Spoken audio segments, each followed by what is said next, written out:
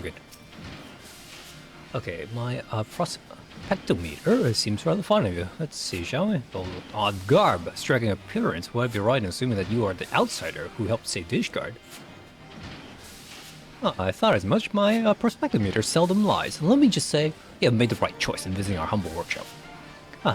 Welcome to the Sky Steel Manufactory, where miracles are born from ether, metal, and imagination. From cannons to ballistas, we develop a manufacture range of weapons designed for slaying dragon invaders. But we are also accepting students who wish to take up a firearm or learning techniques of the machinist. So let's say you. Are you interested in joining us and exploring the machinist discipline? Sure. You are? Well, of course you are. Otherwise, my prospectometer would not have registered your obvious interest. In my excitement, I have neglected to inform yourself. The name is Stefanian. Stefanian de Helenard. And you are? What? We just dropped the conversation there? Okay, I'm leaving. Vobiscun, is it? Well, Vobiscun, allow me to welcome you on the point of Sky Steel Manufacturer. As I mentioned, artists are charged to develop manufacture weapons designed for slaying dragon invaders. But don't forget that about those tired old inventions. The future lies in machinistry, a technology that weds the genius of Master Garland Magitech with traditional ethereology. Every single one of my latest creations employs the principles of this unique discipline, and in the steady hands of trained machinists, my new inventions are going to alter the very face of warfare. Though I would dearly love to expand upon my revolutionary theories, we should begin by familiarizing you with the tools of the trade, so to speak. Have you time now for a brief lesson?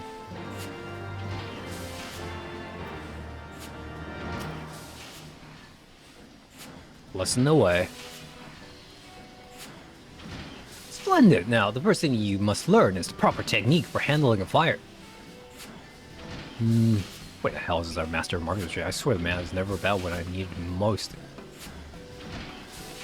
Dreadfully embarrassing. Here, I've mercifully piqued your interest, and now I must ask you to call again at a later convenience.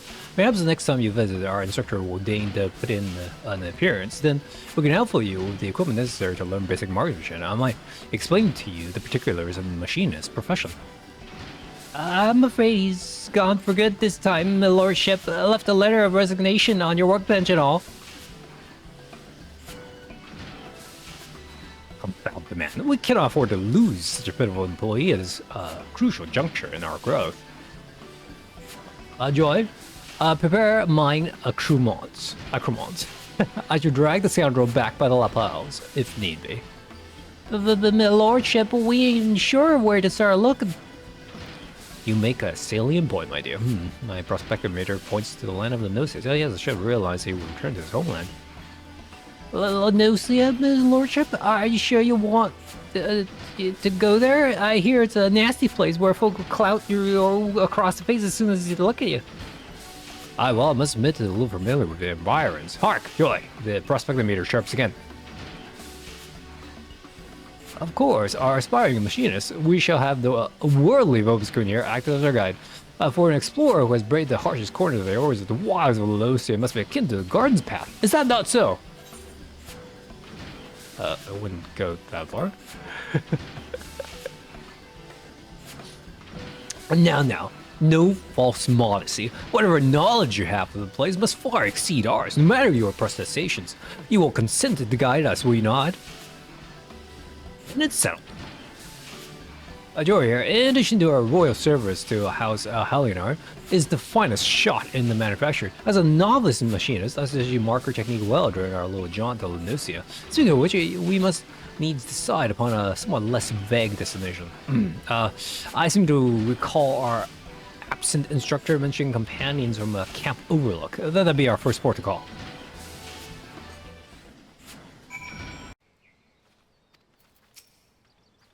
So this is Camp Overlook. Indeed, its inhabitants do seem the type to clout a man in the face in place of a how do you do. Shall we make some inquiries after our prematurely retired instructor? Let's rendezvous at this spot once we've gathered what intelligence we may. Okay.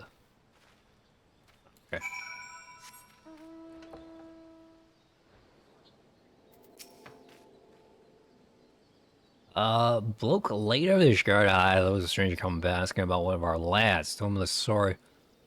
Sod was looking for was in the cabin by the lift, resting up from an axe wound. Axe wound? You mean that big Rogan bastard? You find him pacing the boards in front of old infirmary. Some of the land seems to know the bloke, but no bugger seems eager to say ow.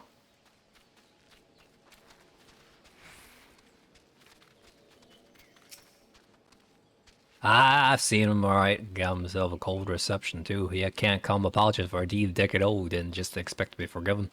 Forgiven?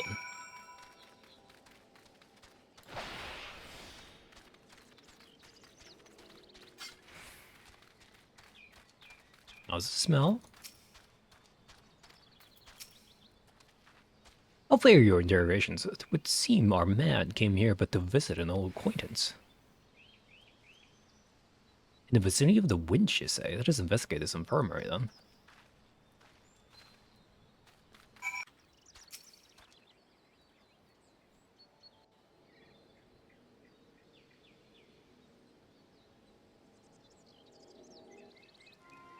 Were the condition of your employment not satisfactory? Return with us to the manufacturer. We can discuss more favorable terms.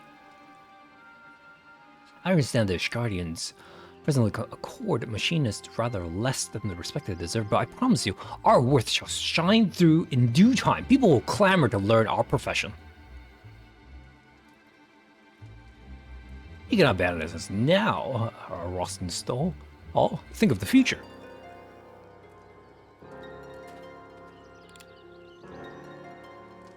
Leave me be. One more step and I'll blow your yapping jaw off.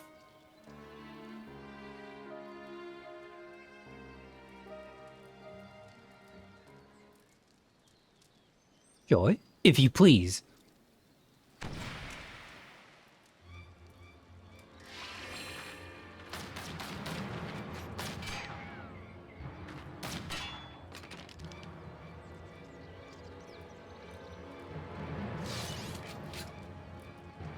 You shite-eating bastard thinks I'm gonna aim for the shaft twists your thigh.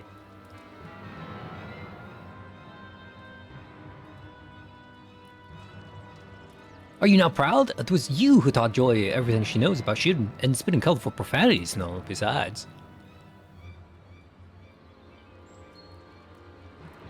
I last learned the lessons well enough to be your new master of marksmanship, I'd wager.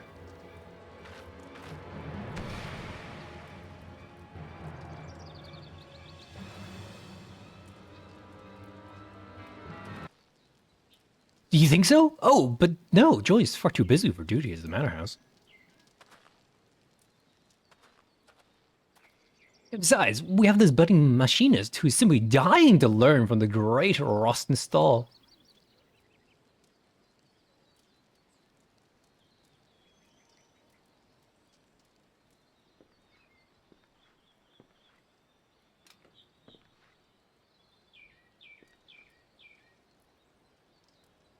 Buffalo shite. Any scrags who know me would rather I did to dying. Oh, just look at you, the epitome of a roguish swashbuckler. Why ever did you cease brandishing your weapon in that fashion? Because only pirates scum hold a firearm like this, and I ain't gonna teach the machinist way to no hopeless sausage finger adventurer who you dragged in off the street. Then you're saying that if our sausage-fingered adventurer shows a glimmer of hope, you'll consent to instruct him.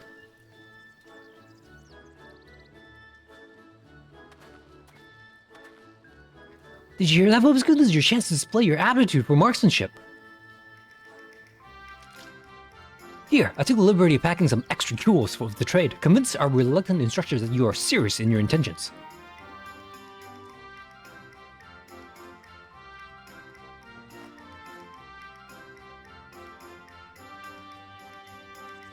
Not around these parts, are you?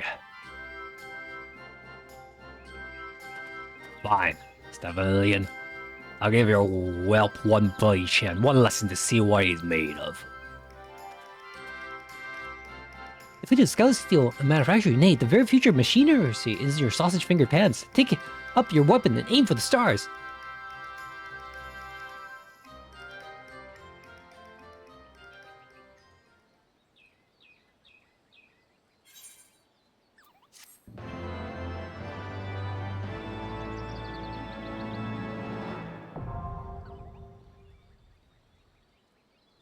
Okay, okay.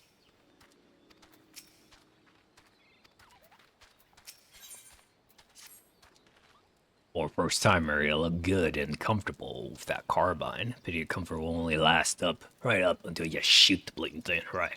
Here's a few pointers before we start, so yeah, don't put a round through your damn foot. Aim the barrel at your target, sweet trigger, and not too bloody hard, mind. And boom goes the firearm. It's your shot that will decide the kind of damage you can do with any particular weapon. Next, let's talk about that contraption at your waist. Now, I don't rightly understand it, but Bob's telling me it always draws in the ether in your body and turns it into a spark. That'll feed more new devices and such working on. Wow. Oh, and pray do not forget to carry your soul to the Machinist. I based the design on more traditional soul crystals, and they will act as focal point when energy reversions formed by the Ethereal Transformer. It will be the transaction rust they're all mentioned. Sure, yeah. All right. Yeah, I'm getting further now. Follow me, and we'll see how you fare in the field, or you can throw your carbine in the bushes and flee like a musket-whipped cur. Let me your choices. Okay.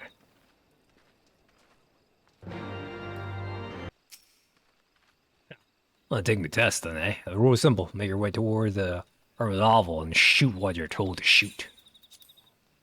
I shall wait you at the end of your travel soon. I've ever come to this job. Impress your instructor with your enthusiasm and potential.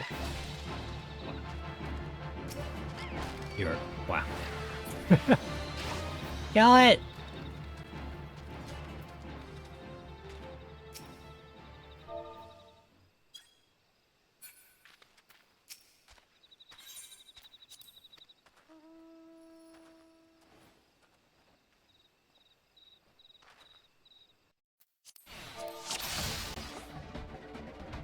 What? Okay. You? Okay. What are instructions? Golems? I'm saying golems. Some golem. But I don't see any golems here. The goal is to go over there either alone. Don't hit curse. White golems. Got it. So let's watch it.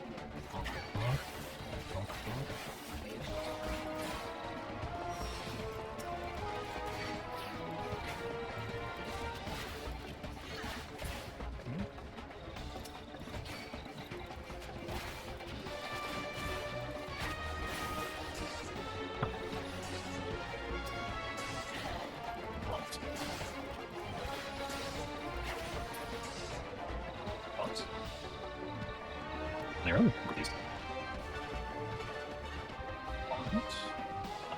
Way up there, okay.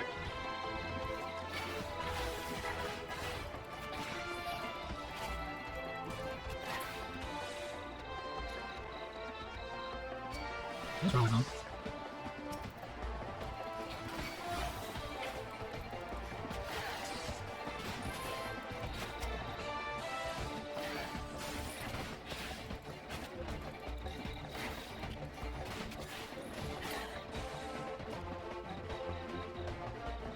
Nasties? 9 faces. What's your name?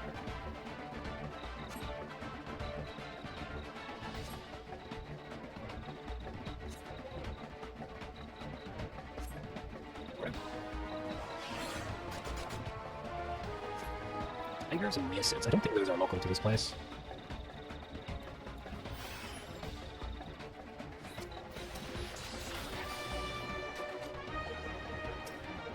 Any turns?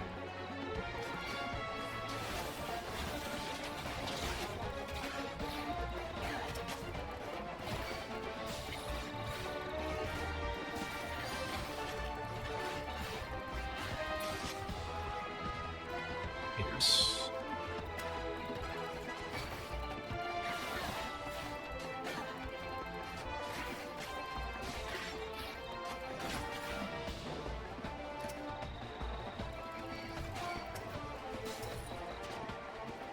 Oh no!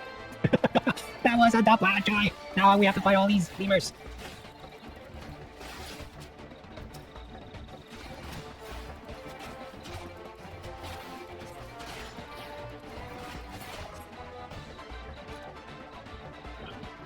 Do you want to go to the hall?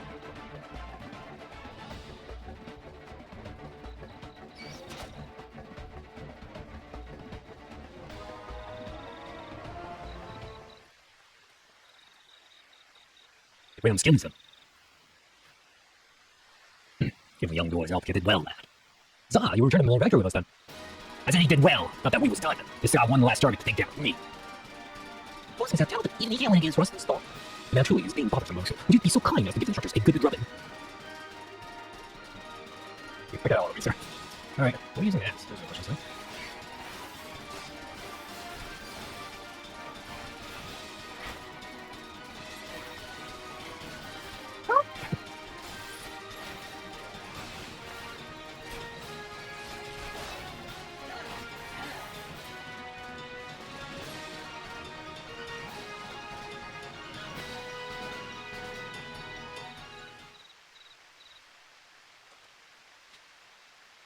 Well, there you are, Instructor. Robespierre has proven his potential beyond the shadow of a doubt. You are a man of your word, are you not? I'll come back to your bloody workshop. And you know why I left in the first place? To once more breathe the salty air of your beloved homeland? Ha! I ain't got no love and no see ya. In fact, I'd be happy if I ever saw the place again.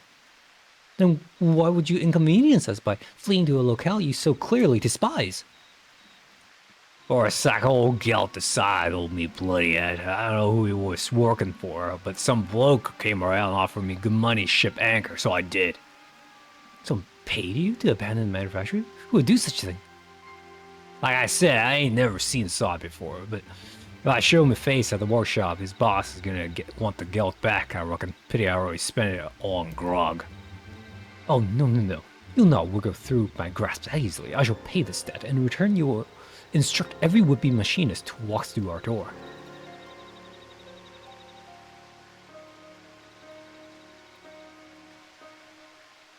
Oh, you got one bugger worth teaching now. That's, I guess, is back in the friggin' arms of Lady Ishgard for me.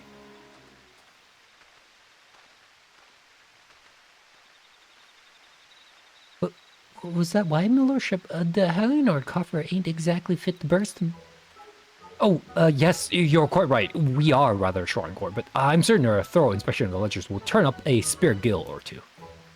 You can't put a price on good people, my lordship. That you cannot, my dear. Rostenthal may be a touch standoffish at times, but none can dispute his eye for marksmanship. Talk aside, since the business he had in these parts was not concluded to his satisfaction, with that the man would confide in me his troubles, I suppose I shall have to content myself with the thought of his return. But you, Robespierre, you have exceeded my every expectation. Pray join me back at the manufactory, that I might thank you in a manner that befits your accomplishments.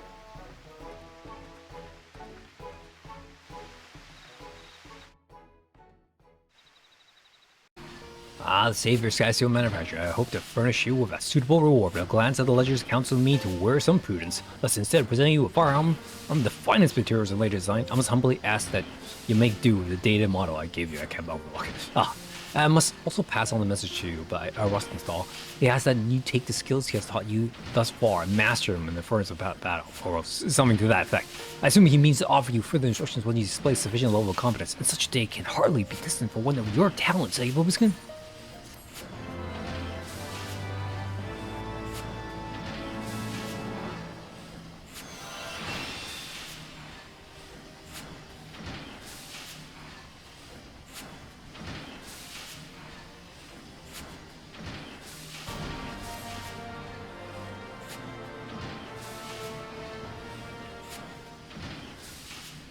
Greetings, Robespierre. Have you become practiced at defeating your foes from a distance? With the range of our weapons, even skyborn dragons will learn to respect the threat posed by a trained machinist.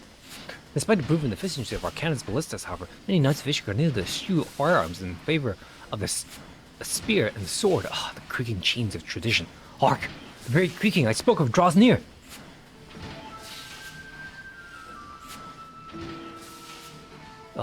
This stifling heat and sulphurous stench, I can scarce breathe. And worse, I can scarce bear the sight of my own son garbed in such filthy garments. Why must you persist in this infatuation with smithing of all things?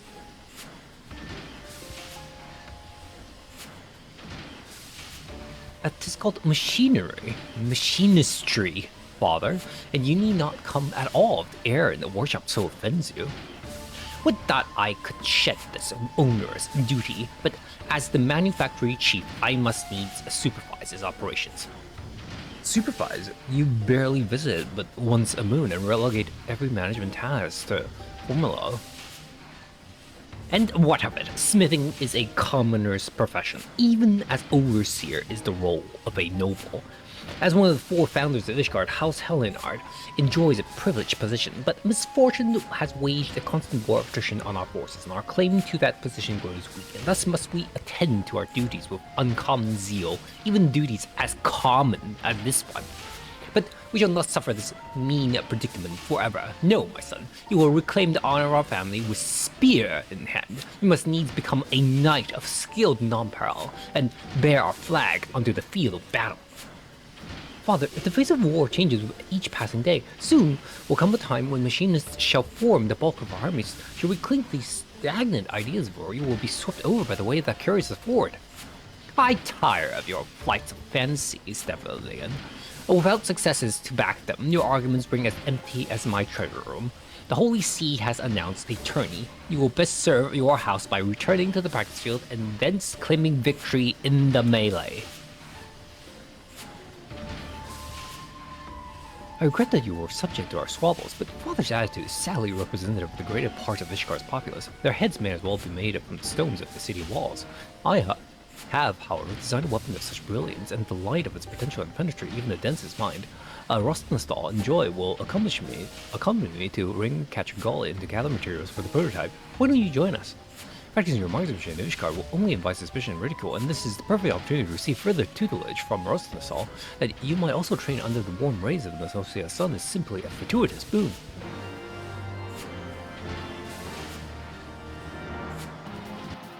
Get yourself dragged out here as well, D. The boss said you needed some magic tech park. I just said I had to open the big gob. I was really wrecking the gully. It wasn't here for nigh on 5 years now, though. As any useful bits and bobs was likely stripped out long ago. Seeing as we've trekked all this way, we might as well see how far that we've come in the shooting. Go say hello to the other two and keep them safe while they concentrate on their scourging. Scourging? Hi, Joy.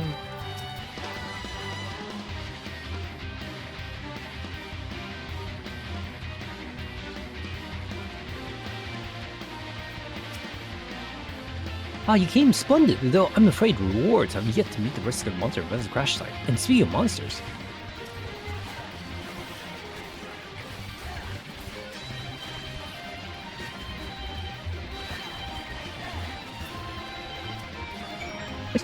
Monsters.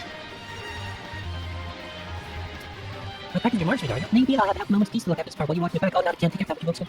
It's a lot of midgets.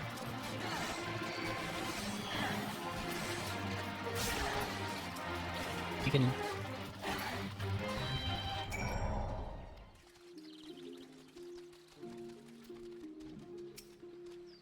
You've been working at those shots, haven't you, lad? I'd say you're good and ready to play. Oh, that's a big one. You're up, Vopskun.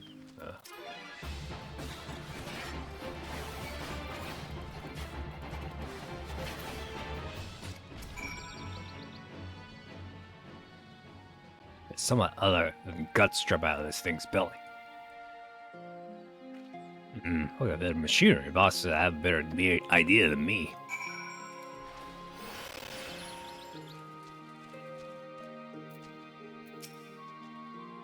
Nailed it. All displayed and out for show, that's some of the obvious improvements in marksmanship, of course. What's that you got there?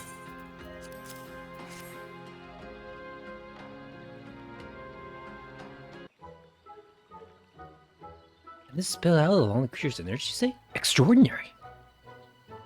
By the Fury, do you know what this is for? You found the very component I was searching for. That's wonderful, my lordship. Our fortunes took a turn for the better the moment you walked through the workshop doors, Bobskin. Find a rare magic dactyl and beast belly and fortune, that's bloody sorcery. Or so I think if I didn't see you shoot the damn thing with my own 2 eyes. Thanks for work there, by the way, Bobskin. I can really hear the wording of my invention come to life. Come, we must return to the manufactory at once.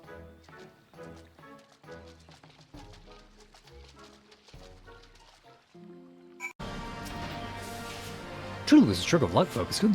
With that richly rare gyroscope in camp, it's only a matter of time until I have a working prototype. Instead of twiddling our thumbs until its completion, however, you shall have your hands full mastering a new skill. Versatile made me pass on to your particulars of Heat Blast. Train hard, my friend.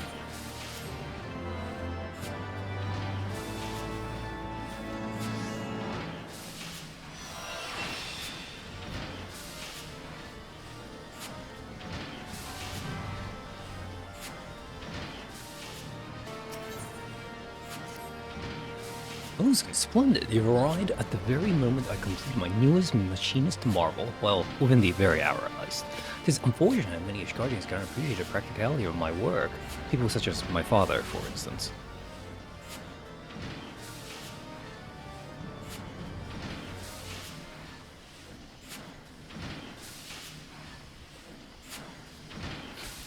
Is there naught that can be done for this dreadful odor? Definitely, my son, the days of shunning your nightly training have come to an end.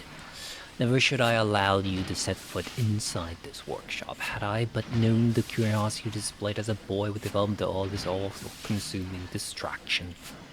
Is that all you came to say, father? I'm well aware of your distaste for my...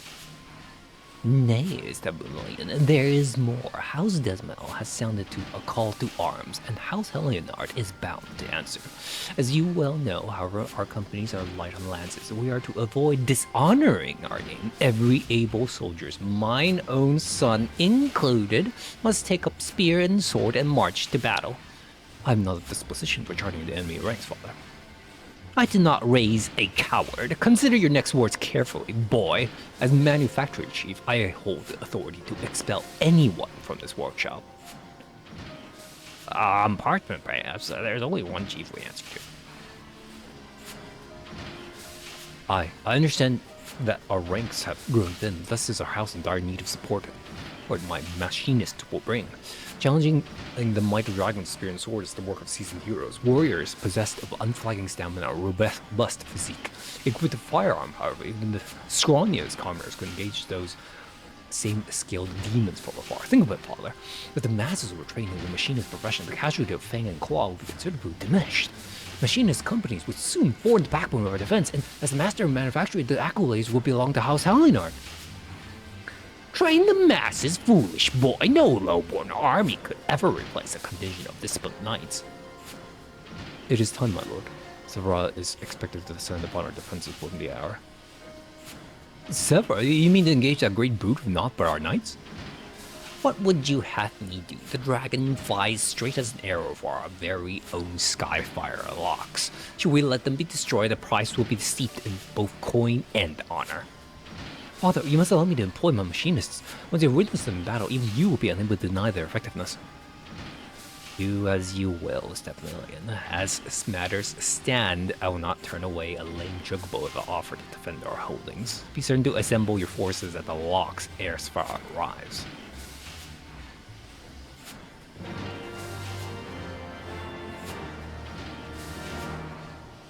Well, oh dear, I fear I've allowed my passions to impair my better judgment. Of all the budding machinists, only you have been seen true combat. It is to you, then, I will entrust the use of my protocol device, the rook, as I've taken to call it. It is an auto turret, a type of machinist weapon that fights on its own. Do you recall Rustin's explanation of the ethereal transformer? The contrastment your ways will convert your body's ether into the lightning aspect energy required to power the turret. You need simply to activate the weapon and it will supplement your own attacks. Severa has plagued the House Eleanor for long years. Should you enjoy the rook to good effect, then we may rid ourselves of both a deadly enemy and my father's antiquated notions in one fell swoop.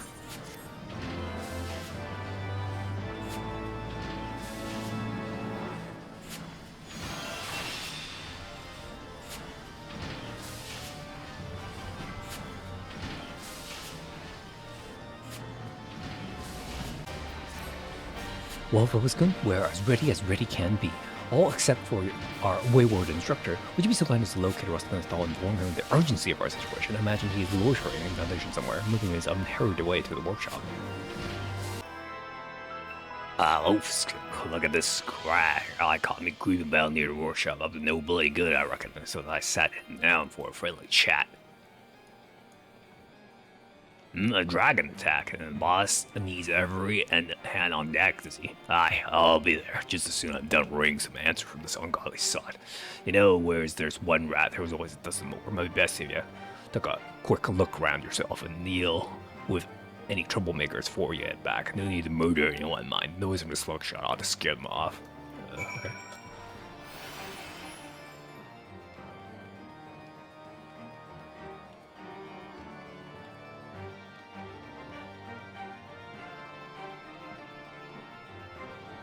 Yep.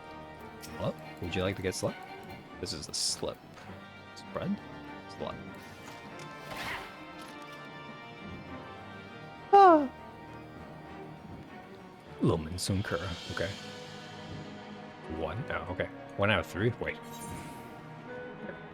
Bloody everywhere.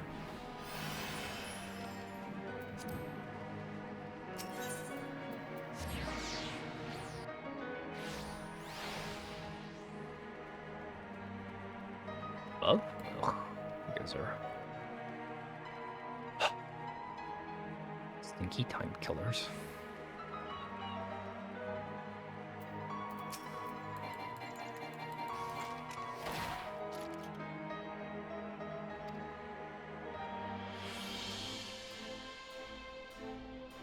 Name is Celeste, one of the fellow machinists. I was making version of 5% that thug ambushed me.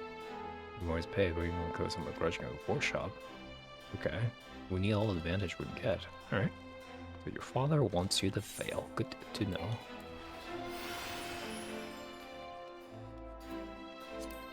Broom?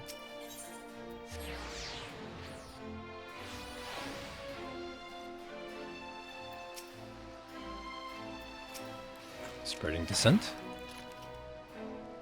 Oh, Unkoth. So you expect less from a merciful underling. You're like a vicious brute himself.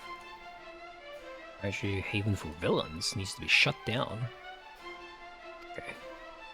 Disrupting that my master's name. Cool. Okay, let's.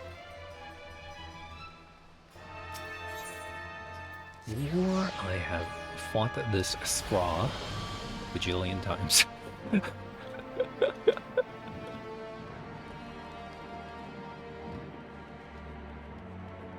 In every single job quest. Okay.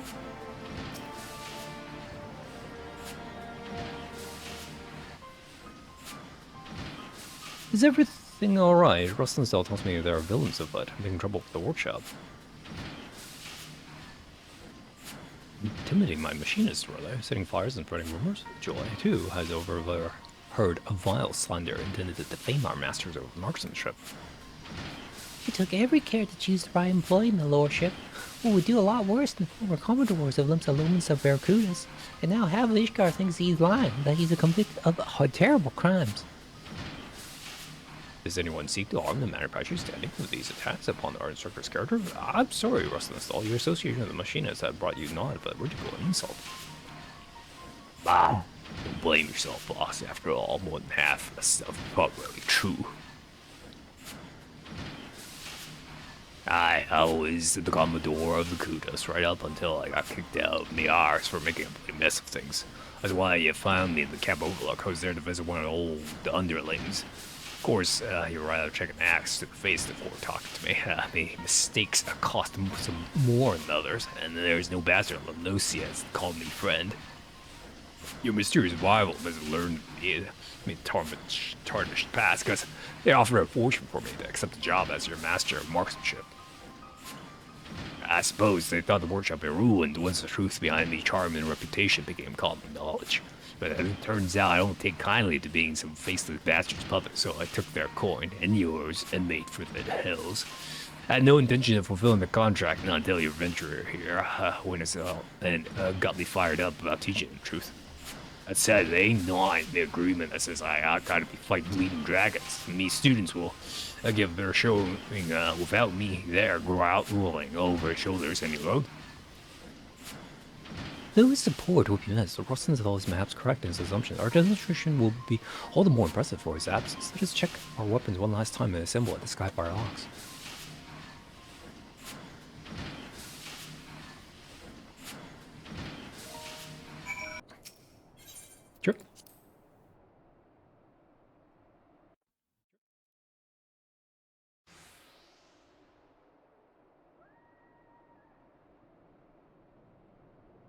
Allow me to brief you on the defensive strategy as this dragon and its minions arrive.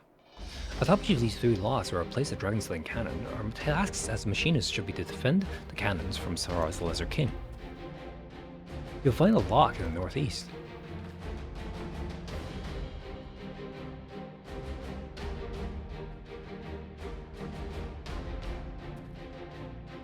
Lock to the northwest. You really need to do this part by part.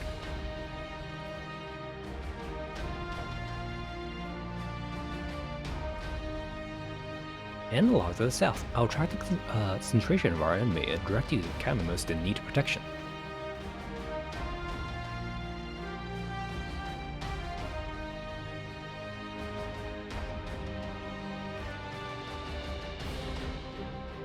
Hark, the dragons are coming. Everyone, do your positions. Where are we going? Something coming. I'm coming.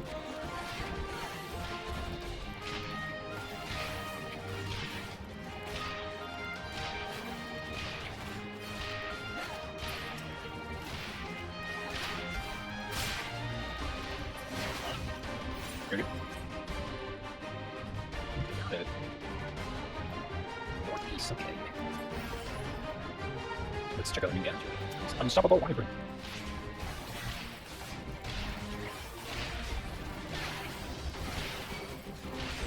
It's called.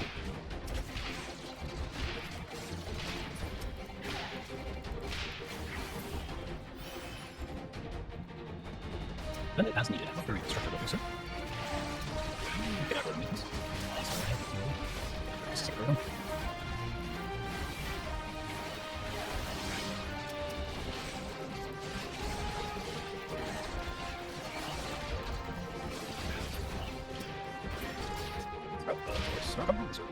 Oh my god, it's ever again! I am ready to do the budget face. Good timer. I don't see the timer unless it's on a peak.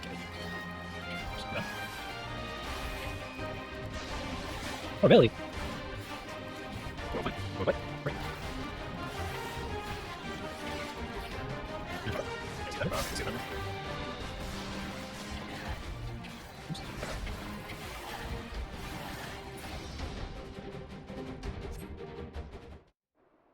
Duty.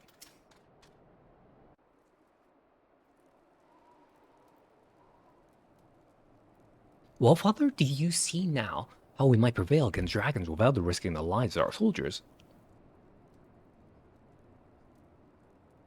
It was a most impressive display, I must admit. Your commoners acquitted themselves admirably. I thought I heard a terrible din of cannons being fired, and what do I hasten out here to find but the high-born Helleonards frolicking in the snow with their low-born lackeys?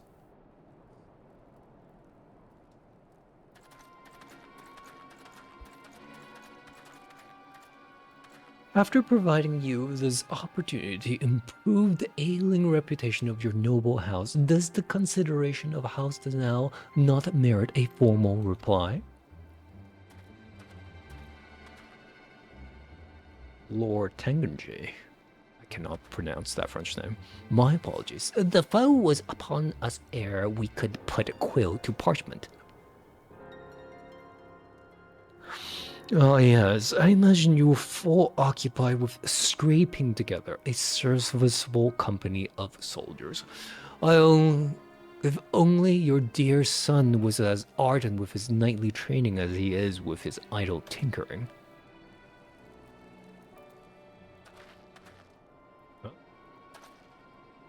There is not idle in my work. You would not speak such insults had you seen my machinists in action.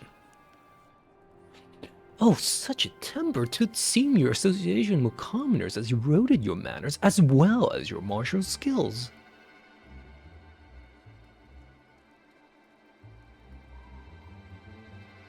If you're so confident in these machinists of yours, perhaps you should enter them in the upcoming tourney? Mayhaps I shall. Upon my oath, we will turn Ishgard's traditional bound combat upon its ear.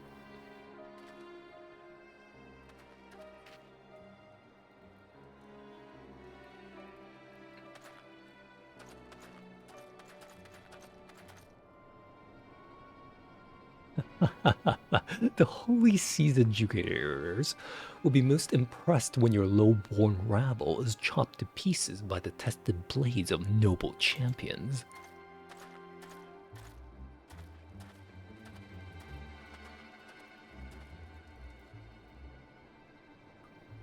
My son, what have you done? The tourney is the stage upon which is flaunted the might and mettle of our four great houses.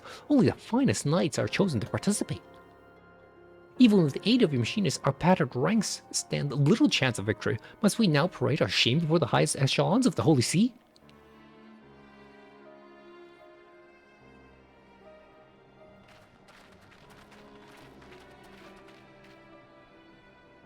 Do not be so swift to dismiss our chances, Father. I give you my word, House Hellenard will leave the contest with its pride intact. And furthermore, should we win, I will have your word that you shall yield the running of the manufactory to me.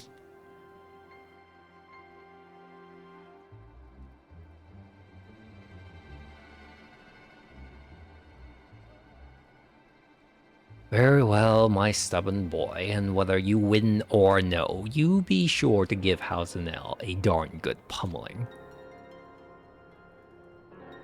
I shall see it done, Father. We will not disappoint you.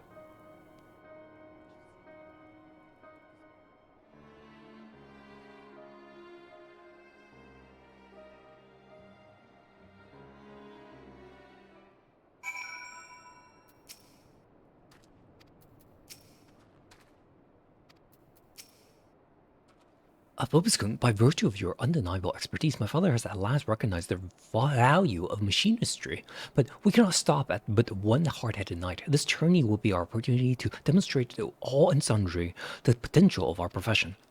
My lordship, if I may, it seems the Lord Talleyrand has a dislike for commoners such as me. If me presence will call you more trouble, then maybe I should quit the manufactory. Pay no mind to that preening fop lass. He's all piss and wind. Ever has Tenugrange sought to needle me in such a manner? 'Tis not you, my dear, that he despises. 'Tis the mingling of highborn and lowborn. Hazenel is a powerful family, and their talent for the building of fortifications has brought them vast wealth and influence, staunch allies of House Adurinde. And Zenel have also been party to a number of significant victories. Thus do they stand at the peak of Ishgardian society, looking down their noses at any who do not share their noble pedigree. If you truly wish to please me, then I shall have you shine your brightest in the tourney and wipe the arrogant smirk from his face. Shall we be on our way?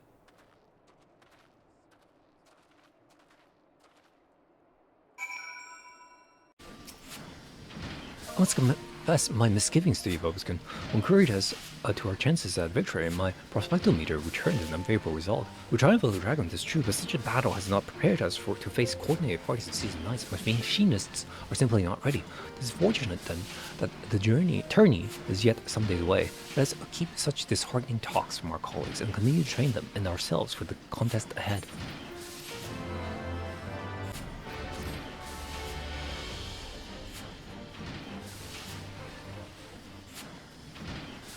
Greetings, Wilson. Your training proceeds apace, I trust. Stay a while and we can discuss our strategy for the tourney.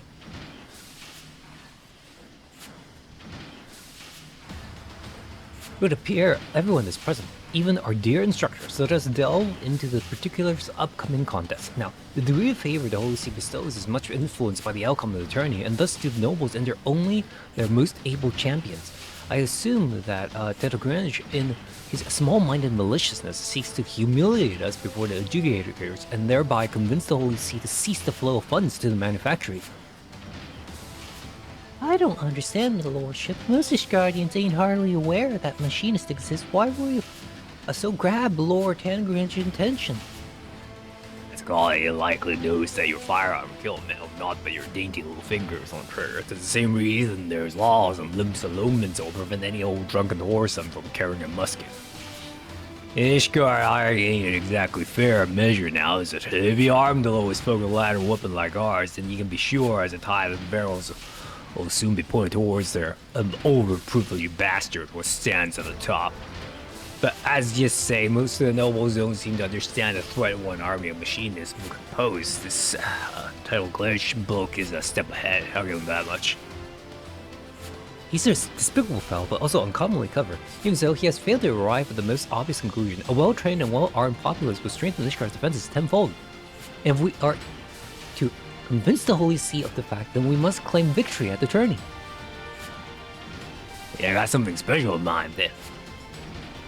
I've been considering several strategies, but to practice them here in plain view of our adversaries will avoid their effectiveness. We must needs look further afield for a suitable location to train. Not sure, at least the Lanosia did the trick. I'll secure us a place where we can shoot to our heart's content. Joy, pre-make preparations for the journey after you attend to your duties at the manors, of course. As for you, Bobuskin, I'll have you test and level my innovations.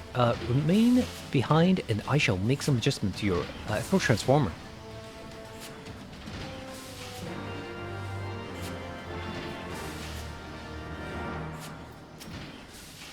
Forget about duplicity, Bobuskin.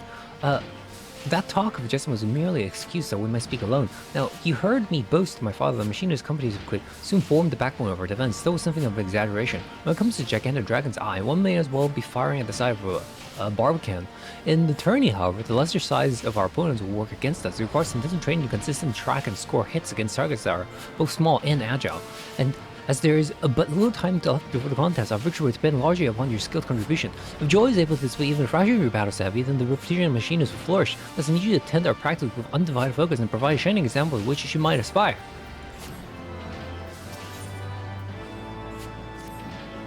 Once Joy has completed her task in the manner, we can be off at the bloodshot. I wonder what could be keeping her. A trip to the market, restock the larder or some such.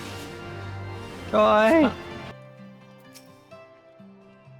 Oh, hello, Vobskin. You must be eager to get in some practice for a big contest. I'm ready to go as soon as I've hauled me shopping to the manor. If I'm to continue my machinist trades, I can't be shirking my other chores. I made a promise to the count, but I won't keep you waiting much longer. I'll run to the manor when I've got with what I've got and come back for this big sack afterward. Sure. Oh, that's very kind of you, Vobskin, but I'm stronger than I look. Maybe you could just keep an eye on this other sack until I get back. It shouldn't take too long. Look at it. Looking. No, I picked it up anyways.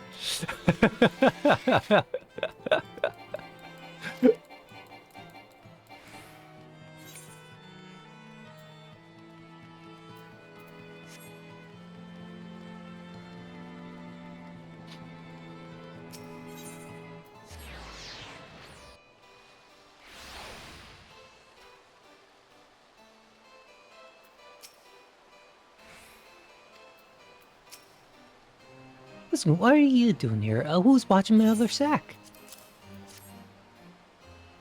Hi, lending a hand to young Joy here. Are you very good? This was the last of her tasks for today, so she's free to assist Stefan in his work. But return to your tourney preparations.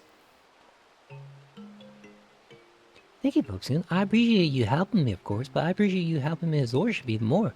The Count was against me becoming a machinist. He knew that my dad, too, feeble to work, though, and was kind enough to let me keep me pace on the manor's staff. Sorry.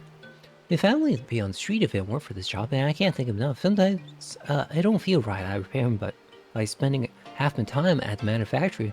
But maybe now that you're around the Stefan, his lordship won't need me to be a machinist no more. Yep. I never thought of it that way. Well, we shouldn't be getting ourselves to Bloodshore.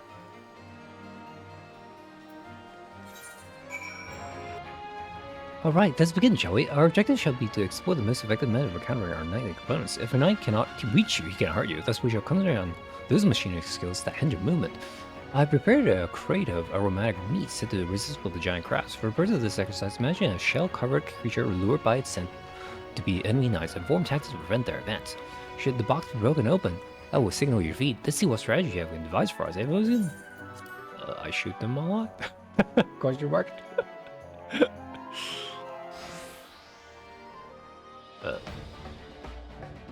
No, not the detailed explanations again. This is a box.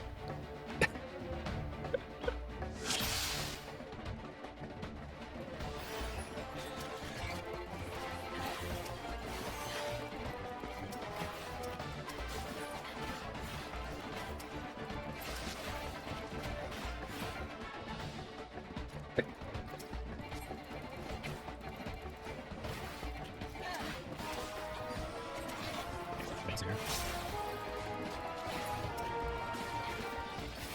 Yeah, good. You do that night. 3 funds. Bill seems to be faster.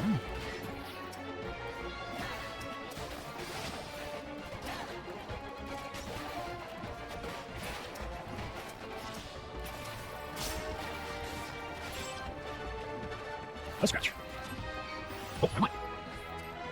With a million lightning.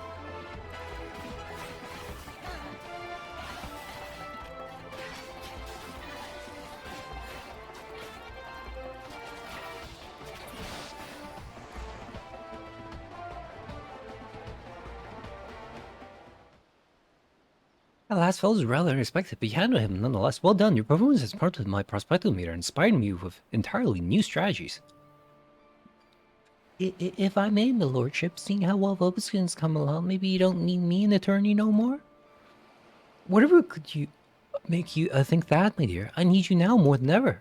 The sight of your commoner with scant battle experience, sending seasoned knights stumbling and sprawling, will open the eyes of the Holy See. Well, you shall be the bullet that pierces their traditional bound hearts. Very well, my lordship. I'll do my best in the name of House Elinard, for both you and the Count. That's the spirit now. I must return to the workshop.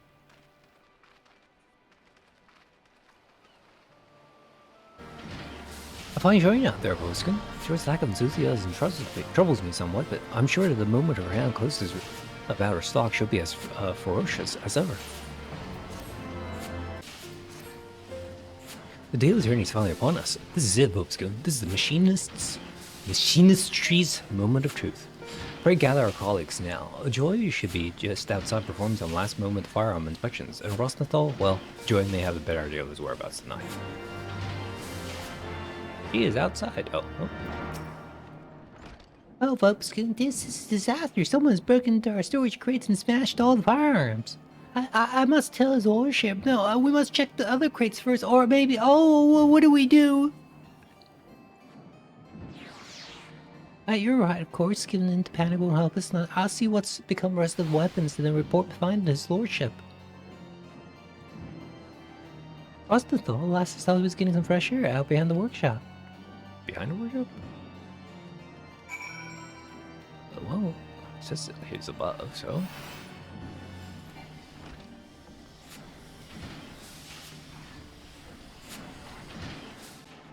Well, nobody's ambushed you.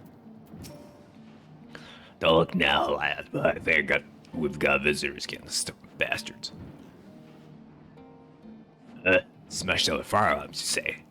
Seems whatever scrag it is that wants us gone is done with being subtle. We best run off and rest of these thugs before they decide to set fire to a place. You know what to do. Warning slug shots only. So, we don't bring the wrath of old Temple Knights down upon us. Meet back in the workshop when you're done with your patrol. Them shoot the civilians again, or the ruffians again. Squinty-eyed loiterer. Oh, it wasn't my idea. Oh. These, eh? You guys gotta be all spread far apart. A? I hit you from here. But yeah. Oh, where'd you come from? Is he inside the workshop? Oh, what's the last person?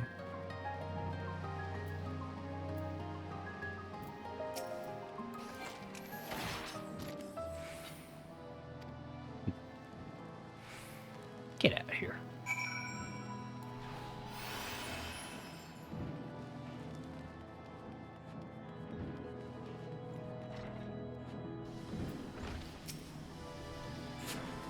Bootscon, you're quite right. Our fine striker here tells me that we've been busy chasing off a hired miscreants again. I'm afraid the damage has already been done, my lordship. Even after scrapping together our spares, we have less than half the weapons we need for the tourney. Then half we'll just have to do. It will be difficult, I know, but I believe we still have a chance. What the hell was that? Someone's on fire, damn cannon road, what? Yes.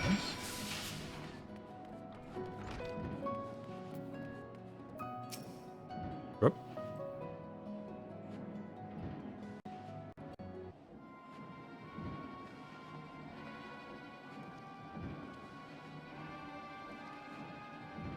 Oh, my lordship, our turrets. Blast! We must have missed one of those shit-eating bastards. That's it then. We have a forfeit contest. Nay, my dear, there is yet time to remedy this. These efforts to confound our chances serve but to stoke the fires of my determination. Pray accompany back inside, Rubskin. Rosenthal Joy, lead your fellow machinists to the turning field and don your mask of supreme confidence. While our mysterious enemies distracted by a show of bravado, I shall work to replace the damaged firearms. But how can you craft so many weapons before the contest begins? The short of it is, I cannot. Not to my usual exacting specifications, of course. Only 4 of us must be aware of the poor quality of our replacements. You and Joy must needs fight that much harder to compensate for your colleagues' lack of firepower.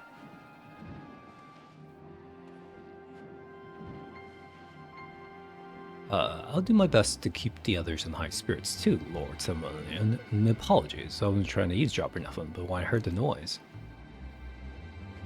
Celeste, well, there's not for it. Now, welcome to the conspiracy. I haven't seen that guy. I've seen that guy only once in the story.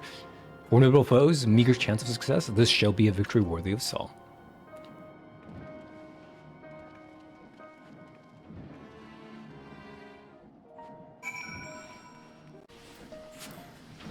Without the odds were not so heavily stacked against us, but we cannot let a few setbacks stand in the way of our moment of glory.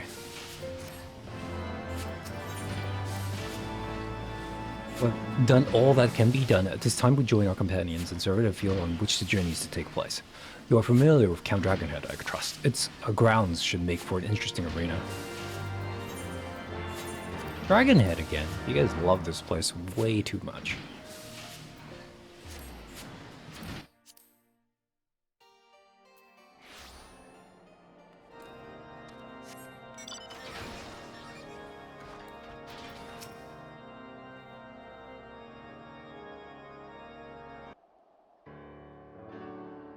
Good. You've come. The other houses have yet to field their forces, meaning we've come to inspect the arena and formulate a winning strategy. Are you certain of your preparations, my son? These tales I hear of hired thugs terrorizing machinists and destroying equipment do not fill me with confidence. But remember that the collective gaze of Ishgard shall be focused on this contest. A poor showing will cost us our funding from the Holy See and cast an uncertain shadow over the future of the manufactory. I've never been more ready, Father. Now, relinquish your doubts, find yourself a nice vantage point, enjoy the spectacle. I'm off to find a perch myself, but here's one piece of advice before I go. Make the most of the terrain. A few choice spots where I lay in ambush, or expect my enemies to lay one for me. Just be sure you give them the place a good once over, eh? You'd instructor, give the word, and we shall endeavor to learn the lay of the land. The lay of the land? If you're trying to show me, unless you would rather simply to begin the journey, in which case you may speak of our machinist messenger.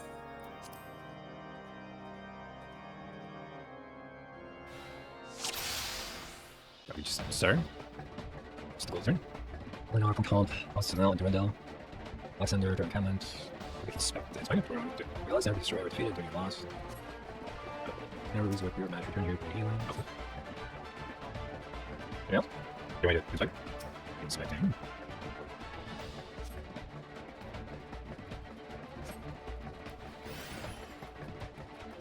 It's rather small. Whatever.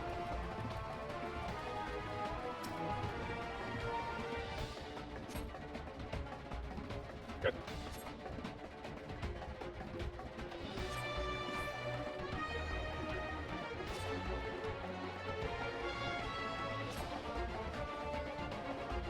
Go push and move the bed. Alright. I will do like I want. Okay.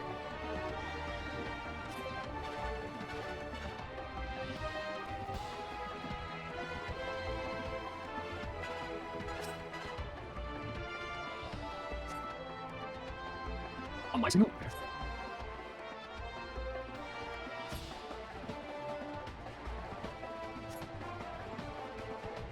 Okay. Put the F-rights upstairs though.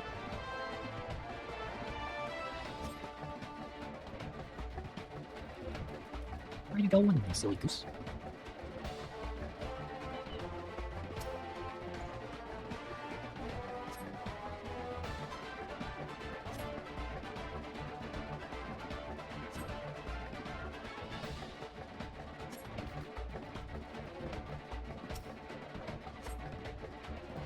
Okay, we could have just talked to this guy to get it over.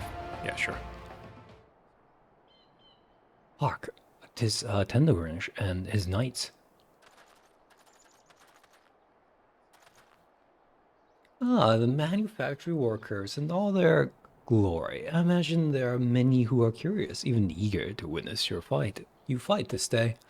Unfortunately for the spectators, however, House Danelle will end this mockery of a contest all too swiftly. Bluster all you will, we shall let the tattered remains of your standards speak for us. Ah, such conviction from the king of the commoners. Come then, all the players are present, let the tourney begin. Meow, meow, meow, meow. Oh, victory, what are you doing?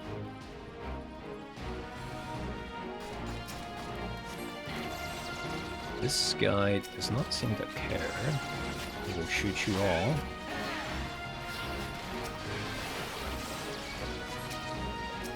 What a mess. Wow, they're tough. What am I supposed to do here?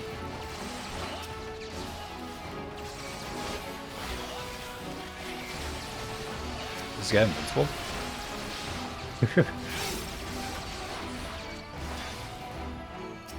There we go.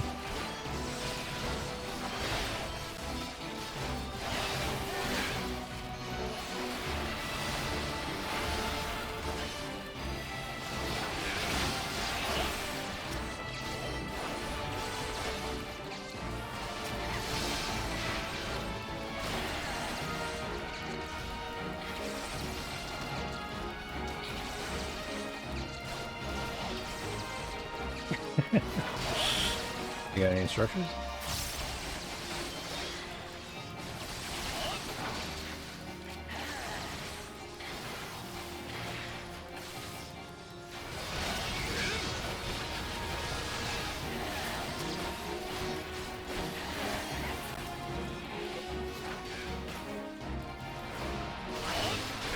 Fusion!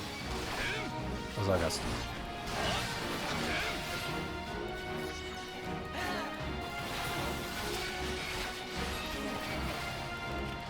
You guys are squishy as poop. There's the guy that just has like 1,000,000 HP. Joy, you okay? Do you need help?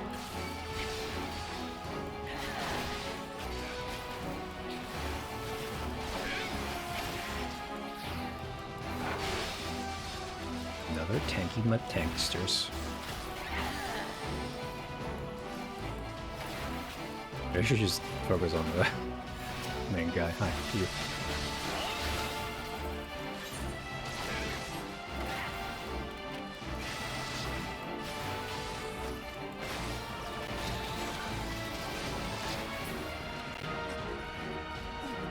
Joe, do you need help? Do it. Do you attack now? Do we look weak? Do we look weak enough?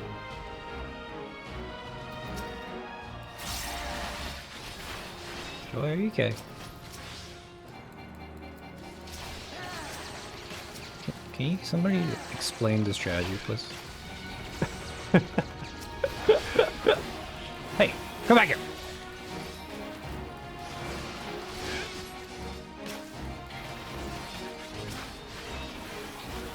You stay right there. Archers, what? An ambush for an ambush? Hey. Oh, no, you don't. Where do you think you're going? I can shoot through walls.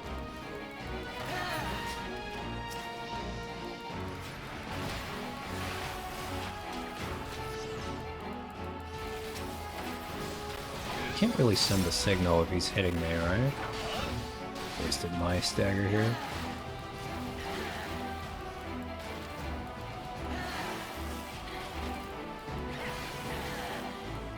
Oh, this is like instacast? I cannot do that. Just stay right there. Oh my god.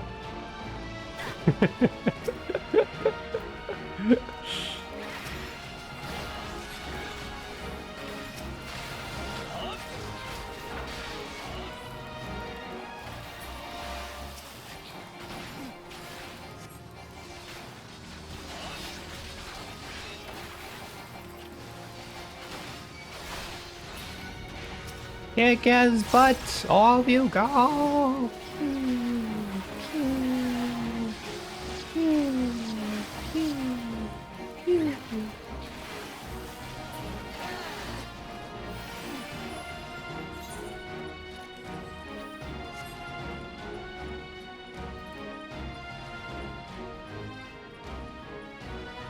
Great? What?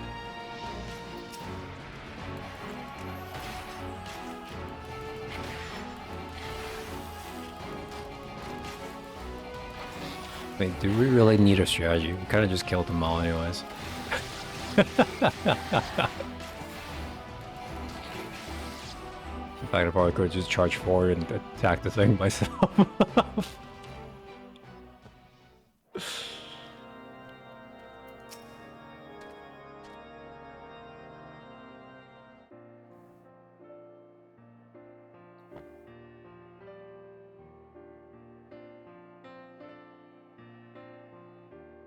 We did indeed defeat all the combatants. Literally all of them. Even the ones I wasn't supposed to shoot down.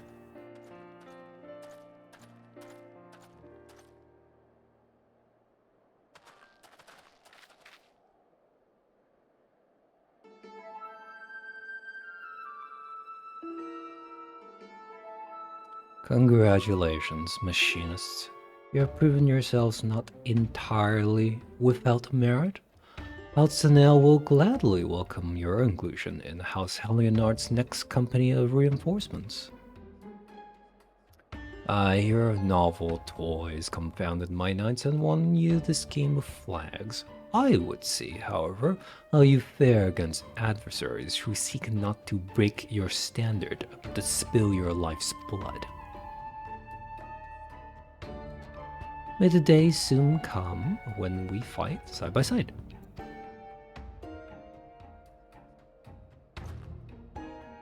Shoo, shoo, go away.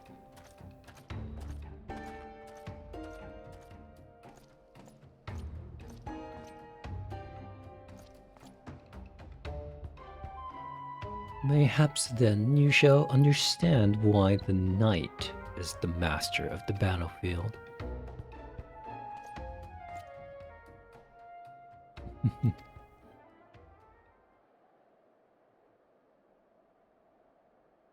Well done, my son. You have triumphed against all that would see you fail. But of course, father, there is no difficulty in the machinistry can overcome.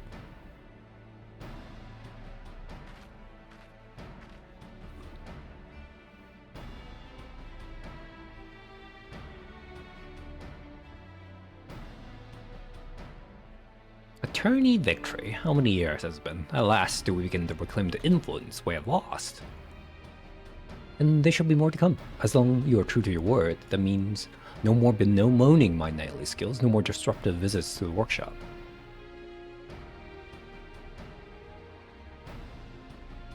$7 million, I hereby relinquish to you full authority of the manufactory. May your machinists be the spear that pierce our foes and the shield that defend our walls.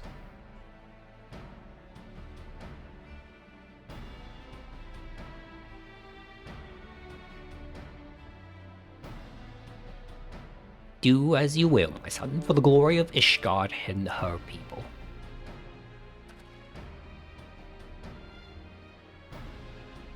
The Asian machinist has begun, my friends. Follow me, and together we shall ring the rusted helmets of the old guard.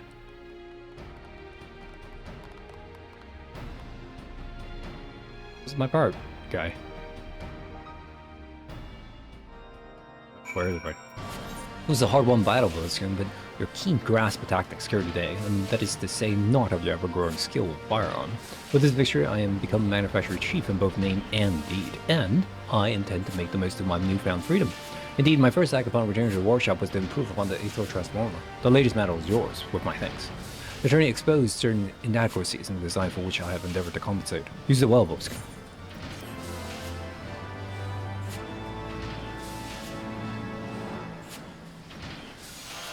A second AoE button I can press, yeah.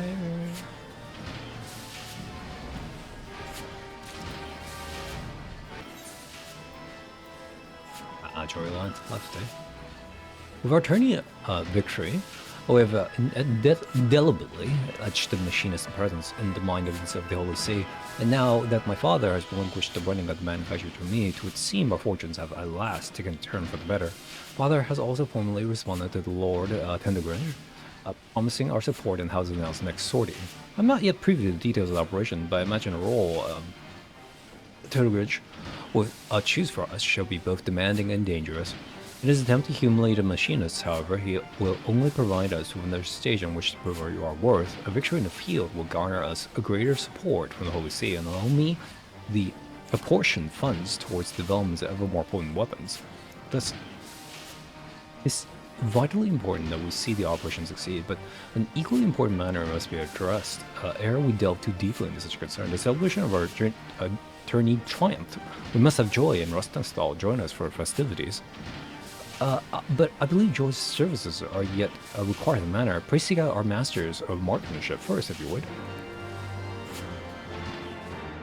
Rustenstall. Oh, okay. I thought he was going to be in an annoying place again. Are you in trouble again? Already isn't. I ain't going. All I did during the tourney was watch.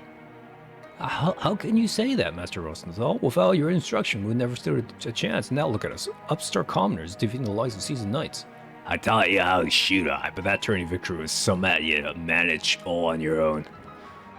I can see arguing with you getting me nowhere. I'll just drag you back to the workshop instead. But still, we can't begin the festivity without Joy. This time of the day she'll be her chores in the manor house. Maybe if you talk to the count, he'll let her leave early to attend to celebration. She didn't want to abandon her duties half done, though. It's best to approach the Count directly and not give her a chance to object. I'll ask the officers about her work. Or keeling over from guild now, maybe. The Count should be home if you don't mind talking to him. I'll be sure the instructors here make it to the celebration.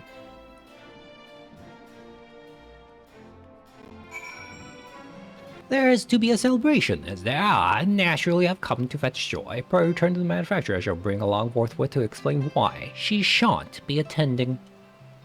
She shan't?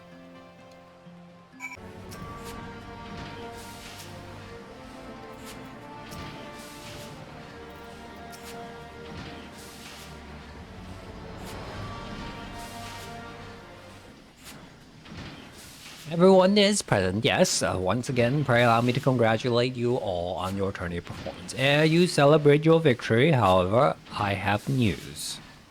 What is it, Father? It was quite a sudden development, but Joy has wed. Bloody hell. Well, there's another good reason to bring out the grog. What? I had heard not of any engagement. She is gone, then? Joy's chamber at the manor have already been emptied, and now that she is married, I do not foresee her returning to the manufactory. She left behind her firearm. Wait, what's Joy getting married got to do with her leaving the workshop? Well, in the walls of Ishgard, tis usually the unwed what serve the manor houses. Many retire from such work upon the day of their marriage, as young Joy hath done. 'Tis all too much, now that we have at last earned a modicum of recognition. 'Tis ill-timed indeed to lose so talented a machinist. It would seem that familial circumstances demanded a swift union be made, but that has not been known what is lost. Let's instead raise a toast to the happiness Joy has found. You must needs accept that your colleagues have moved on, and adapt your strategies accordingly. House Nell will call upon you soon, and I expect to hear great things from this allied operation. The yawning abyss has opened in our ranks. How could she leave us without so much as final farewell? Familial circumstances. Has something ill befallen her dad, I wonder? So, you are acquainted with Joy's father? We oft hunted together. He was one what suggested I try my hand here at the workshop. Told me his daughter has found herself a decent job with a fine employer. Then mayhaps she can also tell you whither his daughter has gone. I'll fain convince both the wife and her new husband to accept position at the manufactory. I'll speak with him, my lord. I don't much fancy talking to the field without Joy and her uncanny aim at the side. Even should Joy refuse my overture, however, we cannot simply abandon our obligation to the house now. Rosenthal, you must join the students for a quarter. I'll push him as hard as you like, boss, as long as I'm fairly compensated. The solution shall have to wait, Wolfskin. Unless we can persuade Joy to return, the burdens of battle must be divided betwixt of us who remain. Surely she will come back to us. Surely.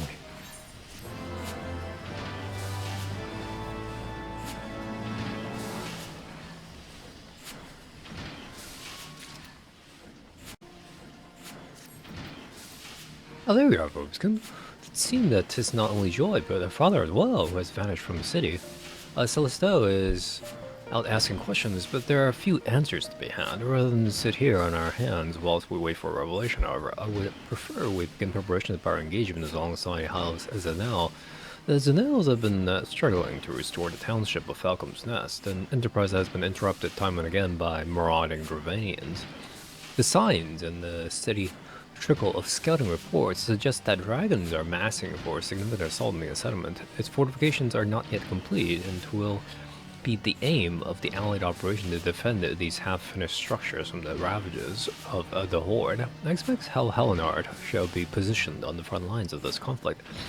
Should we fight well, the dragons will be routed. Should we fight poorly, our reputation will suffer. From Lord Tedogranch's perspective, either result is a victory. For the future of machinistry, however, we cannot afford to fail. Thus, have I focused my energies towards designing an attachment that will improve your chances of success. Now, the problem, which I was hoping you might help me solve, is the acquisition of suitable components. The swift way to create new technology is by repurposing the old. To that end, I'll have you infiltrate Castrum Sentry and salvage a goodly number of War Machina parts. The Garleans there may take a dim view of your efforts to liberate their supplies. A dim view, eh? Okay. And they're set up in a awkward position. I am a little strong. I need to finish building some of it. Alright, so we're salvaging from them. Guard. A girl in ironworks, not. Some scavenging operation.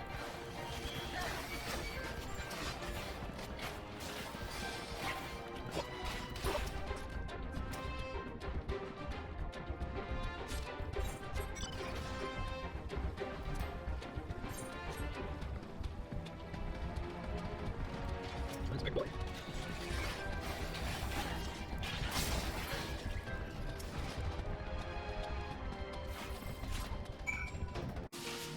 With Joy gone from the workshop, I have no one else to whom I can entrust such duties. It is no simple task, I know, but I must have those components. Splendid. These parts will do much to speed the construction of my invention. Now, if only Joy were returned to us. Despite Saliso's most earnest efforts, however, it would appear that his contacts in the Broom have elected to spurn his inquiries. I sense an unseen hand and a sizable purse behind the sudden rash of retinence.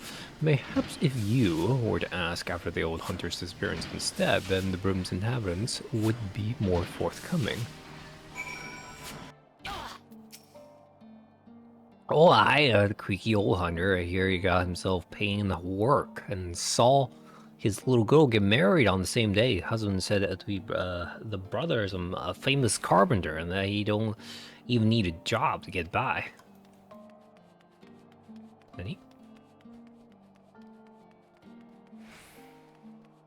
He grimed.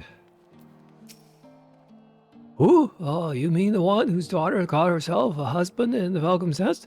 He probably's there with her, ain't he? Okay.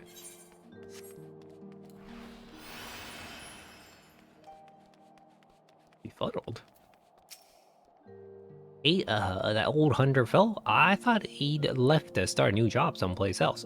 He was always cursing how his old wound kept him from practicing his trade. But I suppose he found himself something new.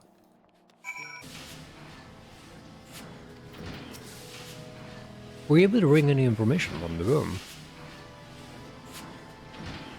A new job for him, a new husband for his daughter in Falcom's Nest. I've been taking on a good number of laborers and such to help with the town's restoration. Even the half-crippled old hunter might find some kind of work for himself there. Yes, my prostitute meter points unerringly Really? To the west. We shall head to Falcon Nest and seek out Joy and her father. Okay, whoops, we're not moving in the direction.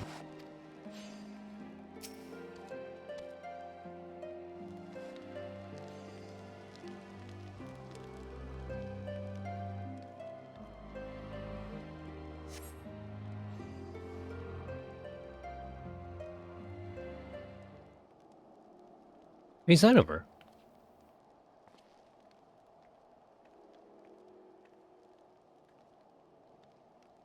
His lordship? What is he doing here?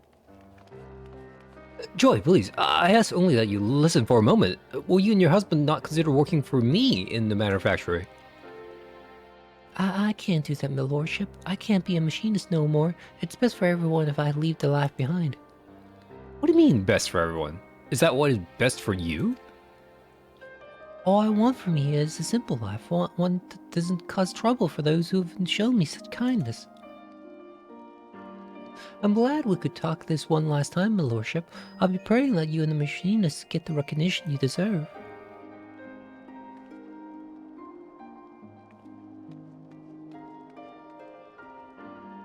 I always thought Joy was happiest when she had the stock of her flintlock in hand. Will she now sacrifice the happiness for the satisfaction of others? Or is it that she never truly wished to be a machinist and merely suffered the training at my insistence? By arming the commoners, twist my intention to place them on equal footing with the nobles who seek to rule them, but caught in the throes of self-righteous ambition, mayhaps I have treated them no better.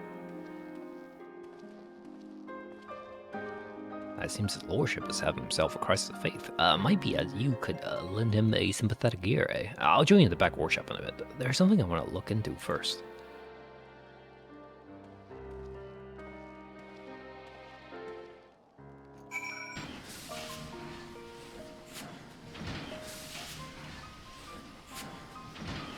I've run my perspectometer through all possible permutations, but the result is always the same. We focus on preparations for the Allied operation. So we just skip up on bringing Joy back? Should we fail houses now, then the reputation we built at Attorney will crumble into dust. We would have to begin again, brick by painful brick. A moment, my lord. I lingered behind in Falcon Nest to see if I could find Joy's father, but he was nowhere to be found. I got a feeling something ain't right here. Joy herself has no wish to be a machinist, and what more can I do? It's not my place to meddle in her affairs.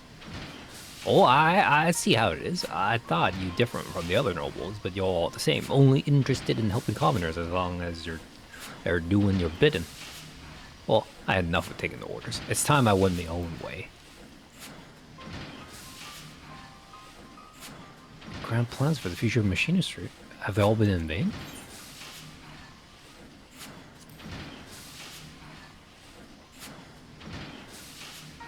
We have, you and I. Speaking of which, I had promised to use those components you brought me to build a new weapon. If not else, we have certainly made advances in the field of machinistry. Such a tangible measure of progress cannot be ignored. Yes, my perspectometer was so overloaded with peripheral problems I failed to see the practical evidence of our success. The path is steep and our steps are small, but that does not mean the destination is beyond us. I will ask much of you in the coming days, Vulcans, and I shall see that you are the most well-equipped machinist in the short history of the machinistry.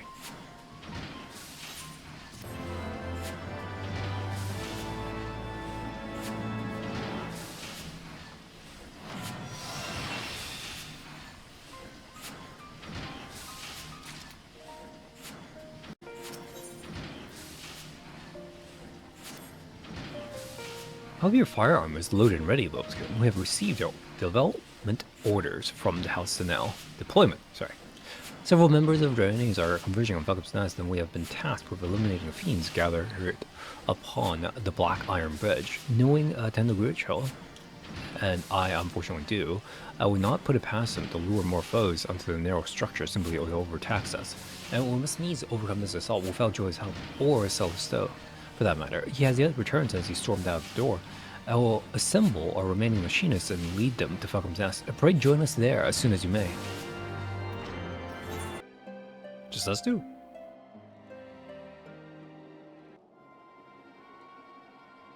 Vobskun, I fear Celsto's departure has inspired his fellows to disregard my commands. You're the only machinist to answer my call to arms.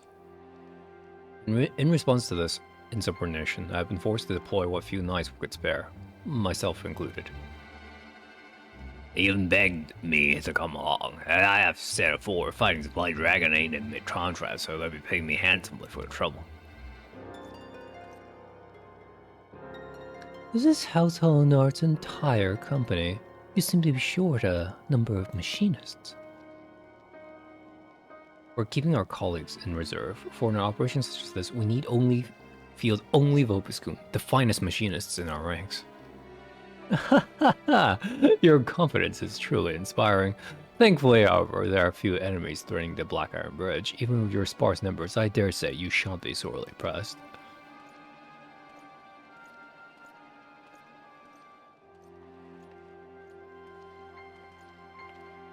So, have you come to fight with us?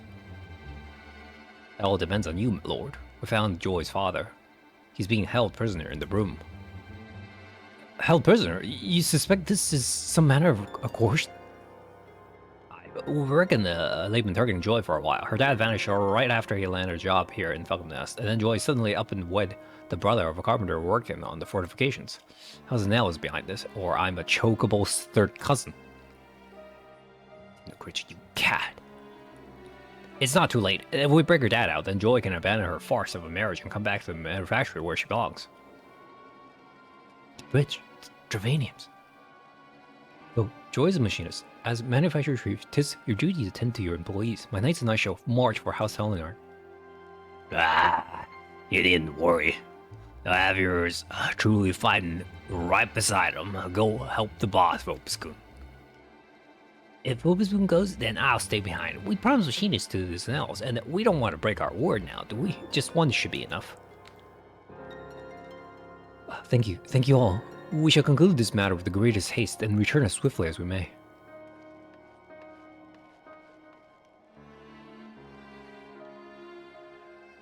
You'll find one of our manufacturing machinists in the room. He'll show you where Joy's dad is being held.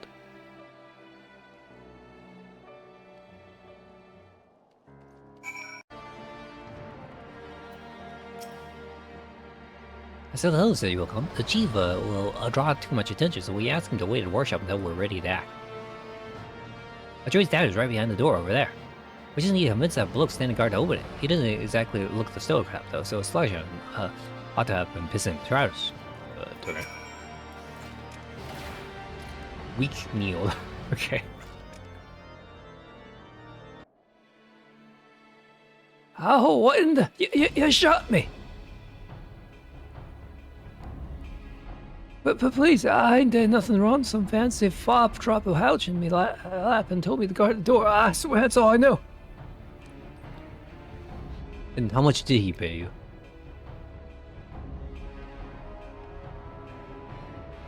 Not enough to die over, my lord. Please don't shoot me again. Twas not my intention to threaten you. We merely wish you release the man behind yonder door. And should you fear the vengeance of your employer, you're welcome to take shelter at the manufactory. In fact, why not become a machinist? Then you needn't take such unsavory job again. You're offering me work, my lord. I'll let this bloke out for that house. I'll carry him across the city and back for a steady wage.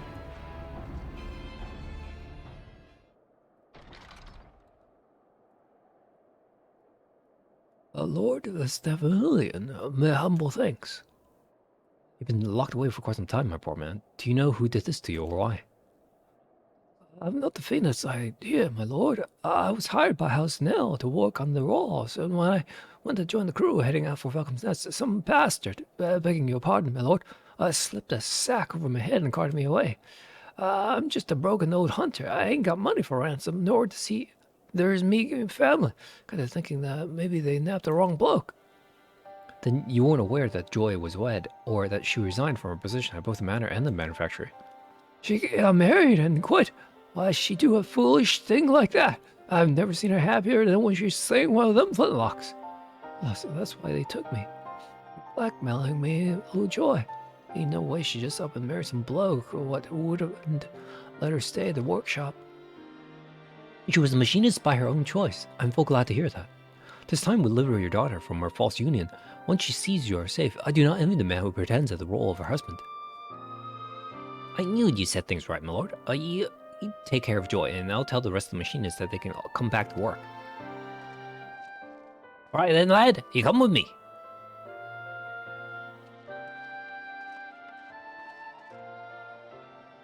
I'll speak with Joy and unravel this nonsense. You, however, must make haste to the Black Iron Bridge and lend your rifle to the battle.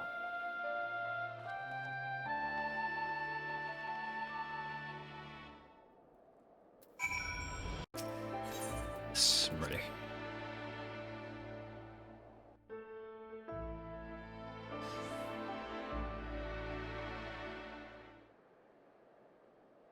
About time you got back. You found Joy's Stanton.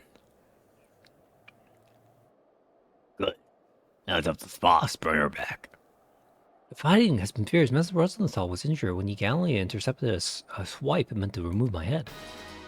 Ah, that's a noble way of saying it. Trip over his bloody tail and stumble into the blow. Anyhow, you have to take me place in the front lines and do it soon before those dainty knights get their arses handed to them.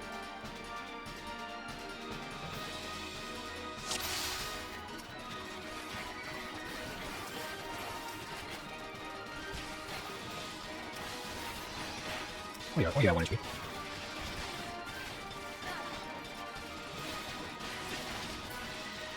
And have your attention, please, dragons. Come on. I'm not getting anywhere, so I guess we just gotta kill them one by one again. Let me see, it's all myself with it.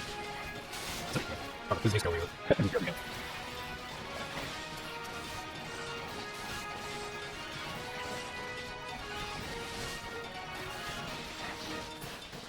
One assault dragon, one breath.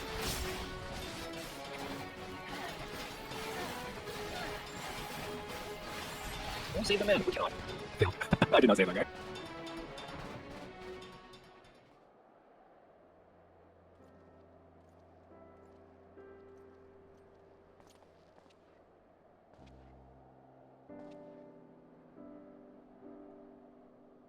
Was missing a few mates, but yeah, still took care of business. Not that I expect aught less from one of me star students. Star indeed. Your arrival was a gift from the heavens.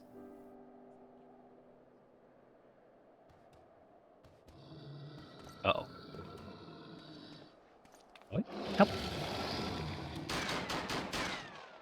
That's our going.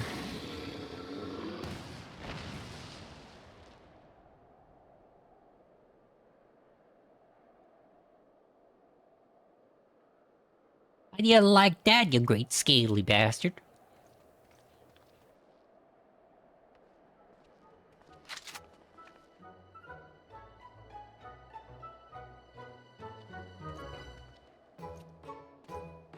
She should really just become a pirate.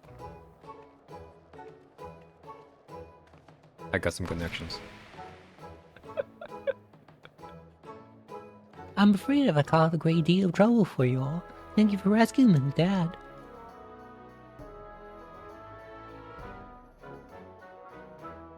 It was no trouble at all for such a fine employee. As you are now wed, I understand you may not wish to assume your duties at the manor, but if you consider my son's offer that you and your husband come to work at the manufactory.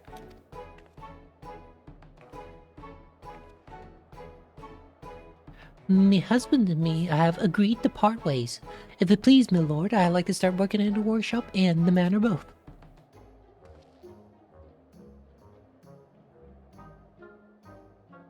Joy, my dear, you are most welcome, of course. Neither the manor nor the manufacturer have been the same without you.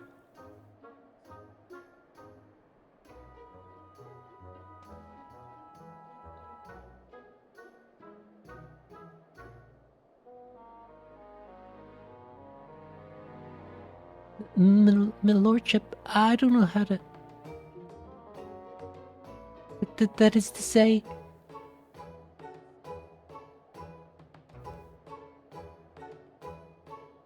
I'm glad to be back.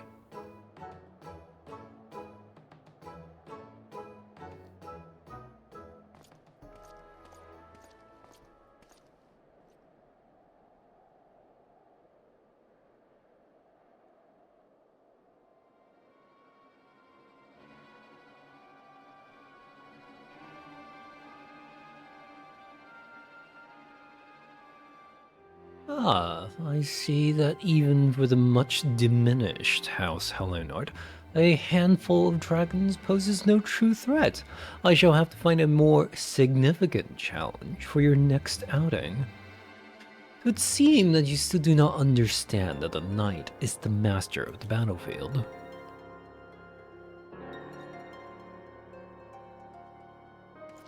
That was far more than a handful of dragons, Tendogrinch. Do you think us blind? We know who's working against manufacturing. We know whose underhanded villainy forced Joy into wedlock. Whatever are you implying? You speak as if I recall the names of your low-born servants, or hold even the slightest interest in their common unions. Now, if you'll excuse me, my lords.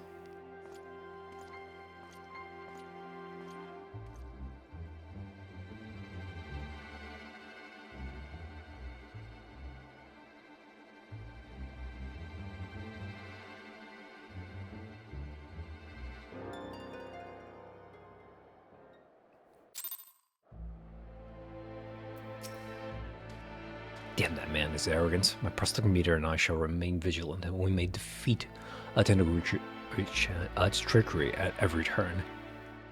The accolades for this triumph, however, must go to you, Volscian. The bridge is clear and Joy has returned to us. I was afraid I've seen the last of the manufactory. Thank you again for a warm welcome home. I've never felt as whole as I did after I joined the ranks of the Machinists. Why I had to tell his lordship I was quitting, I felt like I was leaving a part of my soul behind. That's when I realized to me being a machinist is more than just firing a weapon. It's a way of connecting to another side of myself. Well, now that you're connected again, we can go back to working on your shooting and your swearing. And there is also the small matter of our delayed tourney celebration. If it please my lordship, I'd like to do some training instead. I feel the need to shoot off 10 score bullets or so. Of course, we will all celebrate in our own way. Fire at will, my dear. I, for one, am eager for a stiff drink back to our manufacturer.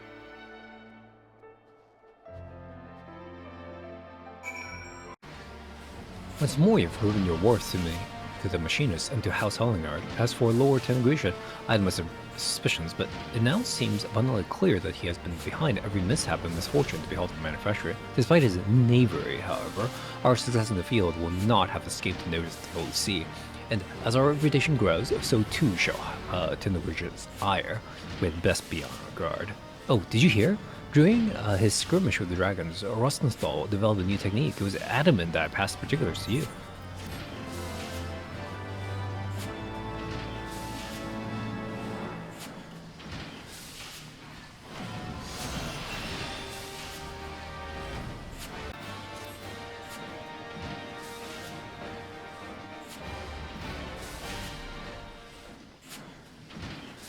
Greetings, Hobskin. Is this not a wonderful day to be a machinist? Lord 7 million de Halnar, you and the Sky Steel Manufacturer employees, under your authority, are hereby charged with fomenting insurrection.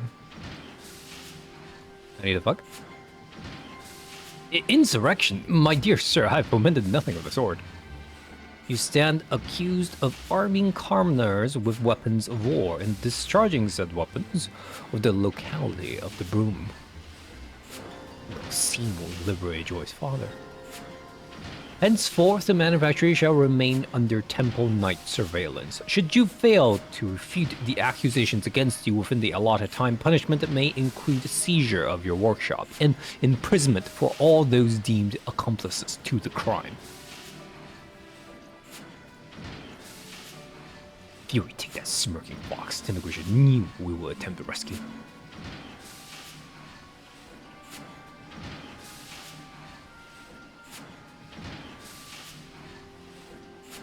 Once they set the sights on some mud, then Temple Knights is like a bandersnatch with a bone. I best say farewell to your workshop. Do not take my manufactory. I'll think of something.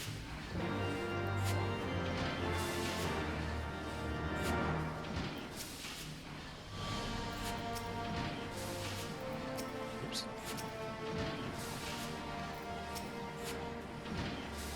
Does the will to prove the truth of something one has not done? Perhaps the wiser course would be provide evidence of Tendogrinch's wrongdoing. He's a clever bastard though, that one. You might try. I best not overstep the bounds. The contract's almost done in any case. I'll be moving on no matter what happens to the workshop. Our instructor, he sure don't like to get involved. As for me, I'll see if I can find any strings connecting House and Elf to the crimes. The Forgotten Knight should be a good place to start. I don't know what I do without the workshop. I'll see if I can't get some folks talking. And that leaves you and me, Boatscoon. I believe I shall remain here in the manufacturer to occupy the gaze of the Nimble Knights, whilst you aid Celsto with his inquiries. I appreciate you coming out, Boatscoon. It's been hard planning on in the workshop, but with the Nimble Knights eyeballing our every mood, we should be able to talk freely in here, though. Do you recall the bloke was standing guard over Joy's dad? Yes, Fredo is his name? He took it to a market ship with a passion and hadn't missed a single day of training, not until today. I got suspicious, of course, and decided to pay a visit to his home. Right away, you could see the door has been kicked in, so I went inside and had me a proper look. And that's when I found a ragged feather just lying there on the floor amidst the bits of broken furniture. I wanted to keep my hands clean, and maybe I'd hire some thugs from out of town to do... Or poor Fredo. Fredo? Thugs what might otherwise make a living poaching wild chocobos. Essentially talk to lords, the Mammalian, and take a trip out to Tailfeather. I'll keep poking around here in the city to see what else crawls out of stonework.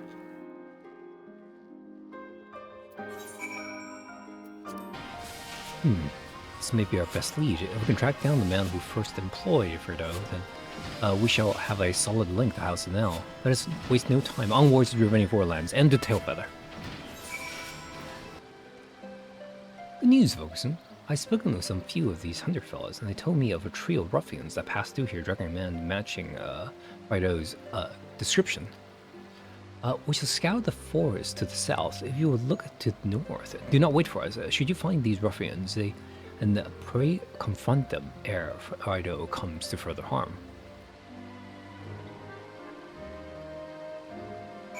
Suspicious fellows. No witnesses. Cut this one's throat as well. Okay.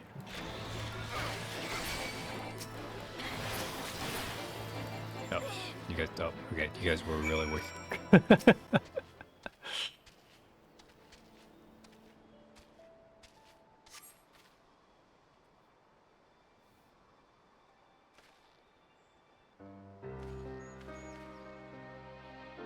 Thanks. I did not expect to see another dawn. Fredo, not leaking blood, are you? Splendid. You gave us quite a scare. Well, forgive me, my lord. Those men, they dragged me from my home. Said they hurt me if I didn't swear false witness to the Temple Knights. You're forced to substantiate their accusations? Then you merely need withdraw your testimony to strengthen our position. It would be a boon if we were also able to provide some manner of physical evidence.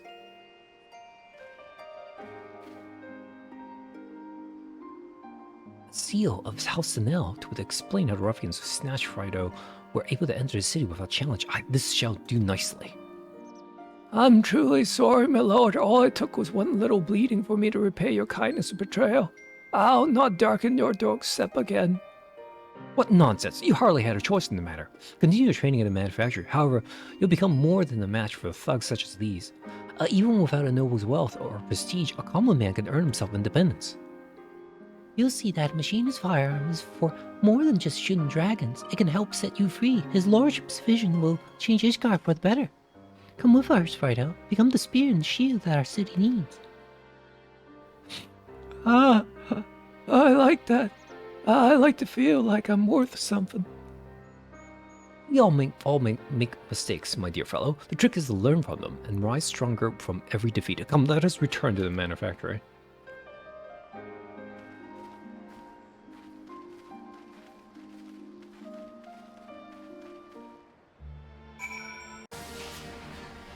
Tables have turned, my friend. I submitted the evidence we found to the Temple Knights. With the aid of Fredo's new testimony, we had enough proof to lodge a counter-accusations against Hendelgranch. The wheels of justice have begun to turn, and we shall soon be free of these baseless suspicions. In the meantime, Rustnasel requests I instruct you to remember your bleeding practice drills. Charming fellows.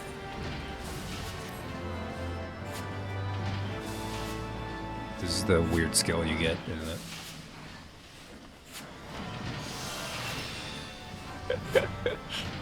Random tactician.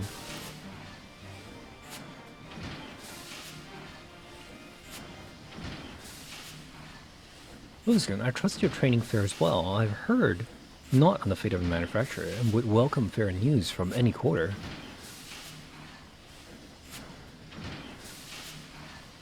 Bad news, my lordship. We talked to the clerk who works at the congregation, and he says the accusation against the workshop ain't been lifted yet. What's worse, it seems they ain't inclined to pursue your case against him, the Grisha, neither. I don't understand why I present my evidence to the Temple Knights. The officer in charge seems convinced of our innocence.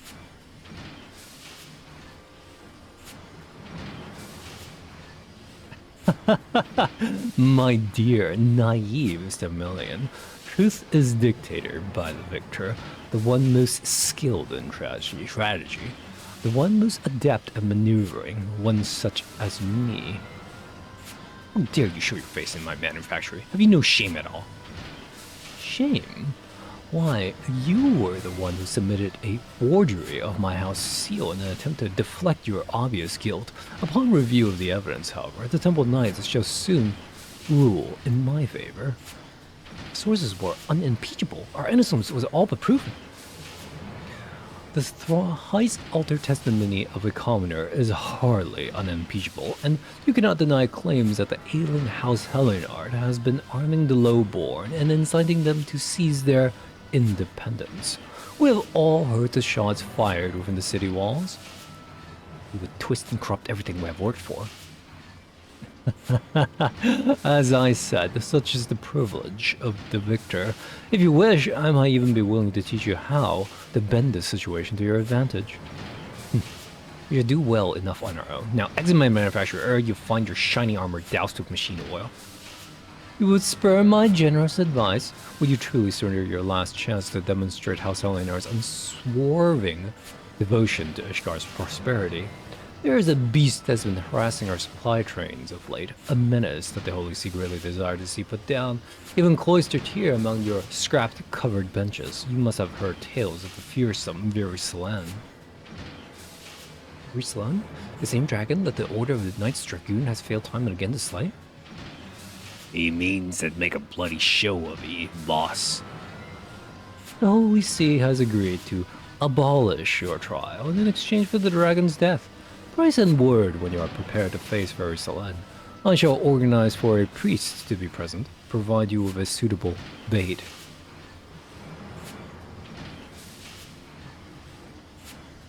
My lordship, what do we do? I'll just confess it was me that was firing the weapon. You shouldn't have any trouble laying the blame on a drunken outsider, especially one that's known for his vicious crimes. That ought to get you off insurrection charges, at least. No, you cannot do such a thing. I live half my life in a ship's cabin, and its prison cell ain't much smaller. You can pay me for the time of the brig after they let me out. Just gonna let him go? I'll stop him, my lordship. Here demands full surprises. My pressing meter had naught to say of this eventuality. You and your goddamn prospectometer. Where are we on?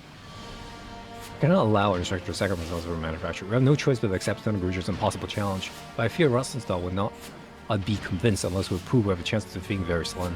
I do have a machinery marvel in mind that might just do the trick. It's a implementation, however, will require a number of clear lightning crystals, the like found in the Sea of Clouds. It is said that one of those stores such crystals are used in their tribal ceremonies. Pray steal into Okawunduvana and lighten their baskets a touch. Surely they won't miss a handful or two.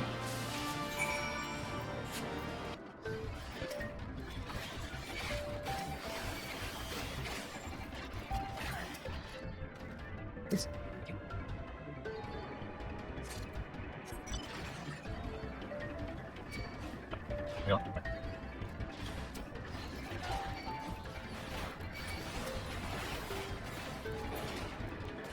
What do you got?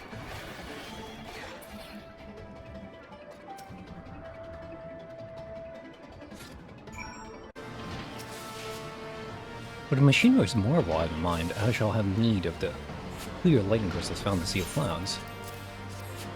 Yes, these are wonderful specimens. These crystals shall allow me to broaden the abilities of your ethereal transformer via a more efficient process of energy conversion. I only hope it will be impressive enough to convince our instructor to abandon his foolish course.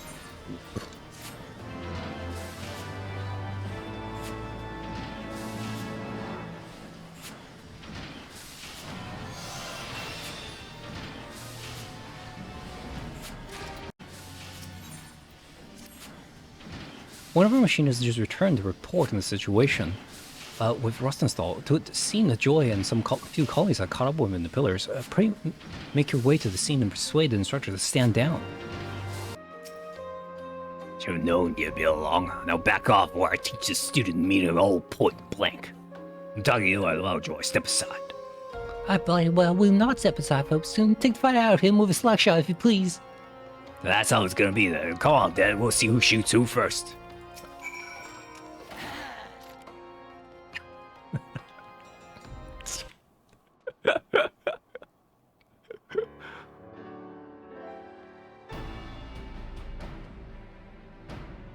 Yeah, that was fast. Your students ever strive to impress you, Rustenthal. And this thanks to Vopskin's diligence that I was able to once more improve the tools of our trade. Even very Selen cannot stand against the advances we have made in both technique and technology. We must have faith our machinist will prevail. And though I appreciate your eagerness to occupy a cell on my behalf, such a sacrifice will not halt Tendergrinch's a crusade against the manufacturer. You might be right about that. He's right about more than just that. You've got to stop underestimating what we're capable of. I keep forgetting what a stubborn lie I'm dealing with. Here are the ones who was challenging the very stones what Ishgar was built on. Alright, I won't give myself on one condition. All talk contracts aside, you let me help in the fight against Versland Nightmare.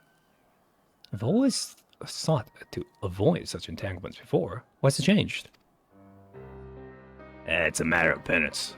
Back when I was still in charge of the old Kudas, I lied to Miss Subordinates. Instead of serving the thalassocracy, I had them lads working me to further my own agenda. All came apart, though, when I sent a club of them off to die in a battle they have no business being in.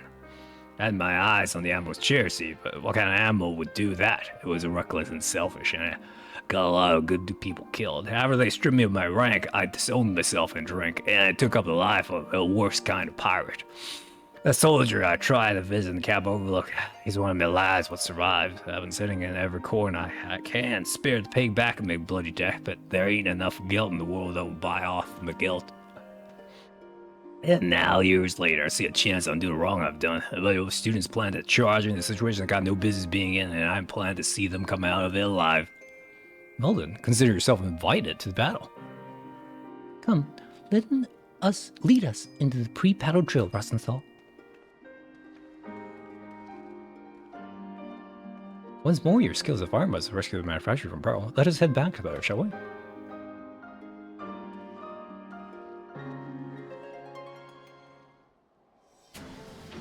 Lopscombe, there you are. I've sent word of our decision to attend the Grinch. Even with the instructor's added firepower, I fear this challenge will test us to our very limits. Rustenthal has vowed to stay with us, regardless of the term of his contract. And the sins of his past have been washed away in Versalen's blood. Let us then take advantage of every moment we have from now until the battle to hone their skills to the razor's edge. A day has been chosen for our trial against Versalen. More than any of that have come before, this battle shall be pivotal in the designing of the future of the manufacturing machinery both. Thus, ere we march forth to meet our fate, I would hold a celebration in honor of all that we have accomplished. As has become customary, however, the principal players are nowhere to be found. Pray head out in the city to seek out Joy, Rustenthal, and Celsto, and my father. And your father, okay. I am invited to the manufactory? Well, how times have changed. I appreciate the gesture to have a place at the table. I vow to leave Scoutseal matters as Stevenian alone, and so I shall. Tell my son I shall pray for victory, the prosperous future that will grow from his success.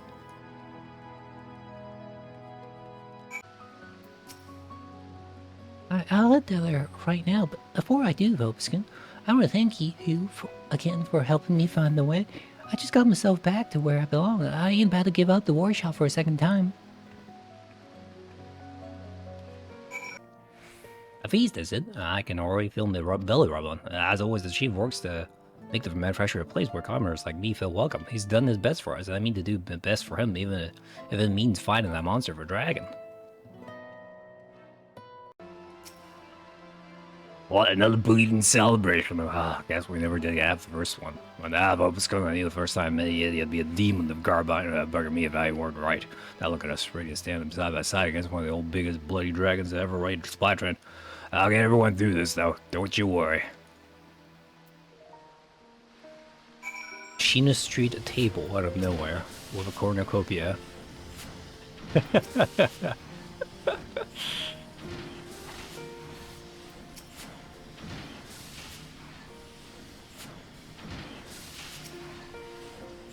Thank you for summoning everyone to the feast, and thank you for Father's message.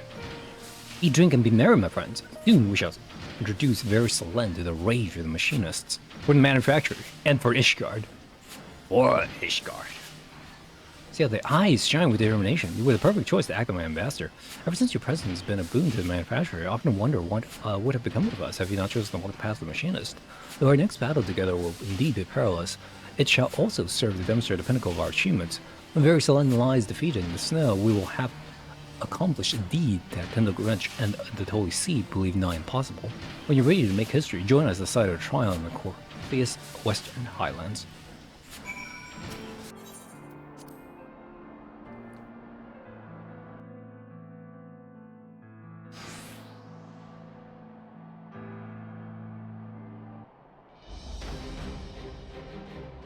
Lord Tennegrich, my machinists are assembled. We now but wait the arrival of the dreaded very Selen. Excellent. I am accompanied by a priest of the Holy See, who shall ensure that the trial proceeds in accordance with Ishgardian law. A beacon has also been provided to tempt the talons of your quarry. The observatorium has been tracking the creature's movements according to their calculations. Very Selen and its entourage should fly over this pass within the hour. Should the machinist of Sky Seal Manufacturing satisfy the conditions of this trial by combat, either through victory or valorous death, then shall your innocence be proven and your honor redeemed. Should you choose to flee, however, I trust I need not elaborate further.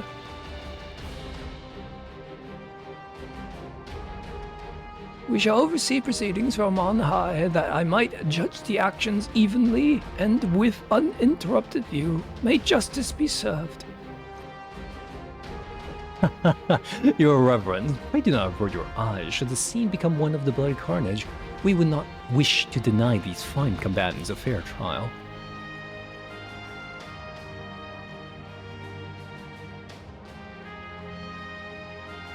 Strategy for the battle is thus: hit these beasts with everything we have, deploy every turret and shoot every bullet, and we shall bury Velisalen under a veil of metal and fire. I like your strategy.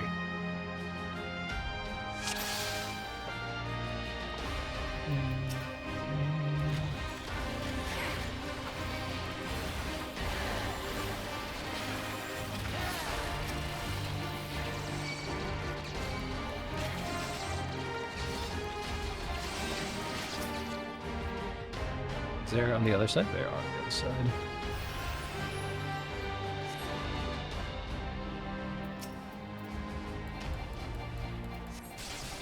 No breaking. Can I get the big boy, please? Thank you.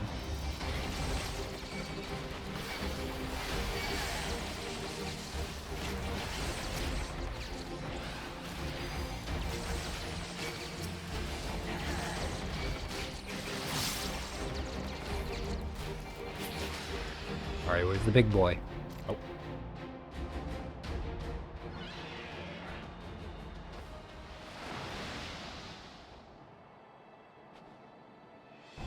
Well, it's massive, and that thing we gotta kill. As manufacturer's chief, I have but one order for you all. Survive the battle.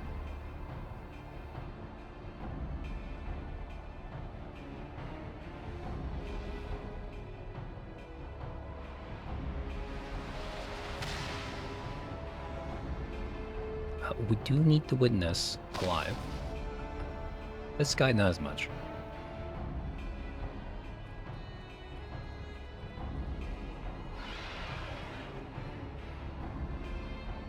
Machinist, protect the vault!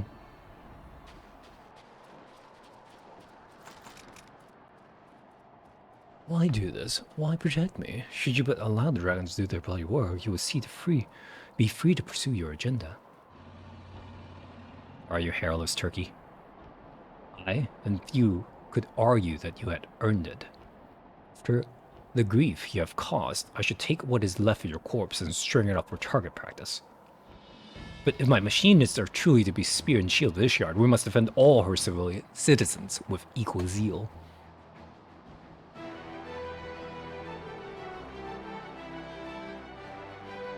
I fear that excessive association with commoners has softened your brain. The oath you have sworn, however, is indeed a knightly one. If you're done yapping, Lieutenant Richard, you're wearing a bit of bloody busy here. Whack that tongue again, it'll be the first thing I put a bullet through. Best heed a warning, old fellow. Joy is not the one to give voice to idle threats. Until this day, I have but absorbed your battle from afar. What a perfect opportunity for me to evaluate skills from a more intimate perspective. But the Fury, is he still talking? Leave him, Joy. We have a more pressing matter to attend to. Let us shoot a path through the foes arrayed before us.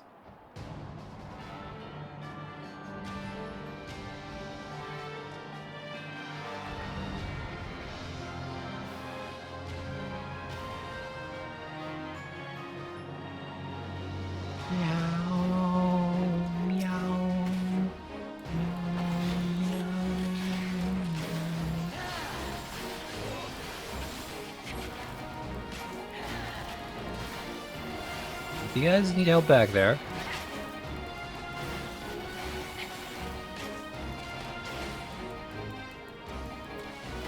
Quickly, to the side. Okay. Just kind of... Well, I guess I'll just do everything.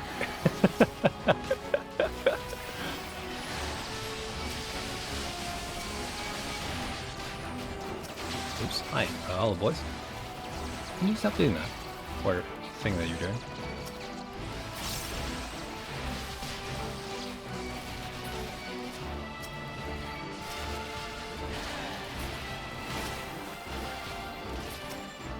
See? Easy peasy. No problem. I'm just gonna do everything. Barely works on you. Okay. Cannot interrupt that, so...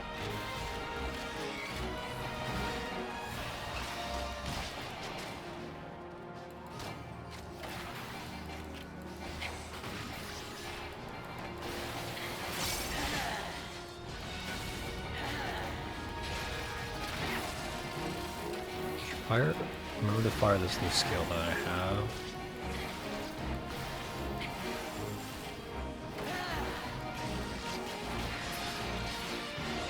He's busy. Hairless turkey.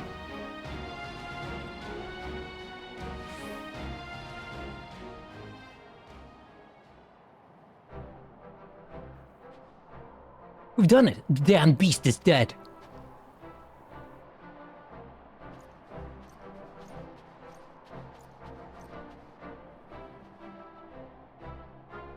I thank you for saving my life. The accusations against you shall, of course, be withdrawn. As a further token of my gratitude, I would offer you a boon. Speak your wish, and I shall do all within my power to grant it. A boon? You think one little favor will wipe the ledger clean of your steaming shite? Fortunately, my heart has but one desire. I will have your oath that henceforth you shall no longer oppose the rise of the Machinist, and never again seek to interfere in the operation of the Sky Steel manufactory. Is that all? No chests of coin, no promises of power? The workings of your minds are truly an enigma to me. But you shall have my word on this, nevertheless. Indeed, we shall discover the best means by which your fine machinist might contribute to Ishgard's defenses. It's only from behind a sturdy front line that a machinist's full potential is realized. Together with your knights, however, we will change the face of war. Of course, you cannot yet do without the masters of the battlefield. May we strike fear into the hearts of our enemies and ensure the continued prosperity of those we see. Fare you well, Lord 7 Million.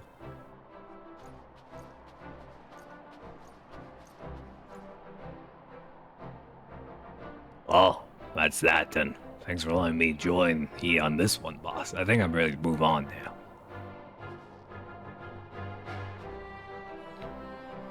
Joy, Your aim is sharp as your harpy tongue. Good luck, lass. I nominate you to take over Master of Marksmanship. Obskun, you're too bleeding quiet, but your weapon speaks loud enough, I suppose. Keep firing like you do, and I reckon new students will flock to the workshop to follow in your footsteps. Are you truly leaving us? I've never been the kind old block that sticks in one place for too long. You've treated me well at the workshop, better than I deserve, I reckon, but it's time I weighed anchor. I'll be seeing you then.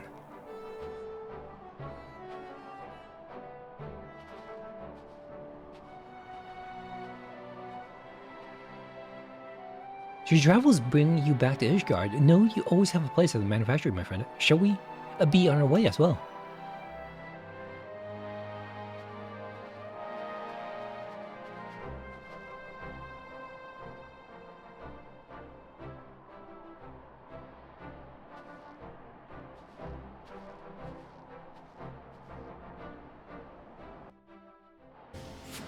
What an extraordinary turn of events.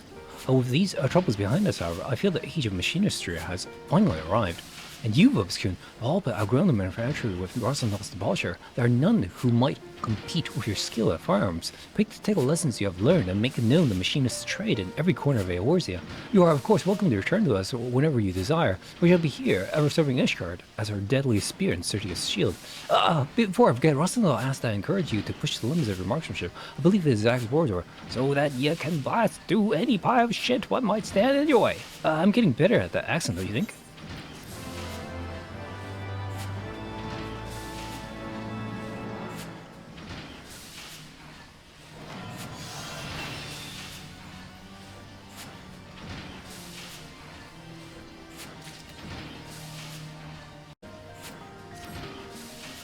Vobskun, how fortuitous that you should choose this moment to visit. Pray forgive my abruptness, but are you acquainted with Ishgar's watch and the comrades who fill its ranks?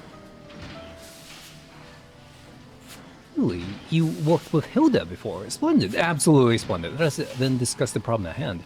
Following our fair city's shift to a more egalitarian form of government, there has been talk of arming the city watch with machinist weapons and equipment.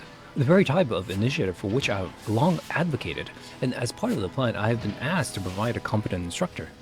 But as dearly as I wish to fulfill this request of Hilda's, I'm afraid suitable candidates for the role are in woefully short supply. Surely you've heard the news of Alamigo's liberation, yes? Well, the aftermath of that little conflict has been the manufacturer's swamped of commissions for both material and marksmen, and I've not a single machinist to spare. I was even forced to relinquish Joy, my indispensable right-handed woman, to some far-flung deployment. And so, Vobskun, you must see why your presence here this day strikes me as something of a godsend. Who's better to accept this position than our most accomplished machinist? I understand, of course, that you have your own business to attend to, and I can hardly spend every waking moment training your watch, thus do I intend to share your duties with old friend Rustenstal. Aside from his extensive knowledge of firearms, he was once the Commodore of the Knights of Barracuda. Such experience should prove invaluable to the watch's leadership. He is the natural choice to serve as your partner in this enterprise. From what I've been told, our former instructor was recently spotted arriving in Idleshire. Pray continue along, but it's going to lend me a hand in persuading the foul-mouthed brigand to return to Ishgard. Have you seen this place, Vobskun? My prospective meter is simply overloaded by such potential. Why, the goblin technology mass in the main square alone could keep me tinkering for days. Now that we'll be here nearly that long. Rustendal is a striking fellow. Someone is bound to have noticed him. Shall we ask around? Can I usually do a guided tour of... just a question. I've seen such a man. He was just walking down the street, as a matter of fact. The glad with an eye patch, yes. I marked his patches with that of any dangerous beast. Stay your path and you'll find him like as not. Him. Ice's gunblade. Nero's hammer. I've seen your man, but into the hard place he was, all swarthy and mysterious like. I'd have a mind to follow him in there.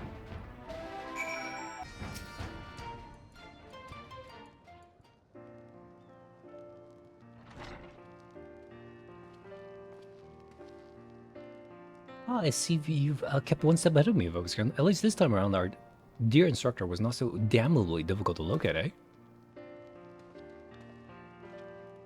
I thought I heard some familiar faces. Now, what brings you to Yeah, all the way out here. Not just a yearning to glimpse this ugly mud again, that much is certain. Astute as always, my friend. We have, in fact, come with an offer of employment.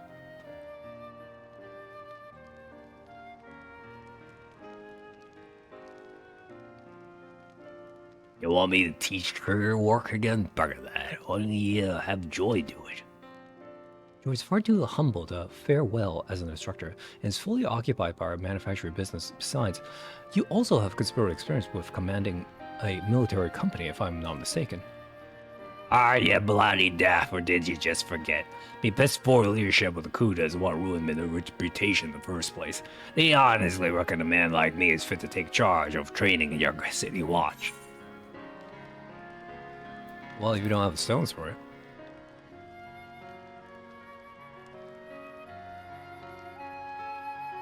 You're trying to tickle me pride, lad. Bah, you seem damn determined to do. Not let an old pirate sit and rust in peace.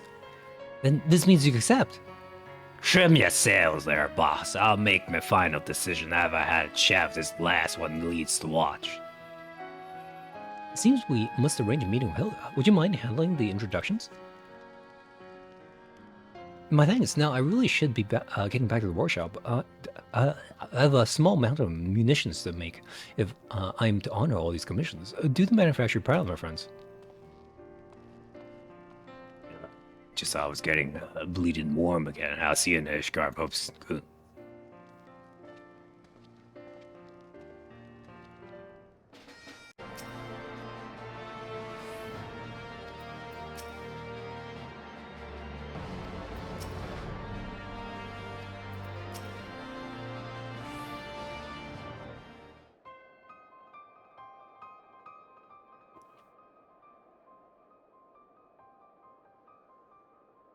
Are we clear, or must I repeat myself in simple terms? I expect very little from your low-born riffraff. If you wish to serve Ishgard, then know your place and keep well out of the way.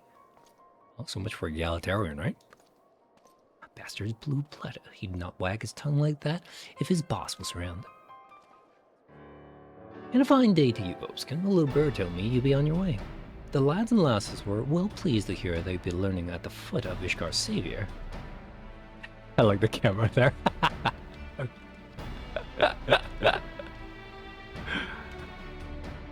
Get the best of both worlds. And you must be Rustnethal, eh? I'll warn you right now, the watches are raw lot. They ain't used to formal training. You need to work them hard before they'll account for more than cannon fodder. Work 'em hard, you say? I do things the pirate way, lass. I'll have them pissing blood and wailing for their mums by first spell. We'll see about that. I don't know about Limsa's back alley, but Broom's not a place for what suffers wilting daisies. What might a lot lack in skill they make up in for spirit. Ah, I like a challenge. Now, tell me more about how this watch of yours fit into Ishgard's defenses.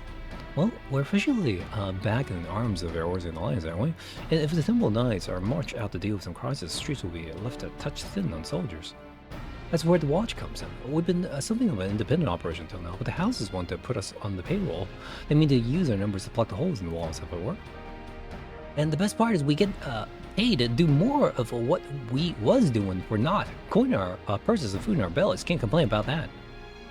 Aye, but the arrangements not to everyone's lacking. There's inquisitors and nobles alike looking to trip us up at every turn. They ain't keen on the idea of commoners being armed and organized.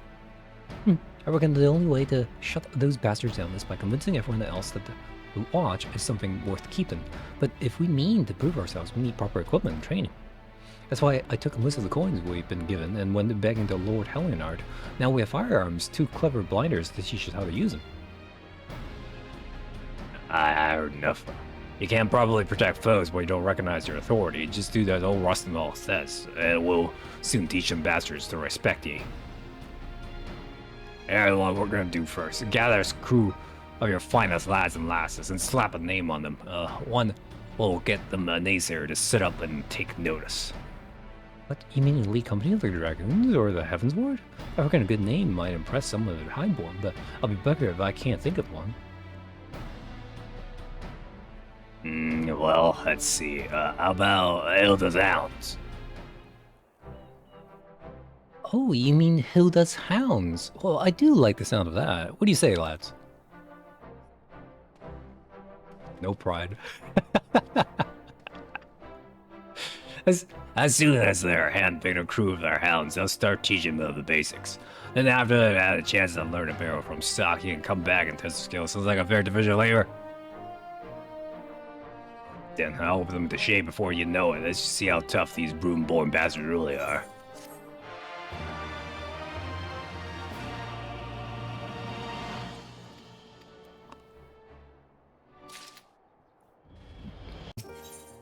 Okay. Time to see how we're doing then. Well, ain't much death yet. Things coming along. Progress is bloody slow. No one the bugger has the flair for the irons what he or Joy showed. I best let them get back to it then. I've a different favor to ask of you, Robeskin. The Watch has been tasked with its first big job, setting guard at Temple Knight's investiture ceremony. The ceremony is an important event, and setting the Watch to, well, watch over it is a gesture of what's meant to embody a new spirit harmony between Highborn and Newborn. At least I didn't honey her words, just that making a mess of the duty is like to harm our reputation beyond saving. The Hound will be knocked down before they even take their first steps. But getting back to that favor, there's to be a meeting to discuss security concerns for the event, and I want you sitting in on it. You see, the representative for the Temple Knights is the kind of bloke what has me itching to shoot him in the teeth, a pompous bastard by the name of Muscadane. If you're there, I might just be able to keep my trigger finger under control. Thanks, folks. I appreciate your effort. I'll see you at the congregation then.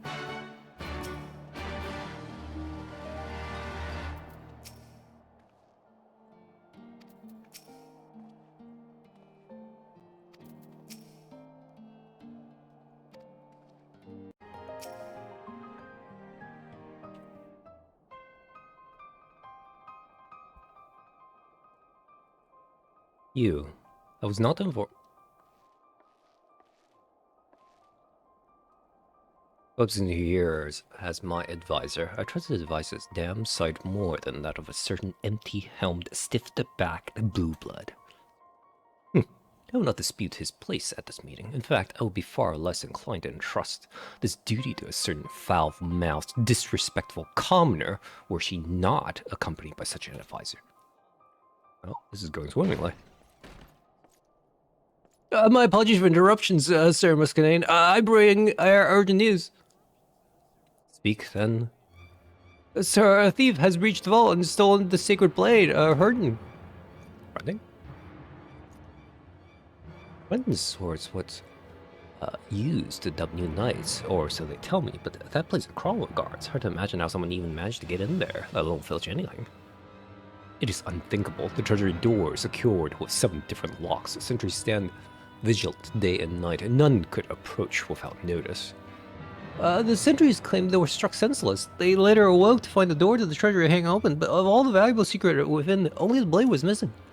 By all accounts, the entire incident took place over the span of a few short minutes. This burglar always had a plan and was very precise in his execution. You say that only hunting was taken? The loss of such a prominent symbol right before the ceremony bodes ill for Sir Emeric's reputation. The Lord Commander cannot afford to have his authority eroded at this delicate stage, lest Ishgard once fall prey to infighting and insurrection. Once we reclaim the blade ere its disappearing becomes common knowledge. I have not the time nor the nights to spare for this. Well, my hounds might be able to help you there. They're the best the watch has to offer. I reckon they can keep their gobs shut. Your ceremonies are time to shine, so we've a vested interest in seeing it go forward as planned. There's no harm in getting on Sir Emeric's good side neither. What say we look into it? Do as you wish. With Obiskin's assistance, mayhaps even your mob of commoners will see some modicum of success. Now, if you'll excuse me.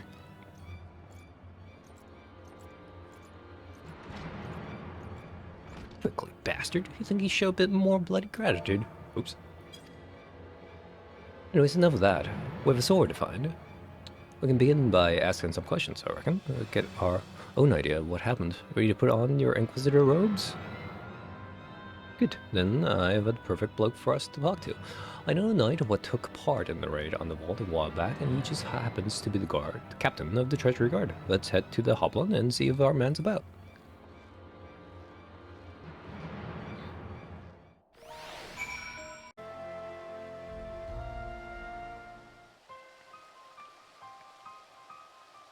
Master Rosecon and Mistress Zelda, Sir Muscadine that told me to expect you.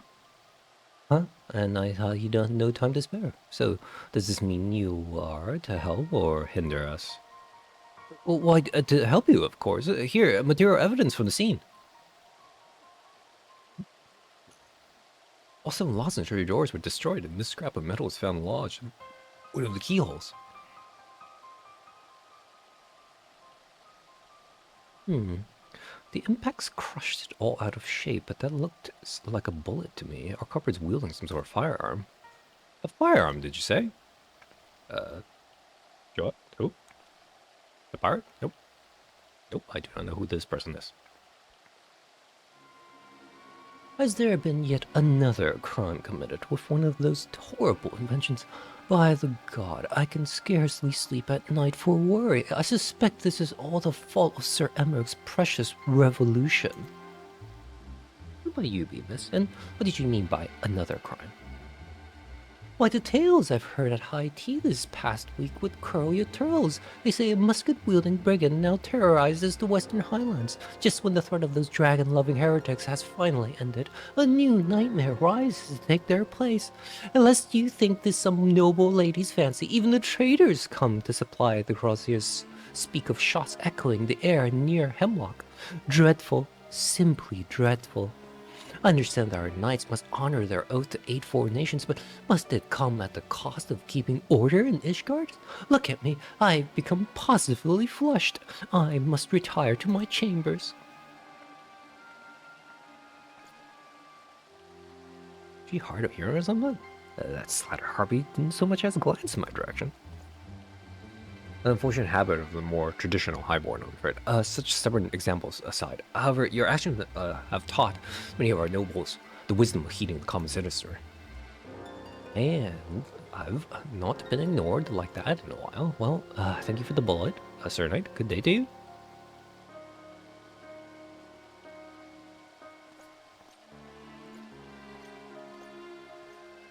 As much as I like to ignore her ladyship's babbling, it might be worth looking into the rumor of this bandit up near Hemlock. Considering the time and how the treasure was robbed, it's just too much of a coincidence. We're a couple of leads to follow, eh? You take the bullet to Stamilian and to see if he can tell us where it came from. Meanwhile, I'll head up to Hemlock and look for anyone who's armed with a carbine or somewhat similar. Come join me once you're done with the bullet. Maybe, as I'll need your help with the search.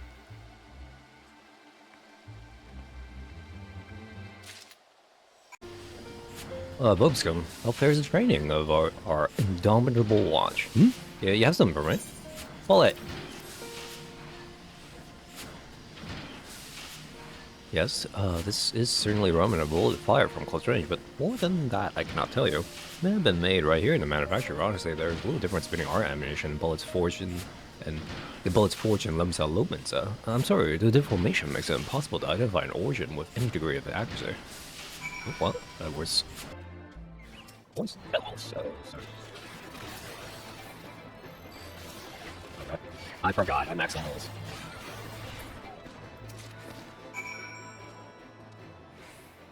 Thanks, I was paying too much to the ground when them beasts came at me. I managed to put down 1 or 2, but what's that you got there?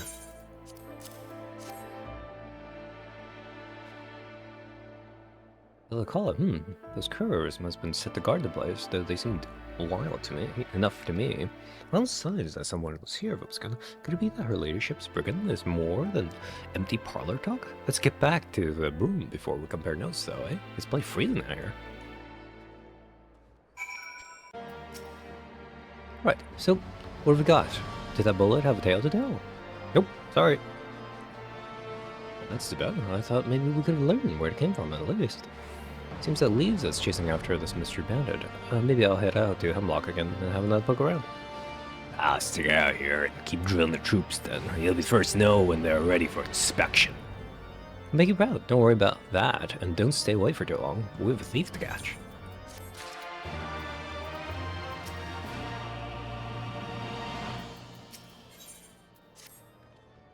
I have something to share with you, Vobskin. I put a scrap of parchment from a campfire found by the hemlock, and the bits, what weren't blackened and burnt, were interesting to read. Seems it was a contract of a sort, promising the sale of a historically significant blade to a certain Lumentum merchant. I'll give you one good guess as to which bloody blade it's referring to. That Lumentum bloke, he never gives a name, but he's famous for building a trade empire in the ashes of calamity. The rumor plenty as to where the shifty bugger's so successful, and not a few of them point to a profit made from black market goods. Well, it turns out that this infamous merchant was stopped at a checkpoint on the border. The Temple Knights there were keeping an eye out for the stolen sword, and reported that the trader was last seen making for Boulder Downs. That seems to match up with what we read in that contract, eh? We need to find that merchant and wait until the thief shows up with the blade. What say you both? I can count on you to come along, right? Now you hold on there, miss. I took your instructor job, but that don't mean you can drag me into the fray to wipe your goddamn arse. No one's saying you have to do any fighting. I think of it as a chance to train with us in the field, even if you might need to dodge a bullet or two.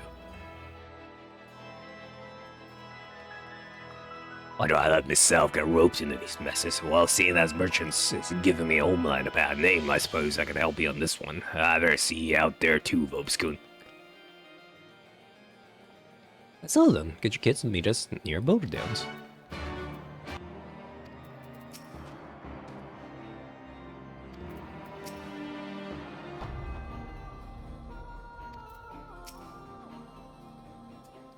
I found the merchant, Vobskin. He's out there doing a deal as we speak, but first we need to make sure his customers is the thieving bastard we're looking for.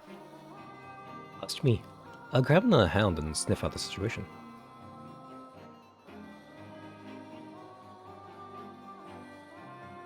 You best go too, Vobskin, just in case the pups run in something they can't handle. Smee fouls this up. Be sure to give him a good smack across the snout for me. Oh, that was Rustin's fault I caught. What? You don't trust us or somewhat? After all those jurors Rustin knows put us through, I reckon we can manage a bit of spying. Sure.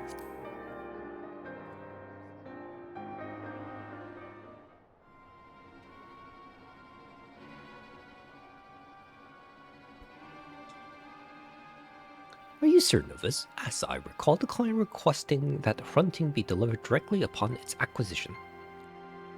That was the deal. We delivered the sword, but then our client, as you say, turned around and gave it right back. A change of bleeding heart or something, I don't know. Look, can you fence the thing or not? Yes, I'm sure we can come to an equitable arrangement.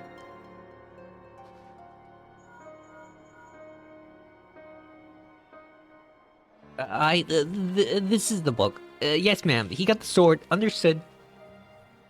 He got the sword? Hilda's getting ready to charge in. We're here for the rest of the hounds.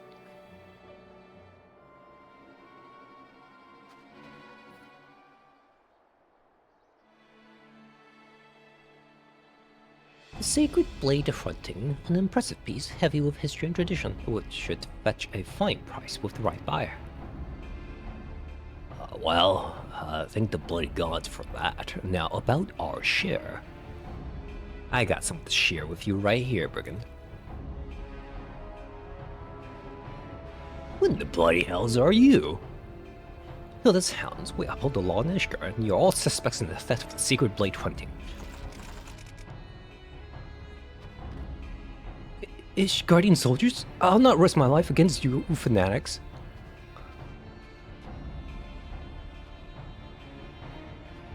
Get back here, you coward.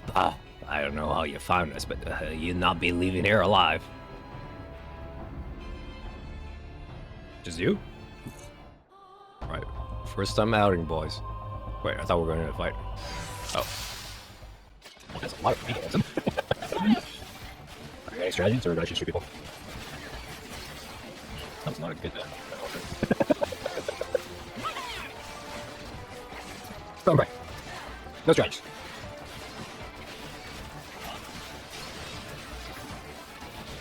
Come on, Bandit. This ain't all you got. That was just for show. Oh, was it? Beauty. You got a big beast. Where's the coral? It's a course, it's a bloody coral. Okay, let's see. One thing. Alright, something. Oh, I thought that was like you. Hey, I've heard all those voices in ages. Also, the Spanish works. Nope. No, that's just a random ass one. Hell no, I didn't sign up to be a tank. Also, you guys help me out. They're really shape. I should probably not leave that guy there then. Let's finish it. No, I don't know.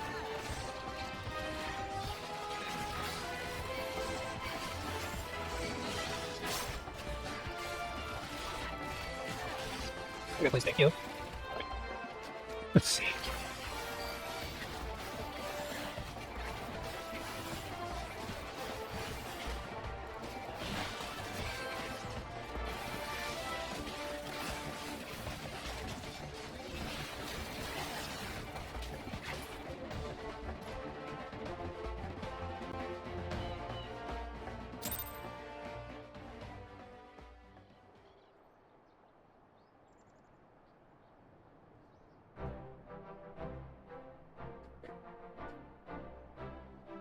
Lads are still after the bandit chief himself, but it looks like we got his a lot sorted. We'll march him back to Ishgard, squeeze him for information, then hand him over to Muscadine. We did it, Vobskin. We got the sword back. The hound's done well, right? They need more training. I could stand to sharpen up things, but it won't be long until we're forced to be reckoned with.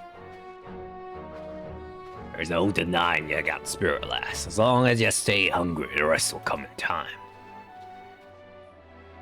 Sorry, Hilda, but the leader's come. Seems the passenger shook away nearby. He was in the saddle and away before we can catch him. Ah, well, it's not to be done about it. The blade's ours now, in any case, so let's call this one a victory. Time to head home.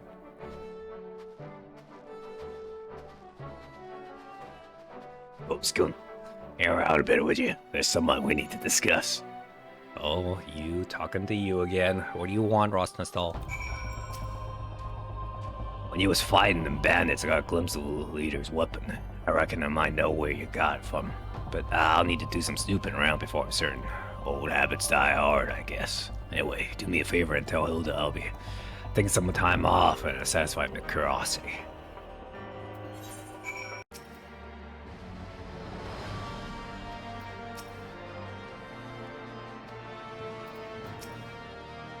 Welcome back, Wilson. Wait, where's Rosnastal? I thought he was with you. Hey, didn't tie off to chase after a hunch. No, what the hell's this old pirate up to? I guess we just have to mutter along without him while he's looking into the fireman business. Besides, I'd be lying if I said I wasn't a bit curious about it myself. How about you, Wilson? Come back to the room when you can, and it might be as we'll have a tale to tell.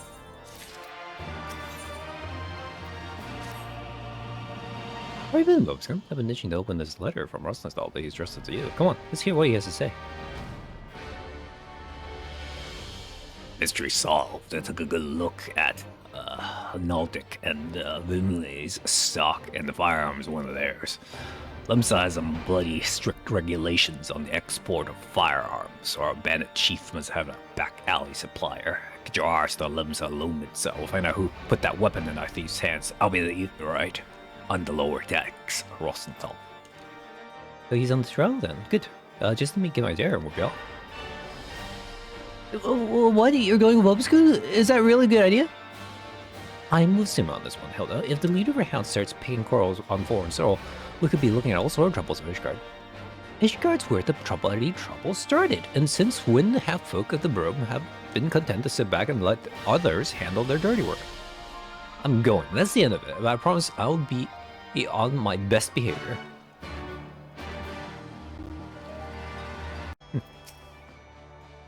What in the bloody hell is she doing here? I put your bleeding name on the letter and all. I need to see this through. If I don't, then what are hounds good for? You just have to humor me. I was aiming to avoid political complications, seeing as Vobskin ain't too tied too tightly to any one nation. You're just lucky if soft spot for fools, so what? Ignore the risks to make a point. Let's get to it then. The bloke must likely to have supplied that firearm as the same bastard who had tried to buy the sword on Black Marketeer Fred. We're lucky. He might have an idea of where Brick can run off to. I don't mind to squeeze him until an answer pops out. I'll like have a word or two with the bandleader myself. He's a loose end at what needs tying up. Then we're on the same page. You're going to meet resources. We should find the merchants in Anchor Yard. Let's go over there and get this business over with.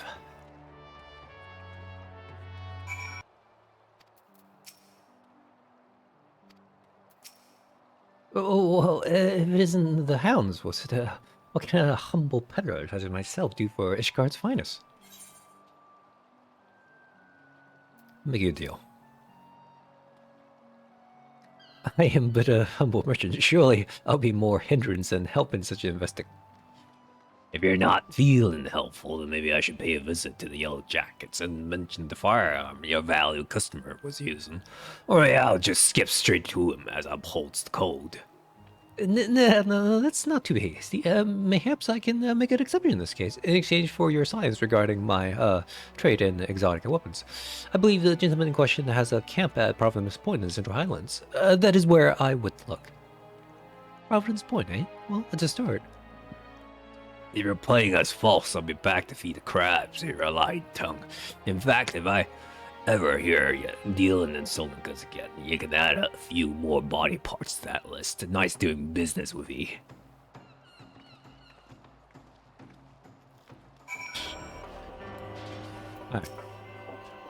What? How did you? Bah. You signed your own death warrant coming here. Sorry.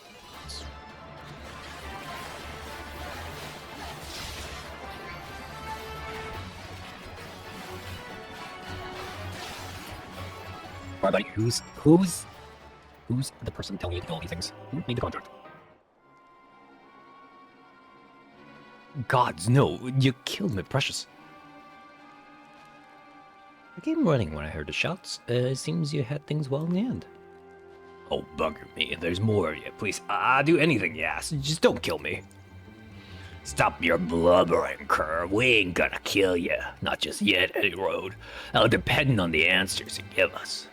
Answers? What's he on about, Bosun?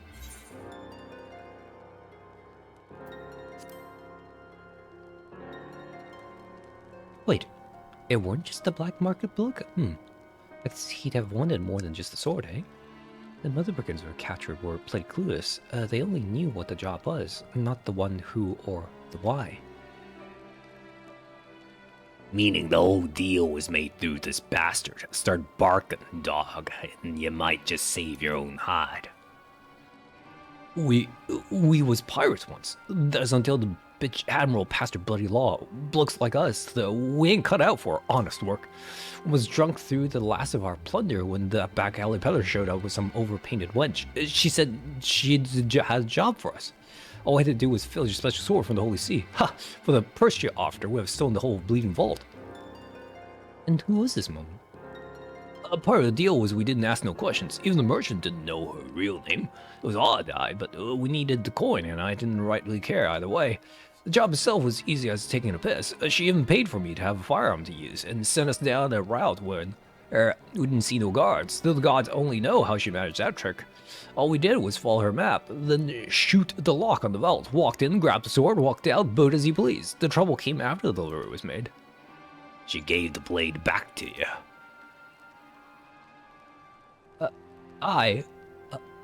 She went for me again, and the day after, pushed the sword back into me hands, along with a sack full of gold. Said she made a mistake or something, and that I should sell the damn thing. Well, I ain't fool enough to try fencing a relic like that on my own, so I went back to the merchant. You're fool enough not to properly burn your contract of sale. Why do you think we found you the first time? Contract of sale? What in the hell are you talking about? You'd think I'd leave a deal like that inked for the whole world to see?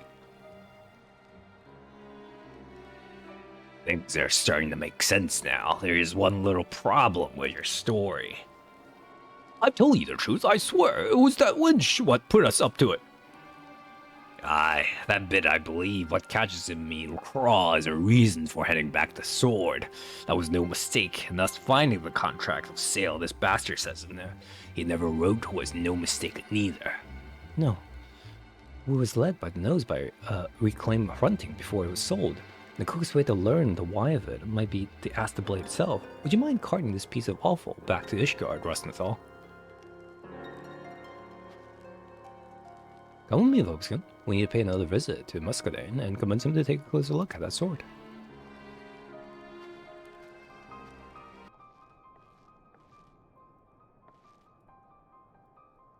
Master Vobskin, how may I... you again.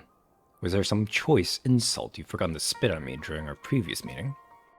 Truth, Muscadine. I wouldn't be here if it weren't important. I see. So you believe that hunting may have been altered in some fashion before you were allowed to reclaim it.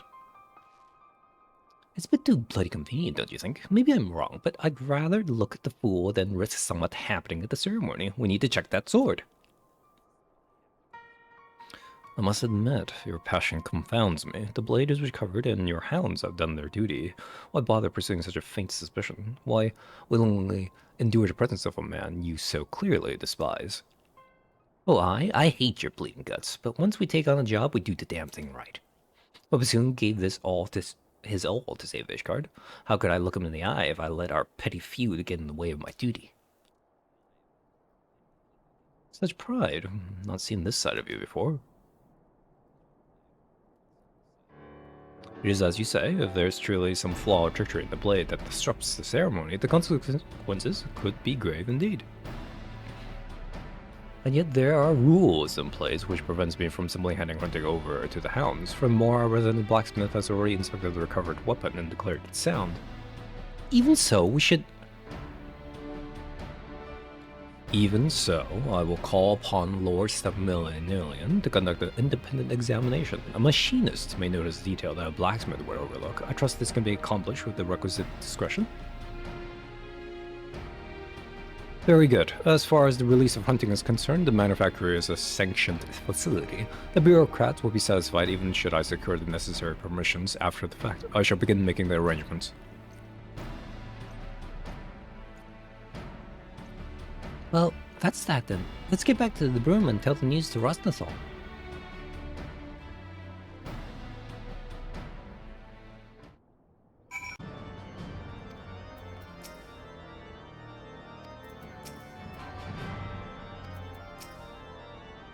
Mustane's not known for his love of the lowborn. I didn't expect he just... I thought I had to put up more of a fight, that's what I'm saying. Well, the swords are the manufacturer now, so I have no complaints. That's where I meant to take it in the first place. Now we'll wait. But don't get too comfortable, Budskin. Things are sure to come to a head soon enough.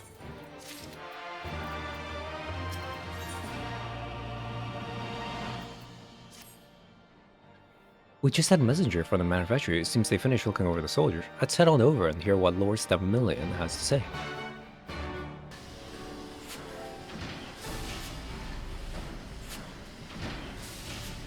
All the relevant parties appear to be present. If you would, Lord Stepmillion. Very well. I'll cut straight to the point. I discovered a small bomb concealed inside the hilt of the sword. This particular explosive was part of a batch intended for Temple Knight training purposes, and is designed to be detonated from a distance. I won't bore you with the specifics, but I assure that I am quite familiar with its capabilities. After all, I was the one who made it. Bloody hell. Someone went a lot of trouble to sneak the bomb into the ceremony. An assassination attempt? Unlikely. As I said, these bombs were designed for training exercises. Even if you were to grasp a hilt when it exploded, you wouldn't even lose a finger. Some nasty burns, at the worst. That would be more than enough. If the secret blade were to be dropped during the investitures, many in the crowd would interpret that as a sign from the Fury. The Lord Commander's authority will come into question, and responsibility for the instance will fall squarely upon the hounds. So someone wishes to discredit the Watch beyond salvation. They'll explain the ridiculous rumors presently circulating among the lords and ladies. Rumors? What rumors? Why, the hunting's theft and recovery was orchestrated entirely by the Watch itself. Some of the more impressionable members of nobility are convinced you armed bandits with firearms, instructing them to steal the sword and capture them yourselves to elevate your standing. And the mood's already sour and simmering. If the sword exploded on top of that, it would be like throwing oil on the fire. Reasons be damned. It'd be the Watch's head on the chopping block. who could have instigated the cause behind these baseless accusations. I ordered the events surrounding Hunting's theft to be kept up strictest of confidences.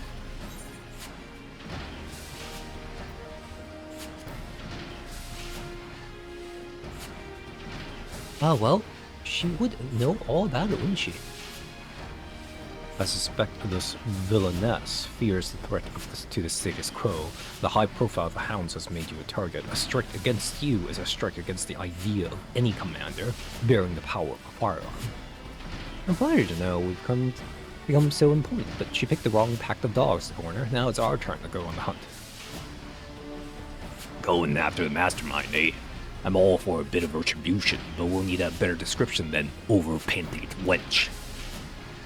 Fortunately, my prospectometer and I are one step ahead of you this time. As soon as I discovered the bomb, I set to work crafting a device that will help us pinpoint the location of its paired detonator, and thus lead us directly to the one who holds it.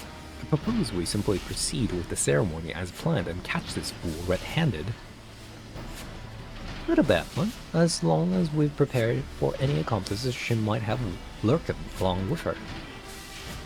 The ceremony is almost upon us. Let us steel ourselves for the task ahead.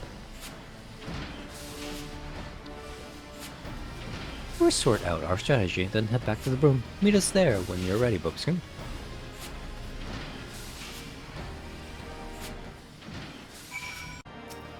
Oh.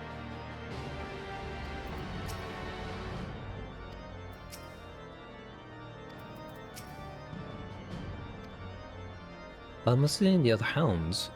He's standing security as scheduled so as not to arouse suspicion. We're getting the lady have someone watching the proceeding, ready to tell her the best moment to detonate the little bomb.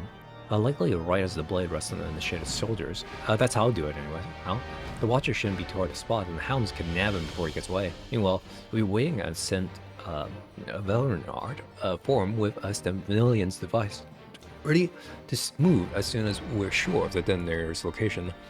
Bring your best animation, Bobskin. If this woman can organize a clear route through the vault, then she'll like have worse than a few ragged bandits on her side.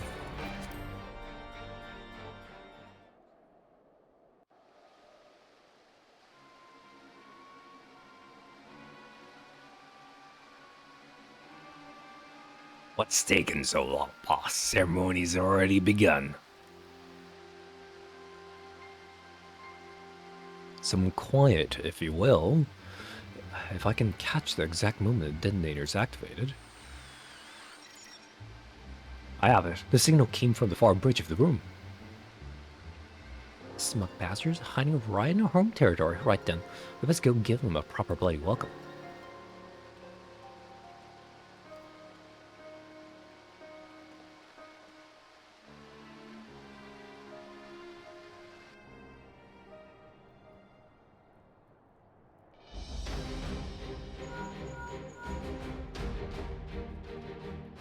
This is, Melissa. Is the crowd enjoying a little What? Nothing? Not even a puff of smoke?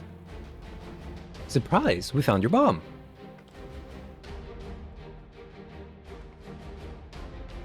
Holmes.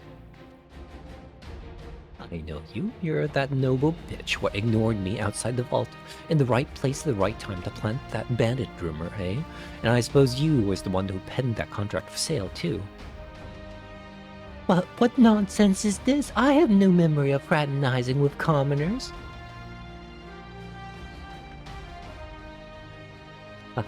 Got your attention this time, didn't I? A good thing too, since I have a wagon load more questions for you. Here's one. Are your inquisitor friends there going to come quietly? You and your hounds will be the only ones surrendering their arms this day. Well, who the heck's that?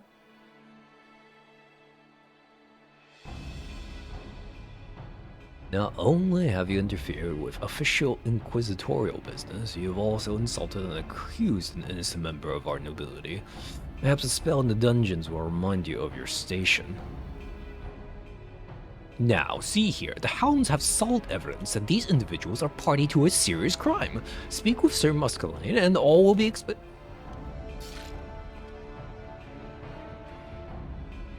Aye. Now we meet the rest of the rats. If he was wondering how the noble wench got hold of the training bomb or cleared a route to the vault for them bandits, here's your answer. I reckon they show their whiskers sooner or later. You're sworn to protect Ishgard, and you choose to throw your lot in with this high-born dote? Sir Emmerich's fighting to keep the city from tearing itself apart. Why don't you just stab a blade in its back while you're at it?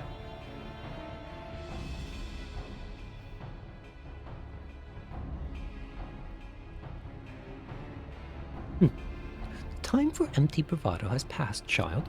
We are not common savages. Give yourselves up, and I promise you shall live to see tomorrow.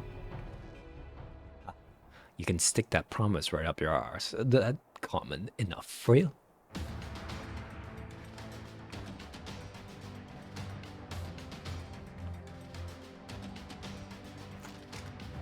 This is over. In our authority as Ishgard's watch, we're taking you in for the crimes of larceny, insurgency, and general bloody idiocy.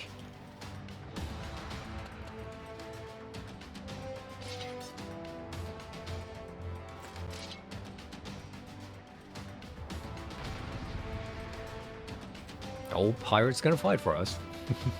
He ain't even getting paid.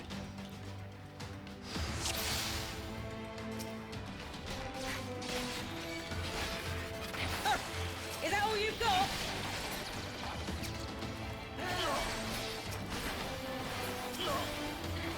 I did not interrupt. Oops.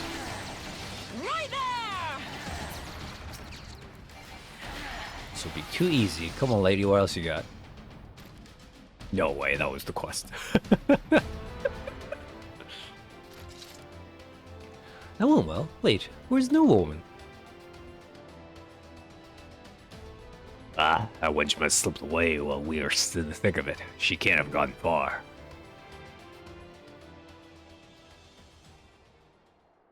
There, she flees towards the Ark. Bosun, come on, you lot after her.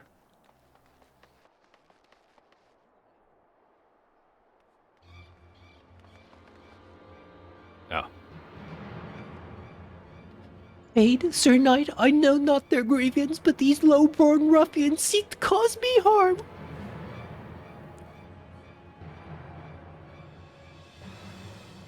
Let us dispense with the theatrics, Baroness Melite.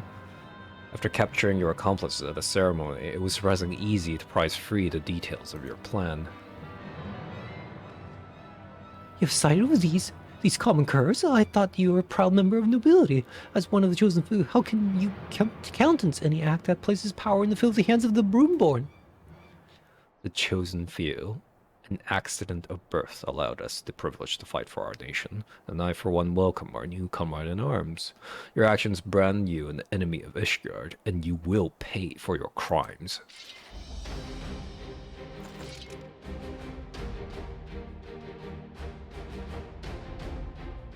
This is blasphemy. I am an inquisitor. You betray your bloodline, lest it falls to me to exercise this corruption seeping in to our nation's veins. She gonna drink dragon blood? Oh, what? She's some what? Okay.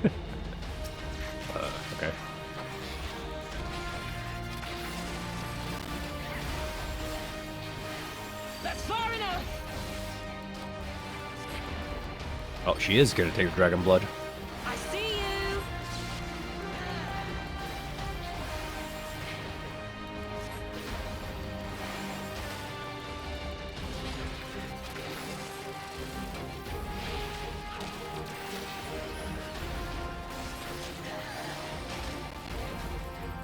One shot. Oh, okay.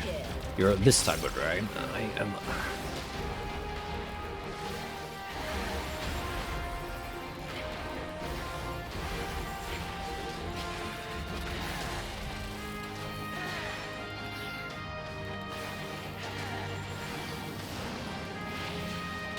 They basically took it out of the hard dungeon. Oh, annoying. Oh, time to go. That hit me. Oh.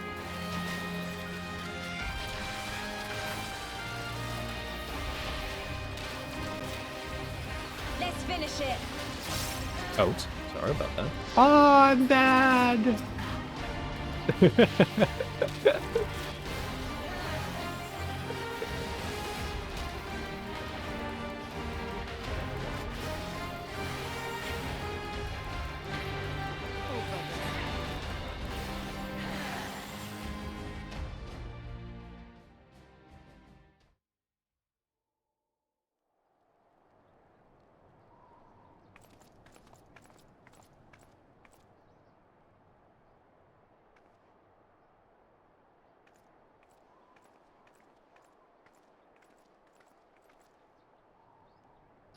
It is finished.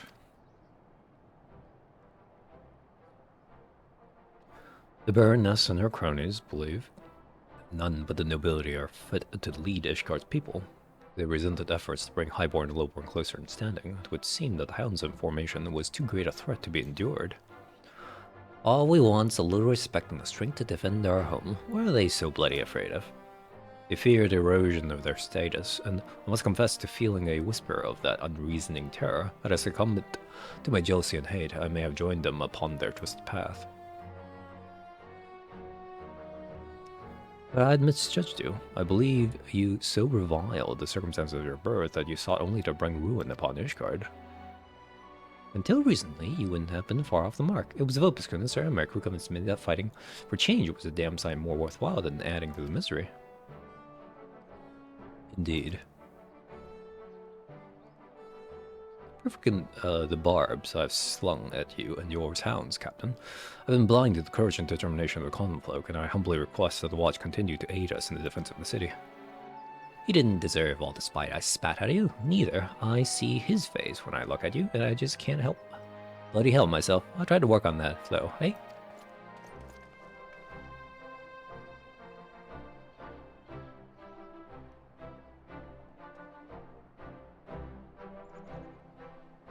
I must go now and see to the processing of the prisoners.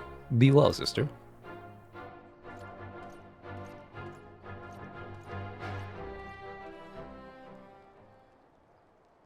Sister? Alright, nice little twist at the end.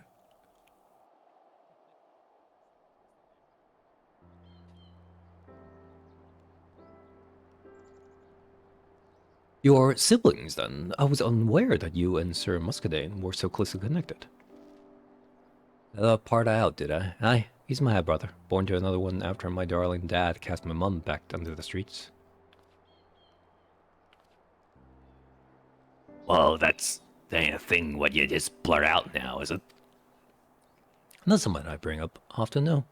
I don't reckon Muscadine was too keen on declaring his relation to the mongrel, especially after he'd inherited the old man's estate. Oh, might be as you can put that bad blood behind you now, better than drowning in it anyway.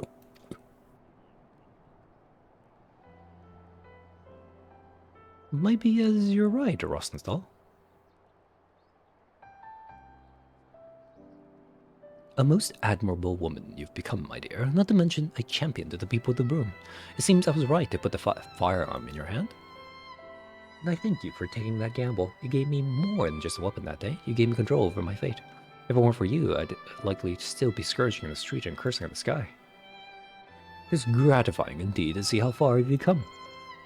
Now, I really must return to the workshop. The mountain of commissions only grow larger, and the longer I neglect it, as joy would so sharply remind me.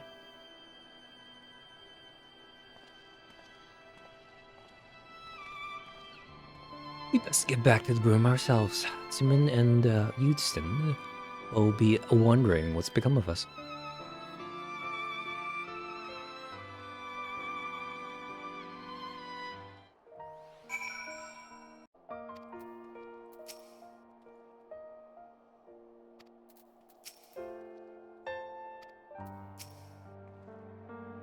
The sword's been returned, the Baroness is in fetters, and the hounds have shown themselves a force to be reckoned with. Happy endings all around, eh? Yeah, lads and lasses, a bit rough to start with, but I can't really call them pups anymore. You'll be fine without us, I'd say. What's you're both leaving then? I thought you have a few more tricks to share. Don't start whining now, lass. We're giving you the tools and the foundation. You can build the rest of Bleeding House yourself. That we can. Thank you. Alright, let's not get all bloody sentimental. And I'm off. Fair winds to you, Vopeskun.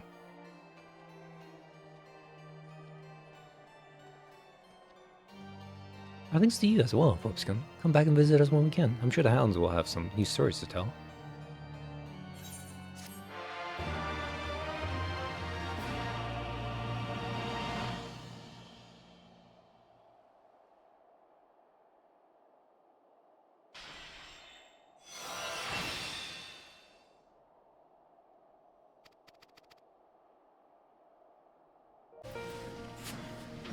Uh-oh. Ah, Bulbscombe, my prospectometer never fails. I knew your own well-honed instincts would alert you to my current turmoil. 'Tis our faithful Joy who concerns me. Her behavior has been awfully odd of late, frequent outings to parts unknown, acting secretive, that sort of thing. It reminds me of the time her father was being held captive and worried that she once more finds herself the victims of nefarious circumstances. That is, as they say, where you come in. An adventurer machinist of your caliber should have little trouble discerning the severity of a situation, discreetly, of course. I will make a few subtle inquiries myself, but I fear that Joy, her senses on edge as they are, would soon detect the attempt. As fortune would have it, she only just left on one of her mysterious outings. You should be able to catch her in the vicinity of St. Renet's Forum if you leave immediately. Okay.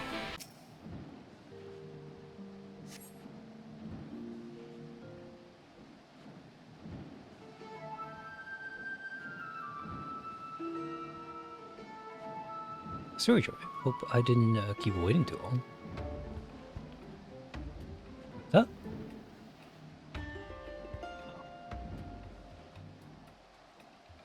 I just got here myself, as a matter of fact, but we'd best be getting along all the same. Today's the day. I can feel it.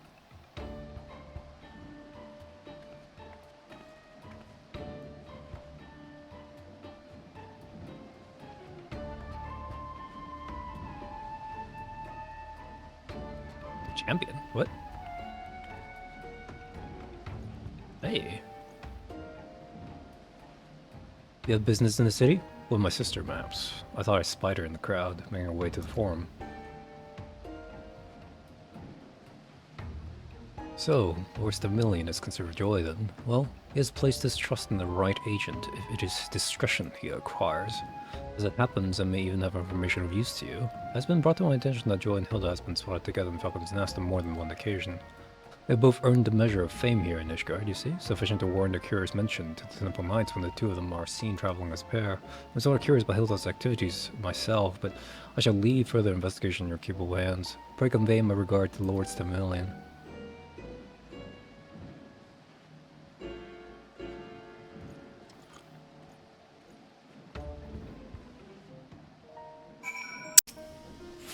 Oh, Robescombe, welcome back. Were you able to divine aught of consequence?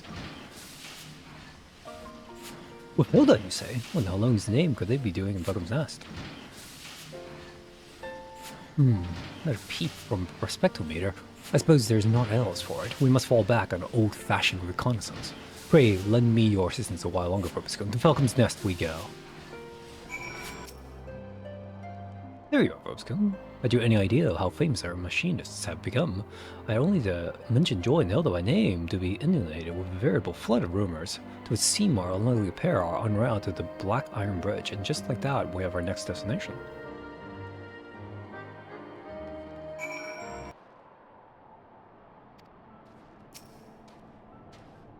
Plot thickens.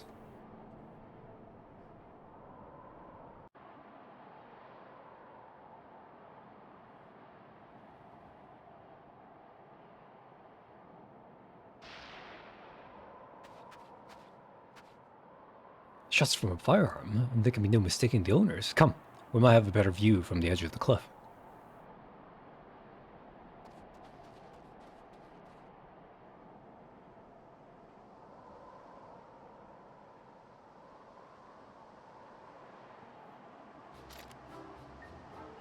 It's no good.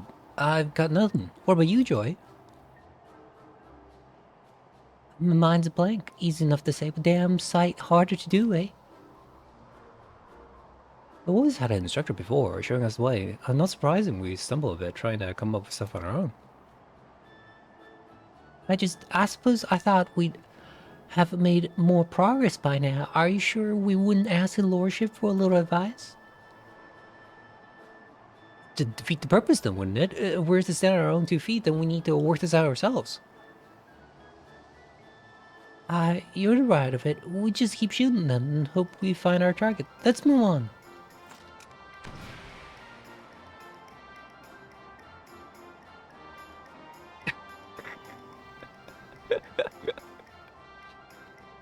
I keep meaning to ask, but how the bloody hells do you do that? Do you flick off the hairband when you draw the weapon, or...? No time for questions, Hilda. Your breath be better spent searching for new things to shoot.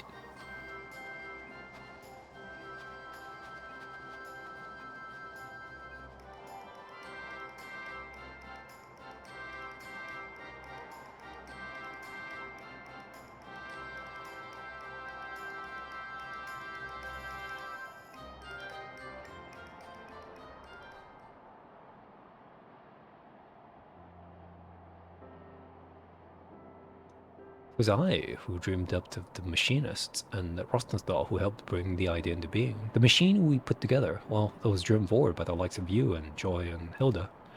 Then, as naturally as I had planned, you and those two ladies took charge of my designs. This is a strange feeling. How wildly the needles flick twixt a mentor's pride and an inventor's longing.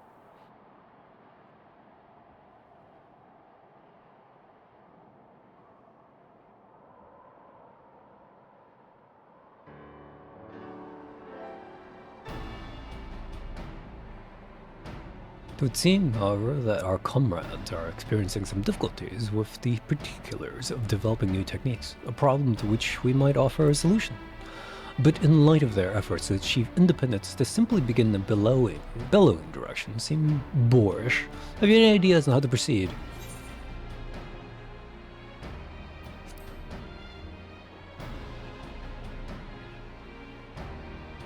A little creative push, you think? That could certainly help break them out of the slump they find themselves in. But how exactly provide that inspiration?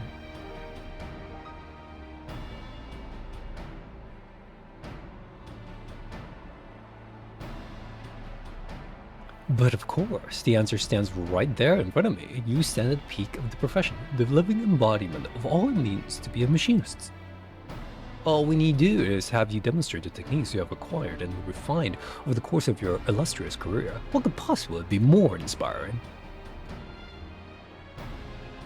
I shall head out now and herd a suitable monstrous opponent back for you to dispatch. The sound of shots ringing out should bring the ladies running to investigate, just as theirs alerted us to their location.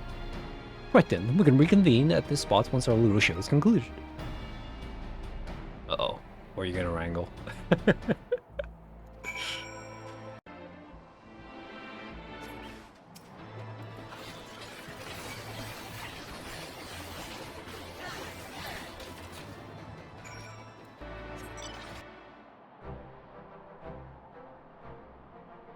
Nicely done, Bubskin. I'm truly in awe of what you can accomplish with my contraptions. Tell me, where did you learn such control and power? Oh?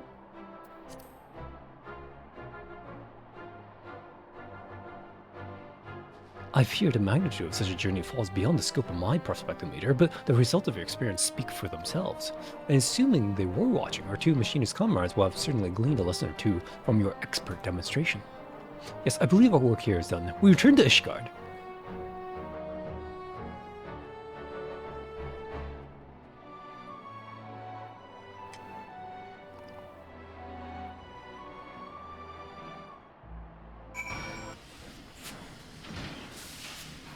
My thanks, Robeskin. I have been at a complete loss in this matter were it not for your invaluable assistance. And I imagine I am not the only one singing your praises this day. Speaking of which...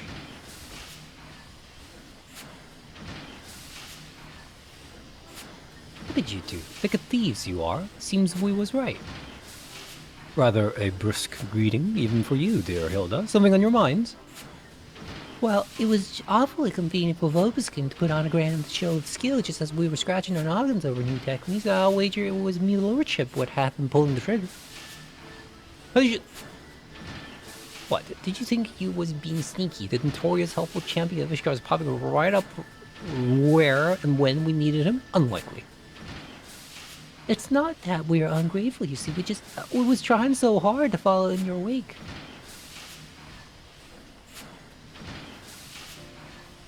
It was like being lost at sea and finding an island that's not on the map. A bit perplexing, but welcome all the same. I guess what we're saying is that you've given us our bearings and a firm footing to start charting our own course.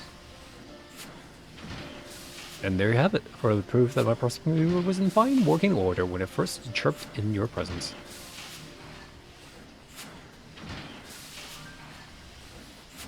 Right, we've said our piece. It's time we got back to squeezing the triggers. Keep an eye on my lordship. Soon enough, we'll be the ones showing you what a machinist can do.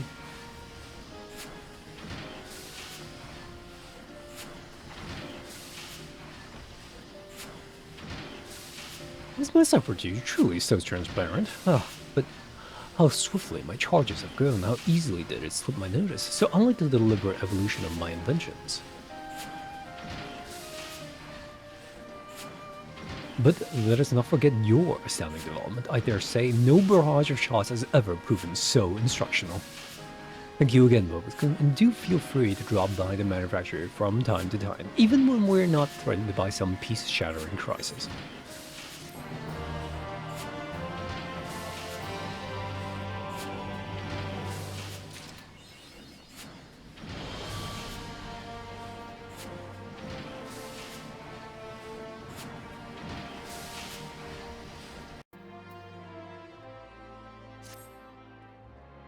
You there, you're a dinosaur, yes? By the looks of it, one of no mean skill. My employer is in desperate need of a man of your talents, you see. He's been beset by threats from an unsavory group of thugs known as the Lemures. Their leader demands a master part with some of his considerable wealth, or, well, I'll just tell you they call her the Reaper, and leave the rest to your imagination. We don't intend to acquiesce to these churlish demands without a fight, and a stout arm by our side would go far to ensure our survival. Your arm, perhaps? In case the opportunity to perform a good deed isn't enticement enough, please be reminded that Master possesses considerable wealth. If you would aid us, come with haste to the Sapphire Avenue Exchange, where we make our stand against these brutes. Okay.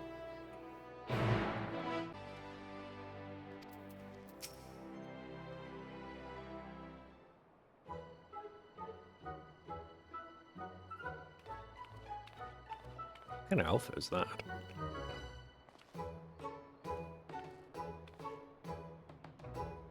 I know why you're here, and if you mean to lay finger at my coin purse, you have to pry from my cold, lifeless...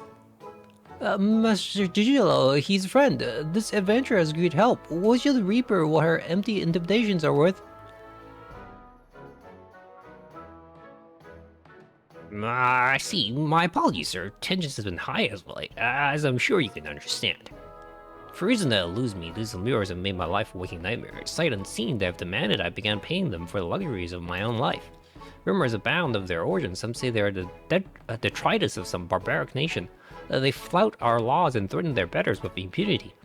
Led by a dead-eyed killer who draws their thighs at the smallest slight. Refuse their payment of coin, and she takes her share of your lifeblood instead. Rubbish, I say. The Reaper is not but a toothless bandit. Interesting theory you have there. Care to test it?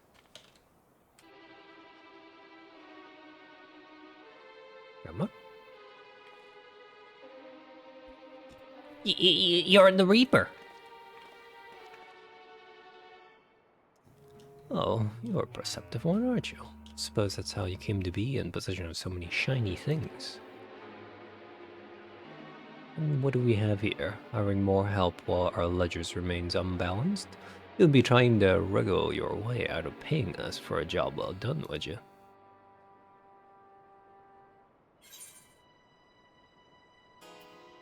So, guessing,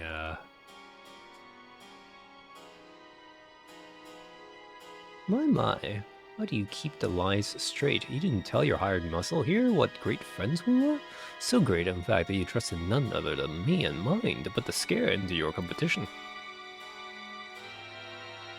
A job we were happy to do. You can't find your fortune in this fair city without stepping over a few bodies on the way after all, but as flexible as our morals are, I'm afraid without the coin to bend them, we only have one recourse, unless...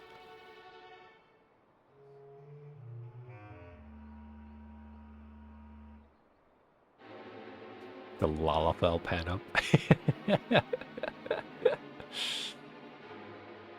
One does wonder how you found yourself a bodyguard of such uncommon metal. Aye, not an ounce of fear in that case, not a mote of puffed up arrogance either. This lad, my dear Gigolo, is a genuine oracle. He has what we in the mercenary trade called the killer instinct.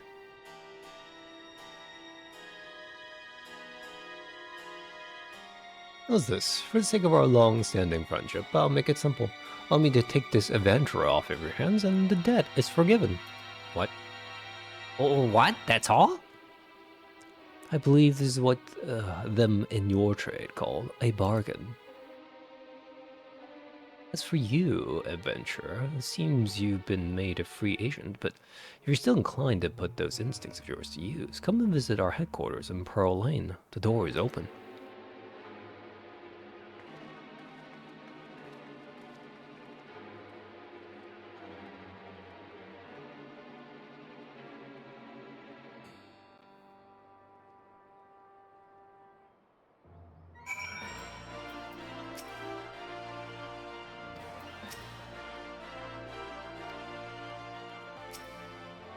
The boss told me you were coming. Come in.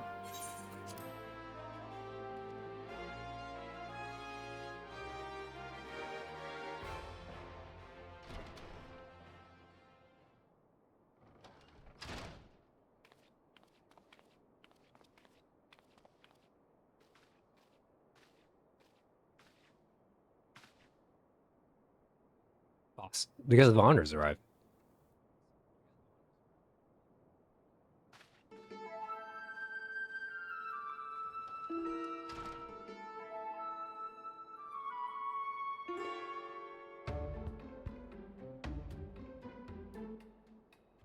Ah, the savior of Alamigo and Doma deigns to appear before me.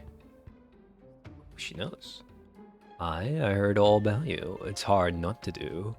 In this line of work, the stories paint you as ferocity incarnate, a force of nature few have survived. Peace, friend. I have no desire to put the killer to the proof personally. I don't have a death wish. You can call me Drusilla. I'm a reaper, one of many, and the leader of this little family here. As to why I invited you into our home, there's a job I'd like you to take care of for me. I mean, I think we're gone past that point in our adventure. Now, don't you worry that virtuous heart of yours, eh? I wouldn't ask you to do so much as bend the law. This job is purely for the benefit of your fellow man. All you have to do is kill one for me, though perhaps kill ain't the right word, seeing as he's already dead. Don't look so surprised. I know you've seen the dead walk. This time you'd be up against a void scent, come here to unleash its singular brand of wickedness upon the world. It won't be an easy task. The evil driving this monster is black as the void, and near as deep. Countless souls have succumbed to its hunger, worthy prey for one inclined to heroics, don't you think? You can't face it as you are, though. Stored as your strength may be, I'll need to train you in techniques. Techniques that will let you pierce the void and slaughter its kin. Alright.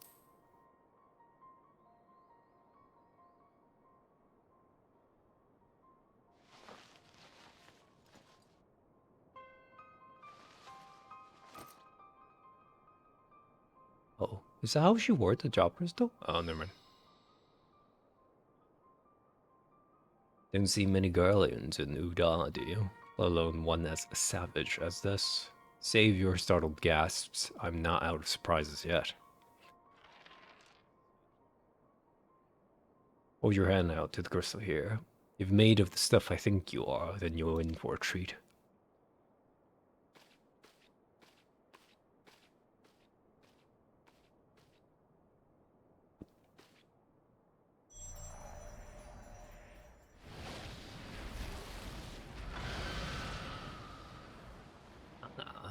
Our void scent friend. That's it. I knew you had what it takes.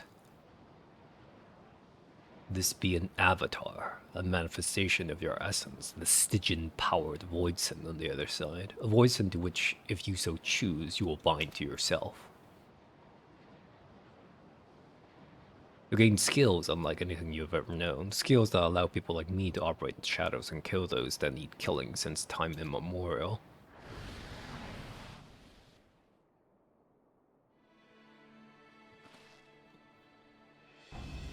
And your first assignment, should you walk this path, is to use the power of one void sin against another for the betterment of the realm. Your reward will be the wisdom of countless generations of Garlean assassins. But deciding my kind makes your stomach turn.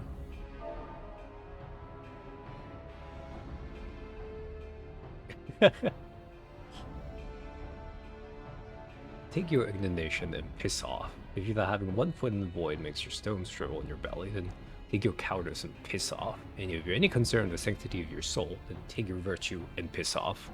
However, if you have none of the aforementioned objections, and you don't mind walking the knife's edge twixt life and death, then you'll have the tools to see your justice done, and done right every time. This is the choice you must make, and soon. Every moment our quarry stalks the land is another opportunity for it to do harm.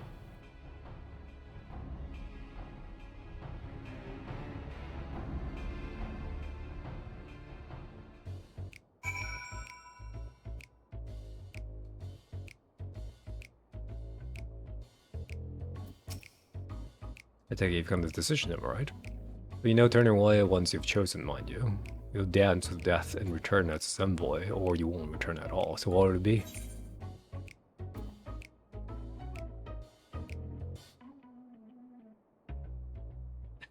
What? Who is this, sir?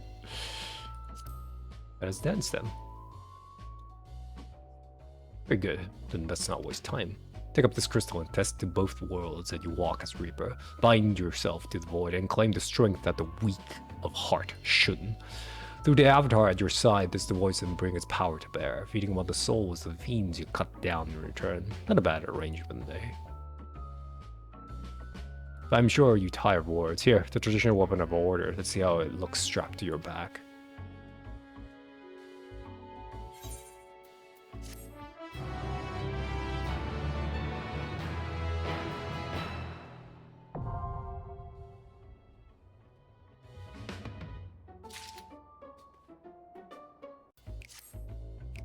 How do you find the weight of the scythe in your hands? Pleasing, I hope, now that we have a bit more in common. It's time we became better acquainted. What's the name of our newest Reaper?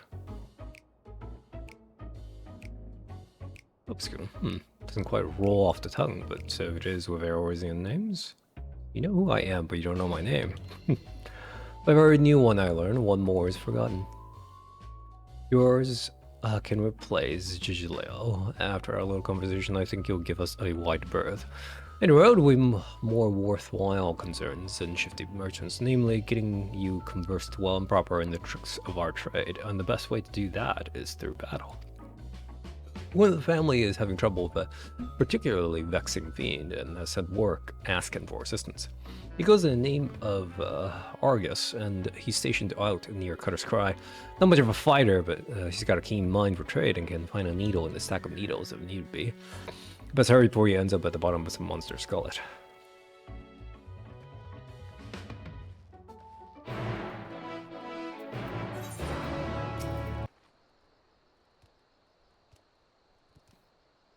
Oh, Scarlet Line? Okay.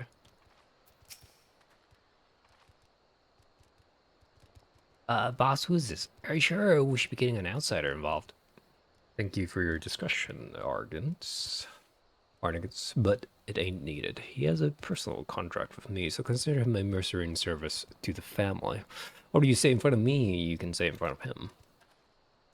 By your whale, boss. Chimera has been making these sands a living hell for anyone that dares to wander in its territory, which be us, since our trade route cuts right through it.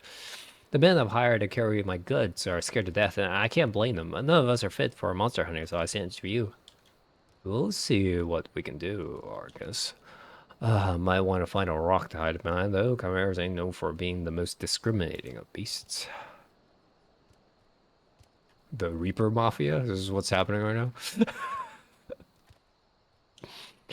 And to put your new skills to good use, Obskun. You have learned everything. Sure. Ready, are we? Oh yes, already.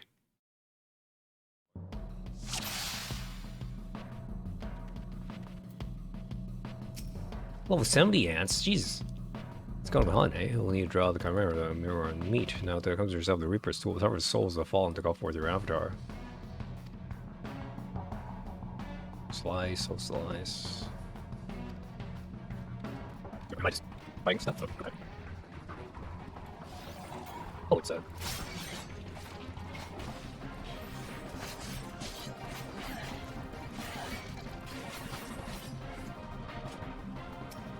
Wait, again.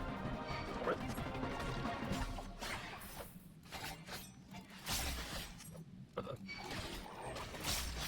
Oh, it's not the button I want to press. Use Gillet, Gallows, and Guillotine. Gillet, Gallows, Guillotine. Okay, good. They're all marked together though.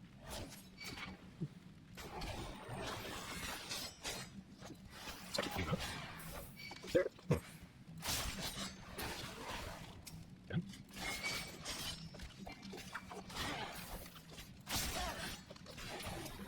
Oh, I see.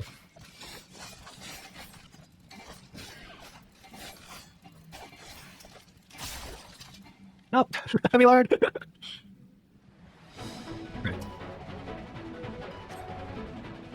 Oh, so the combo's like bang, bang, bang, bang, bang. Easy. Wait, you say this, but single dart versus single dart. It's kind of hard to get it. Like, you know.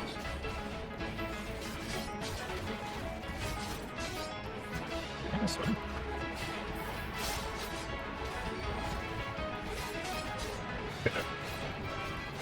Wait,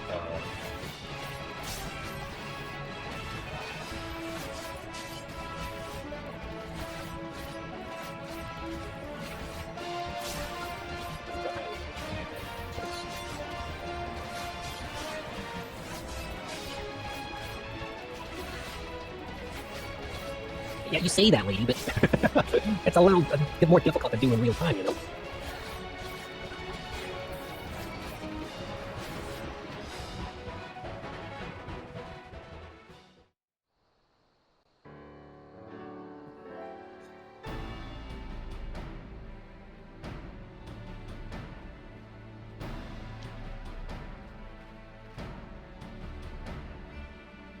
Bloody impressive work, that.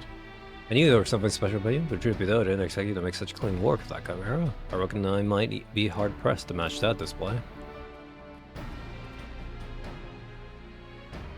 You know town when you see it, boss, and with that, the cerulean will flow once more.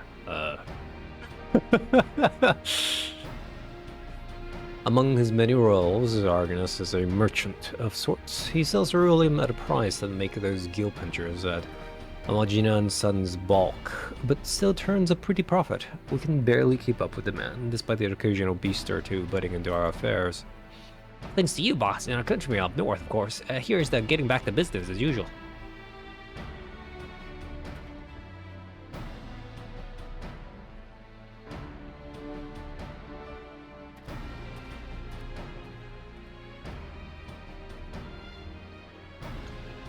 Ceruleum ain't easy to come by, as you well know. Amagina and Sons protects their monopoly with a gilded fist, but they've yet to force the Imperial stragglers up north out of the market. Now, before you go running off to the flames, let me assure you that this arrangement is entirely above law.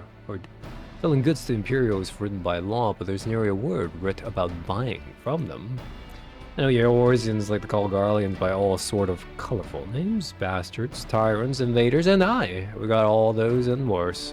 While many old deeds have been committed for the glory of the Empire, we ain't the megalomaniacs to a man. Even among the purebloods, those that serve don't always do so by choice. Could be argued with all casualties of the great Machina's ambition.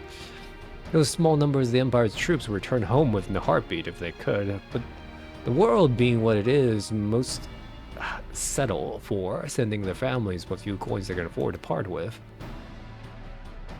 Most Eorzeans wouldn't suffer a whit of color to complicate their black and white view, but if you're going to fight with us, you should learn the truth of our past.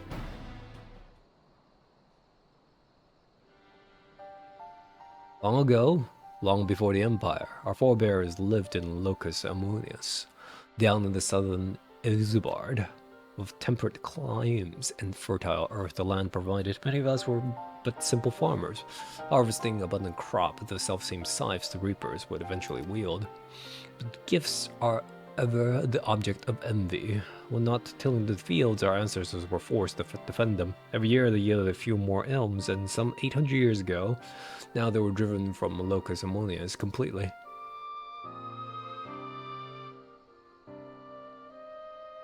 They fled north to the frozen region that would become Garlemode. Even there, they fought tooth and nail for the scant resources of that frigid land.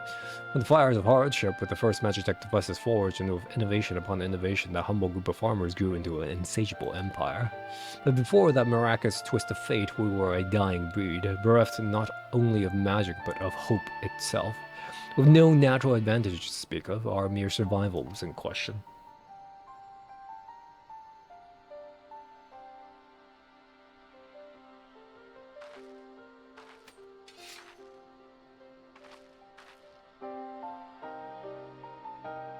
From harsh necessity were the Reapers born, returned our tools to weapons, and struck a bargain with the whispers in the dark. With the Void's power, we could strike at an army's beating heart, slay their generals, and throw the rank and file into disarray.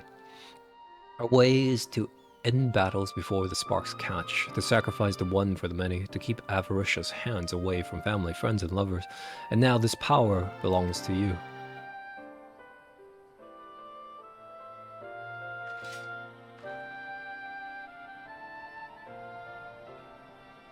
Remember our story. Remember what drives man to burn the void, and you'll not be led into deeper temptations.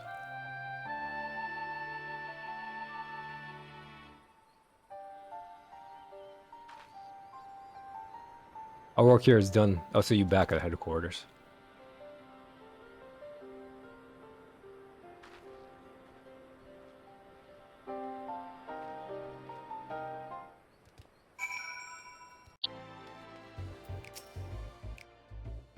First, Adam, you did good. I think you earned a right to know just who this lot you've thrown yourself in with is.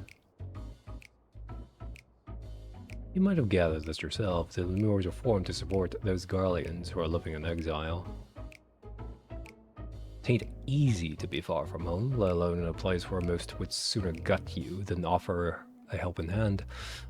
The only place to make a living is in the shadowy corners that lies outside the watchful gaze of the law. Now, I don't expect you to embrace us like brothers and sisters straight away, but know this, I do expect you to apply yourself to this job. In the meantime, we'll be working with the family to ascertain the whereabouts of our prey. I expect the scythe to be like an extension of your own body when next we meet.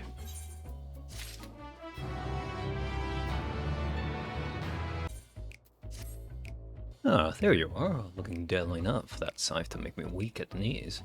Voyager, it's time to stop faffing about and make ready to hunt our target. Well, the Moors have been hard at work scrapping together what information they can. Let's see what they've got.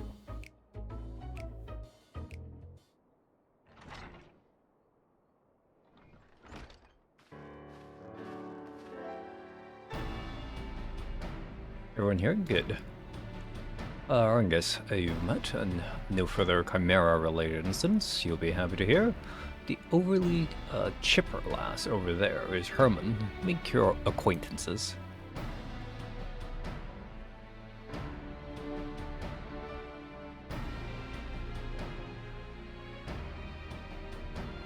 As you know, our courier is a Void Son, and he goes by the name of Orcus. He's eluded the best, but these two are a step above that. Tell us what you found. By your will, boss, I asked around about unsolved murders and disappearances, seeing if any involved someone matching the description you provided. There's as many missing people as there are grains of sand, and no shortage of tragedies either. One, however, stood out nonetheless. A woodcutter in a black shroud disappeared without a trace. No body, no belongings, nothing. An odd enough occurrence by itself, but the sightings of a stranger with skin pale as snow near his last known whereabouts piqued our interest. Now that's a promising start, but those woods are crawling with bandits and brigands of all sorts. Dusk wights and keepers are said to come in ghostly hues. Are we sure this man ain't one of them? Sure as I ever seen, boss. Not many bandits have eyes the color of blood. It's a match too close to ignore. I can't gainsay that. We have the lead. If I may, boss, are you sure we need the help of this outsider? How much trouble could one Voisin be? Hartman, he's standing right there, for God's sakes. No, she's right. I always told you to turn a wary eye to those outside the family. She's just doing her due diligence.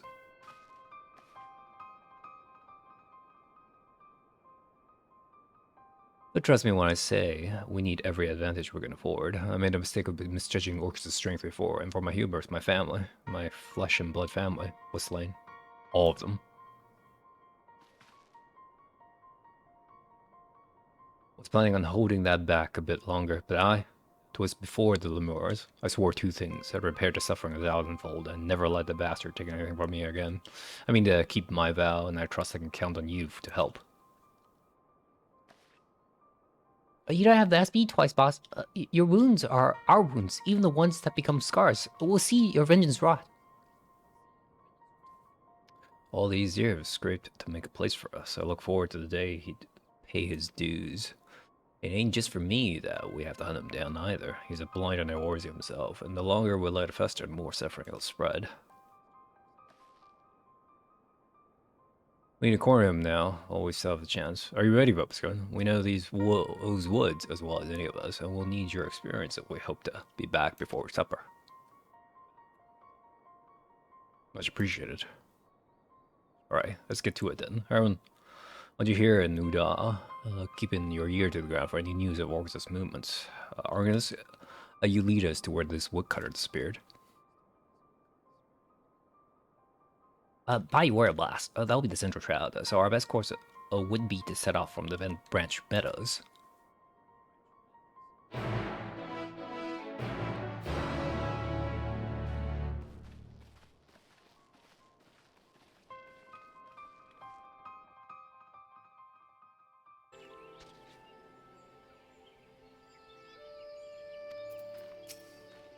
Good, you made it. Before we set off, I'll be sharing circumstances of our poor woodcutter's disappearance. As I heard, he disappeared nigh on a week ago. Got lost, some surmise.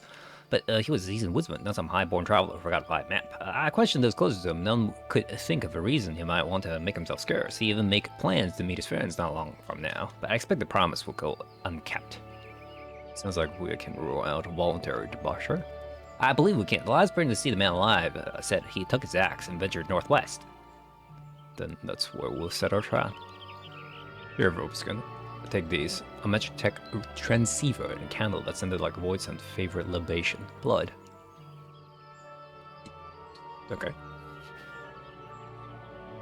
Once let the fumes are wafting through the air, every Voidson within 30 moms will come running in. If either of us sees Orcus, let's give the other a shout over the transceiver. As I said before, Orcus is inhabiting the body of a man. He can put on an awfully convincing performance when needs must. Don't give him a chance to work his wiles, or his fangs will be in your neck before you know it. As much as I want to accompany you, I'd only be a liability in fight. Whether you find Orcus or not, return here and report back to the Lemurs. Good luck and good hunting.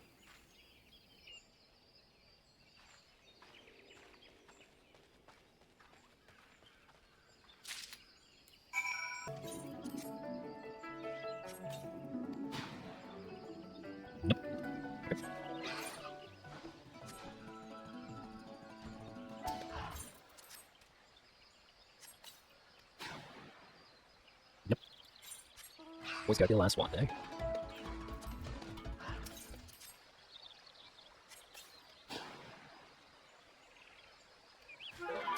Does it look like the guy we're looking for?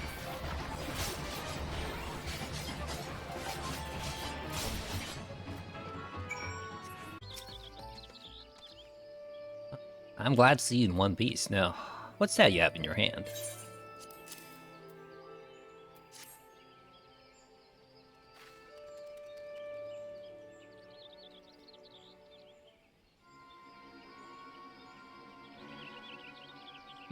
It said the Voidson was carrying this. That ring. Where did you find it?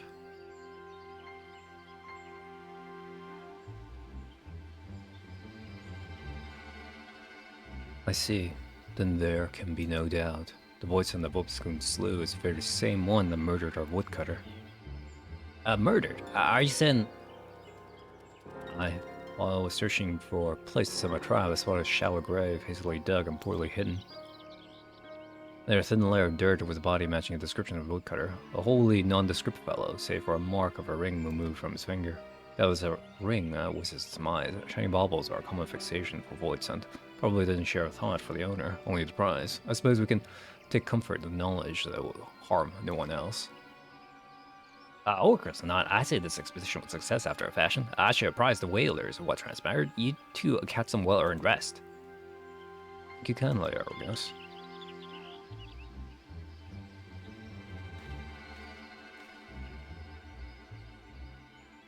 Well then, I'll see you back at headquarters.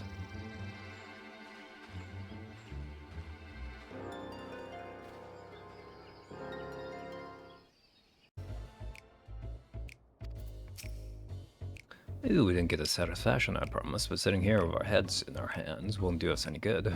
Let's be happy with one less voice than preying on helpless woodcutters. Well,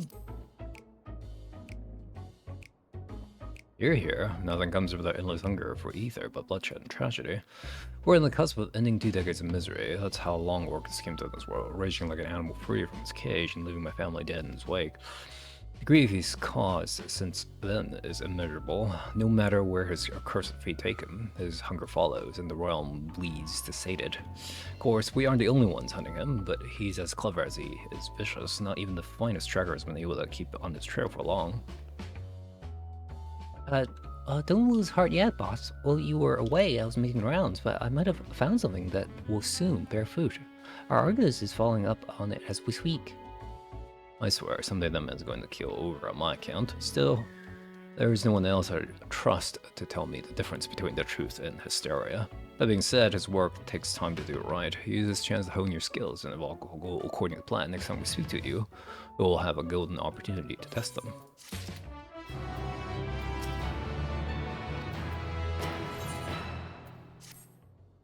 Apologies, folks, but we're still waiting on Argus to come through.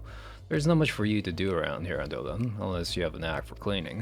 Herman is good at wheedling out promising stories and whatnot, but getting to the truth of those stories is a craft as delicate as weaving.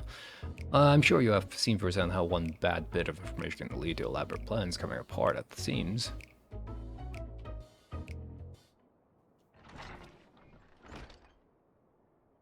Boss! Calm down, lad. Breathe.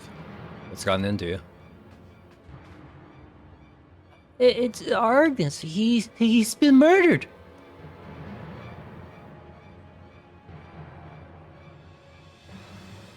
What? Tell me I heard that wrong.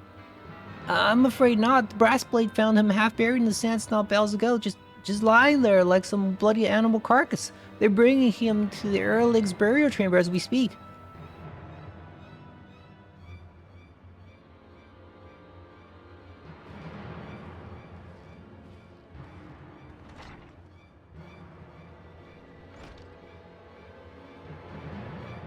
Whoever did this doesn't know the reckoning they're coming, but before I'm done with them, they'll be begging to crawl back into their mother's wombs. I want justice against you, Herman. I do, but it's not like these we need to look to the boss for guidance. As you can see, folks, emotions are running high. I just stay here until Herman cools off. Can you let the boss know we're standing by and waiting for a command? But like as not, she's gone to pay her respects. What if he's the Void Scent? What if he's a Void Scent? Sorry, Bobscum. I ain't in the mood for chit chat.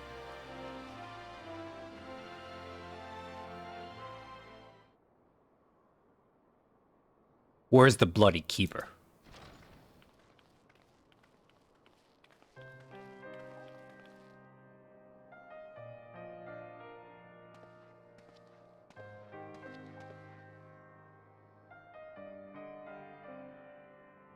My lady, prithee, the dead must be let to rest. The dead are going to have one more among them if you don't shut your trap and listen. The brass blades brought a body not long ago. Show me to it. Oh yes, are they dead, but are you the deceased family? If not, I'm afraid we cannot. Family? Family? Argo's like a son to me.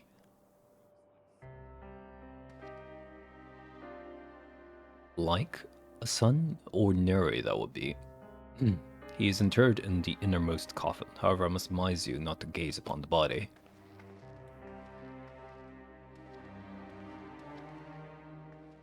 But if she insists, then so be it.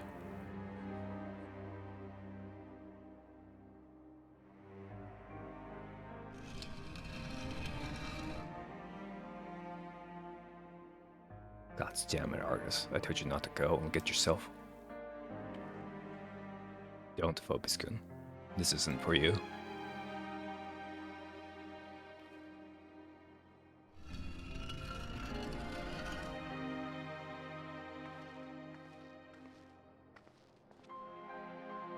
I'm Sir barging in here for all the bluster.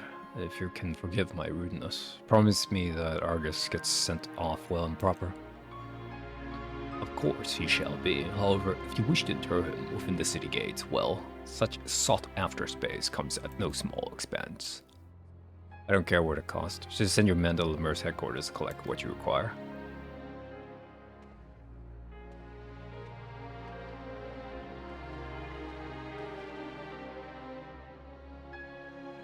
Phoboskin, I appreciate you coming to find me, but there's someone else I have to speak with first.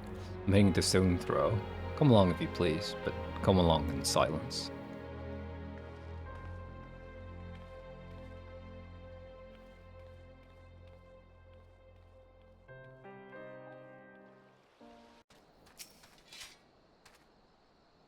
This is where Argus's dear wife earns her living.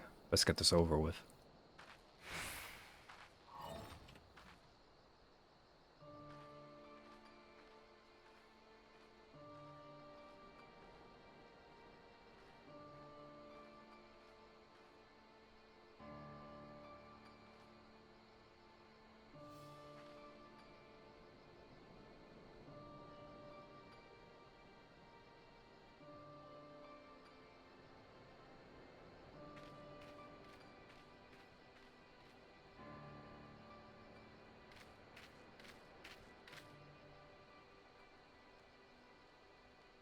Argus never forget the debt he owed you. The debt we both owed you. Even so, his loyalty ran even deeper than that. It's a strange thing to look back on the people we were, a decade younger and a lifetime more foolish. Young lovers, proud patriots, blissfully ignorant, returning to Locus Ammonius, cradle of our people.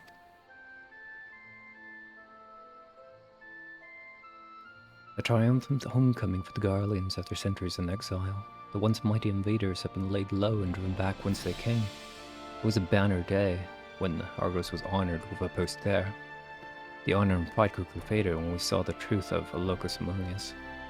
We hadn't just defeated our enemies, we had clapped them in irons and condemned them to a life of servitude. Descendants of those who'd driven our ancestors north so many generations ago, made to pay for the crimes of their forebears. The superiors were certainly pleased with the poetry of it all.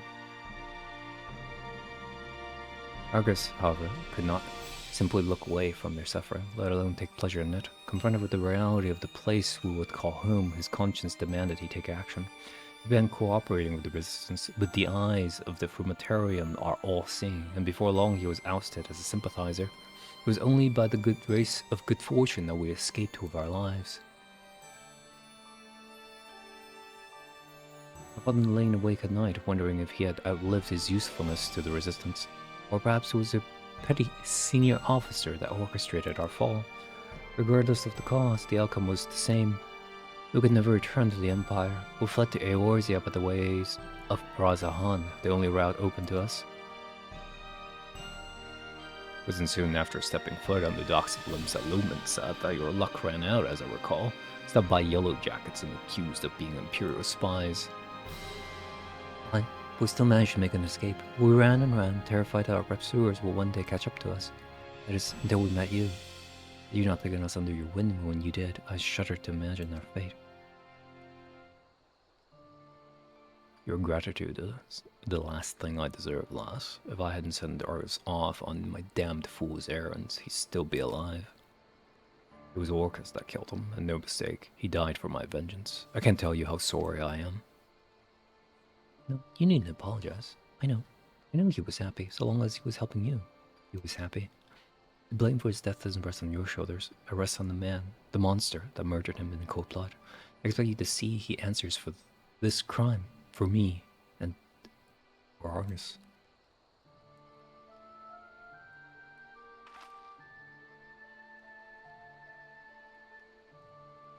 I will, lass. I will. Unless I swear everything that I have to swear.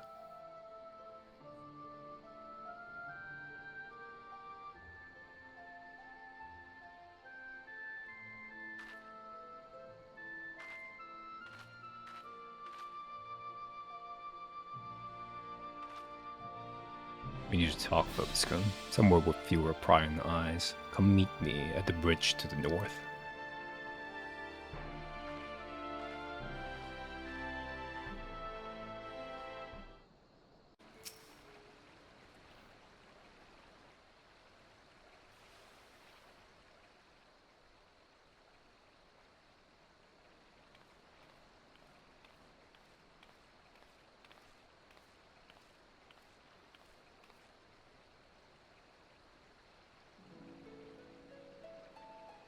I owe you an apology, Fobiscone, for not telling you everything about me and Orcus from the start. I dragged you into a fight against a foe that's cunning, brutal, and utterly merciless. I thought if all of us together would tip the scales in our favor. But I was wrong, and Argus pays the price for my hubris.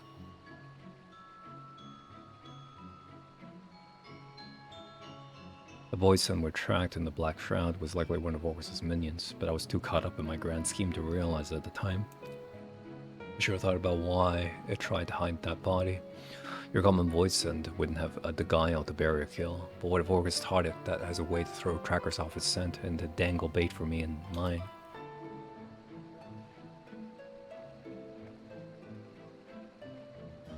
Orcus has used the same trick in the past, and he knows that we know it too. By dispatching his minions, we drew his attention. Argus was warned. Orcus doesn't give his prey swift deaths. He toys with them, cuts into them, and savors the screams. That's how I knew he was responsible. It's like a signature, the way he leaves the bodies when he's had his fill. I only pray Argus doesn't take that suffering with him into the next life. Orcus will be coming for you or me next. Not right away, though. He'll be giving up the game. He wants us to keep looking over our shoulders, sleeping one eye open. He'll wear us down without even lifting a finger.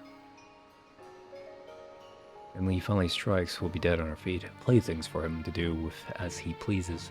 That won't do. We need to bring the fight to him. No more waiting around for a lead to come to us. It won't be easy, but can I still count on your help?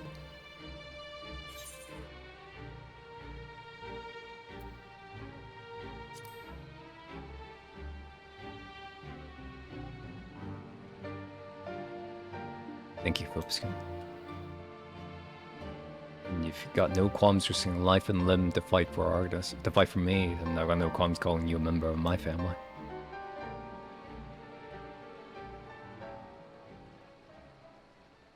Family? Curious word, that. Wow.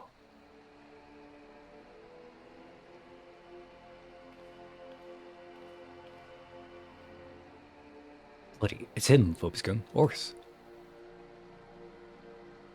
Some persistent rats were nibbling on my tail. Should have known by their stench it was you and yours, Drusilla. Or should I call you granddaughter? Shut your mouth, you thrice-damned monster. Monster? Is that any way to greet a beloved elder? Children these days. Seems one death wasn't punishment enough for you. A second should suffice for the scant remainder of your being.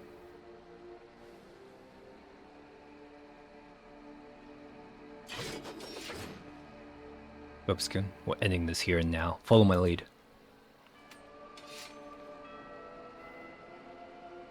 I thought we might savor our reunion for a while longer, but if you insist, I shall feast upon your beating hearts here and now.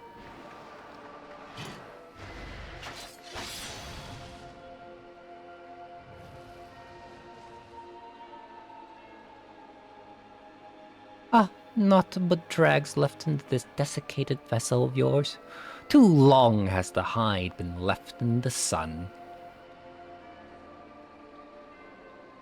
But your family has been replenished with a fresh blood, I see. My, what a bounteous soul this one has. Your scythe may be dull, but your eyes is as sharp as ever. Blinding as the sun, pure as the snow. Delectable as a boar slathered in grease.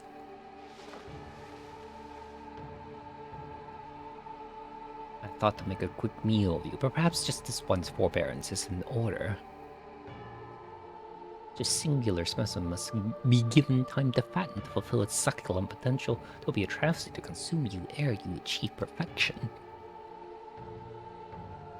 When your soul is ripe with fear, swollen with hatred, and fit to burst with despair, I shall return for you, Lobscoon, and I shall gorge. Until that time, sup well, my growing whelp.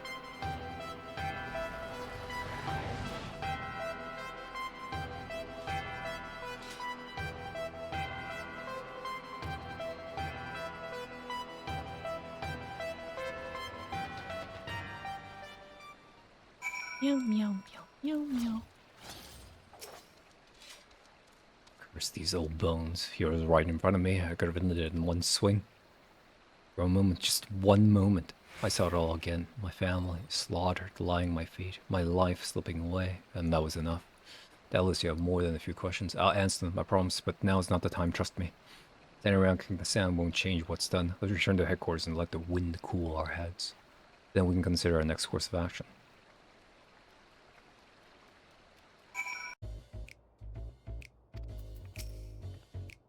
It was my own fault, and stood there black-jawed. If I wasn't so damned slow, would be rid of that abomination once and for all. But you saw, used to be my grandfather, before Orcus took over. It looks green enough to be my own grandchild now, a trick of the void, like as not. It's no secret that a voice and doesn't want to devour you, probably wants to take possession of your flesh, but Orcus has a particular talent for it. As you doubtless surmise, he's got an insatiable craving for ether. Killing is only prelude to the act of gulping down our essence like a draught of ale after a day's work. He's old. I can't say exactly how old, but he's acquired a taste for the finer things. Seems your soul counts among the finest he's ever seen. Things just keep getting better for us, don't they? Yep. That's so. Used to being a prized pig, are we? In a road, it's clear that safety is no longer something we can take for granted. Not even in a crowded street, not even in the middle of the day. Keep your eyes peeled and watch out for those terrible red eyes. We're seeing chocobos from the moon, but I'll think of something and send for you as soon as I can. Until then, never sleep far from your scythe.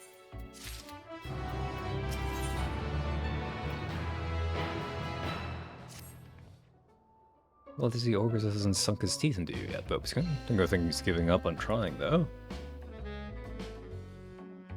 He's out there savoring you from a distance. Can't resist just checking in on this prize, just as he can't resist seeking a morsel to tide him over until his feast. The reports we receive of a man pale as death skulking through the sands is proof of that. Then there's the matter of this blunted dagger. We don't know who sent it, but we do know what it means. It's a warning commonly used by the less savory elements in the Uda, a warning that the next will be delivered sharp and straight to our bellows. Or for them. There's no notion of what we faced and lived, thinking we'd soil our small clothes over empty threats. Let's hope it's nothing more than that, lass. Seeing as we need to follow up on those reports sooner than later. Anyone fancy a bit of fresh air? If we catch a whiff of Orcus' foul stench, all better. Oopskin, why don't you ask around near Blackbrush Station how to head to Zone Throw? When you're done, meet me there, and we'll show what we dug up.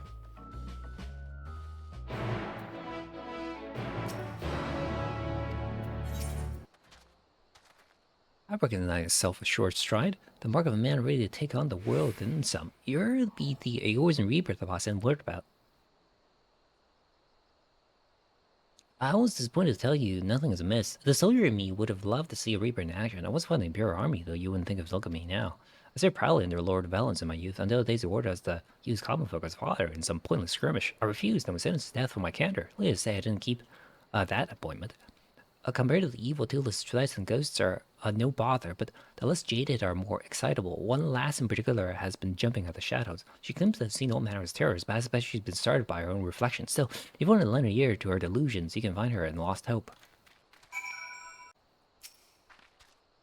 Ah! Oh, hello, who are you? Oh, did Drusia receive my message? She says someone to rid us of this terrible evil waiting in the wings. Truly, she cares for us. You were flesh and blood, which is more than I can say about my own. Not once have I longed to return to the life of comfort I left behind in Garlemald, and I have Drusia to thank for that. She's the reason I left home in the first place, of course. I had not met my beloved. I'll likely still be feasting on lumpigs in ignorance. Ignorance of love, of freedom. I found the former in Garlemald and the latter in Eorzea as our new life blossomed into something beautiful. Every day has been easy, not even most days, but Drusia's watchful eye has kept us safe, and our freedom is worth any measure of hardship. Such terrible fear gripped my heart. My beloved told me the pale man he spied on the sands, but now the family has come to help. I can breathe a sigh of relief. I'm sure you wish to know precisely where to find that horrid creature, but I cannot help half so well as my beloved might. Seek him in the southeast and pray put an end to this nightmare. Okay. Through devilled mists, the hunter doth now tread, tracking the scent of quarries others tread. In darkest night cry for a keeper, though by your side he walks, the reaper. Apologies for the effusive display, friend. I am a poet, you see, and cannot resist putting into words the flood of emotions that accompany such a striking figure such as yours.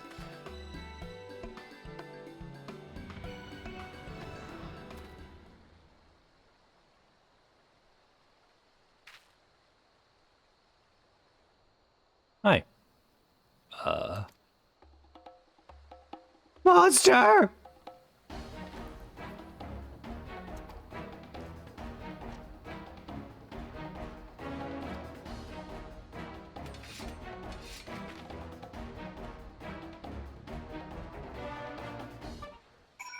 Hello.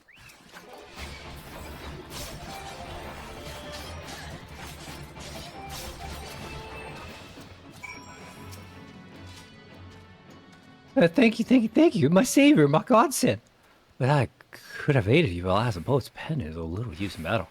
Unless, of course, that battle involves not swords and scythes, but words, just as the sire of my beloved, who is now, even now, licking the wounds dealt by the invective verse I composed after he had the gall to forbid our union. And master was a scathing metaphor and subtle remonstration. Alas, for all these pretensions, no words are anything but the subtle in their rage. We were forced to flee, to abandon our homes with only our love for sustenance. Nevertheless, I regret not a single moment of our life in our exile. In Eorzea, we found an unexpected treasure. Freedom, freedom of mind and freedom of heart.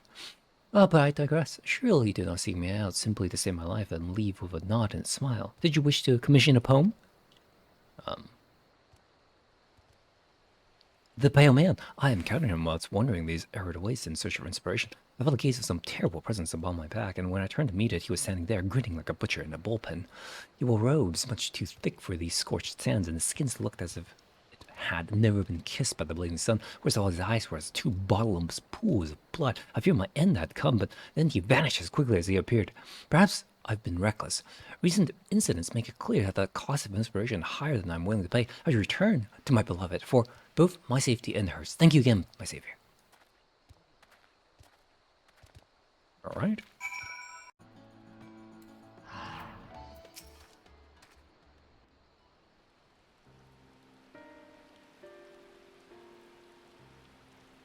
There you are. And?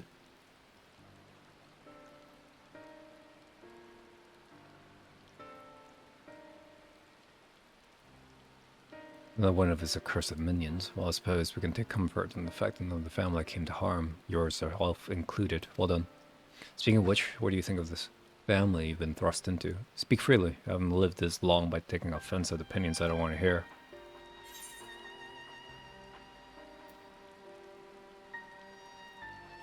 I mean, yeah. They seem kind of witless, the ones I met. Takes more than brute strength for folks to survive. None of them were fit for the life under the Empire's boot, and that's good enough for me.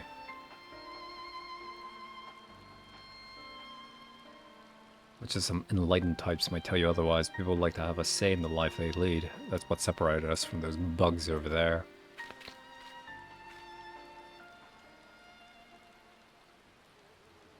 Born queens, workers, drones, and burnt royals ingrained so deeply they wouldn't know how to live otherwise. For the glory and prosperity of the hive.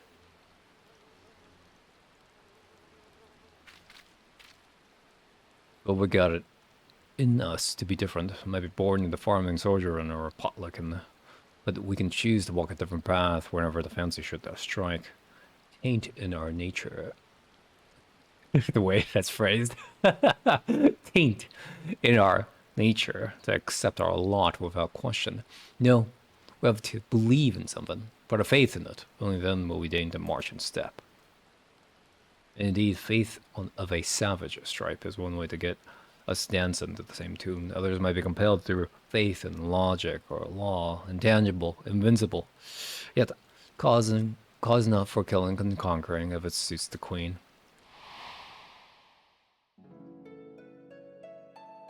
The invaders have sullied our birthright for 8 centuries. No longer. We marched for Locus Aemilius. With a few righteous words, his radiant soulless Galvus whipped the hive into frenzy. Once the fires burning the passion of the masses can't soon be quelled.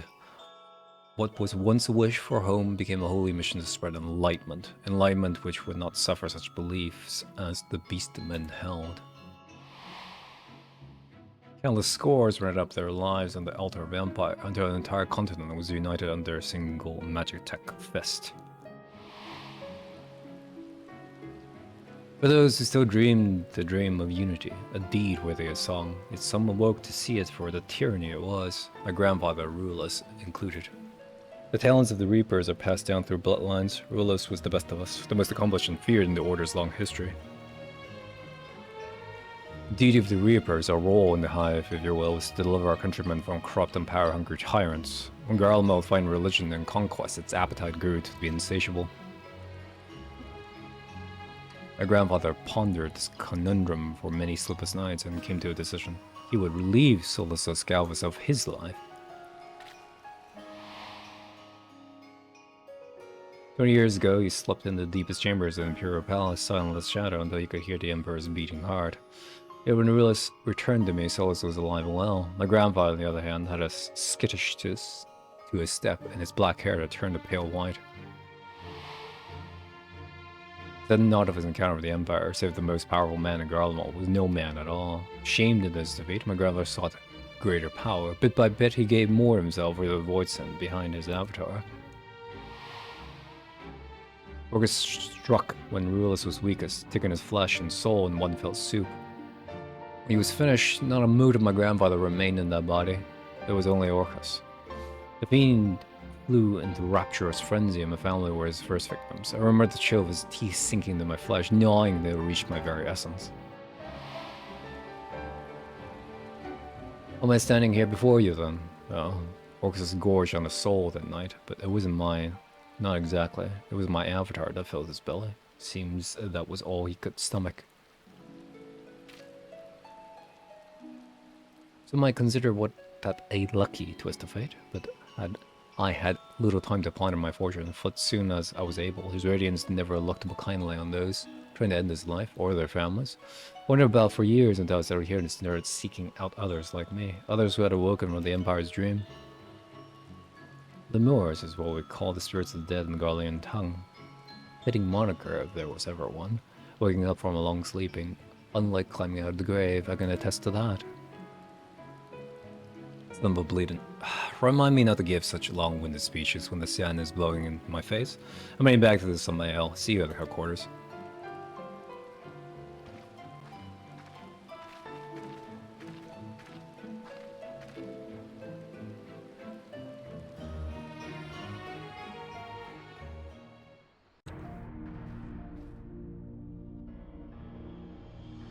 Welcome back, boss. How's the family?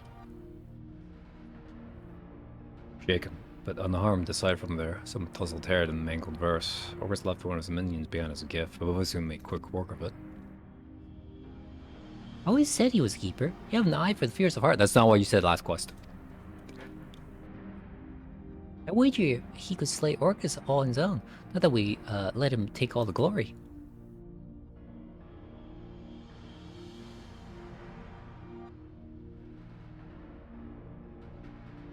Of course we wouldn't. We'll all be there when Orcus tries to take his prize. I don't think we'll be waiting long either.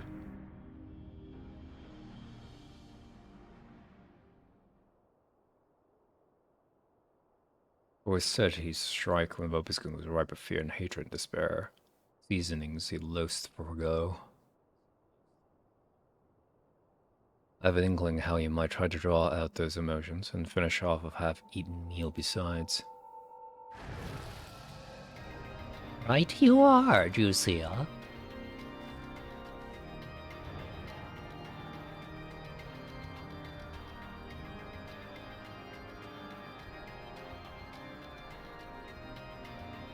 How many nights did you mourn your last lost avatar? The wellspring of your power, I might say. It was quite the dish. Ah, I think not. Move so much as a finger and her head will hit the floor.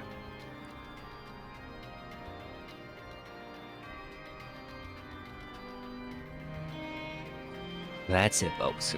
That fire, I want to see it burn. I want to see it rage. I want to see the hatred seep into the depth of your soul. Shall I make this Drusia's final breath, or this one? It is so very hard to choose.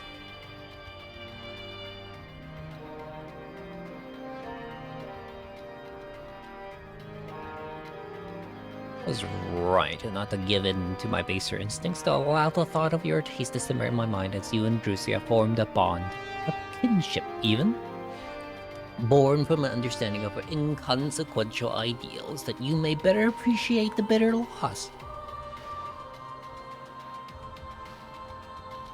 But perhaps I should wait a while longer to let the flavor of your hatred mature and the tang of your malice ripen. I can make use of Drusia yet, revel in her screams, exult in her misery. How splendid it will be. All the while my prize piglet growing fat with loathing and succulent with terror. Patience rewards the dutiful gourmand, after all. When your tantalizing flavor has fully matured, I shall return, I shall reap my harvest.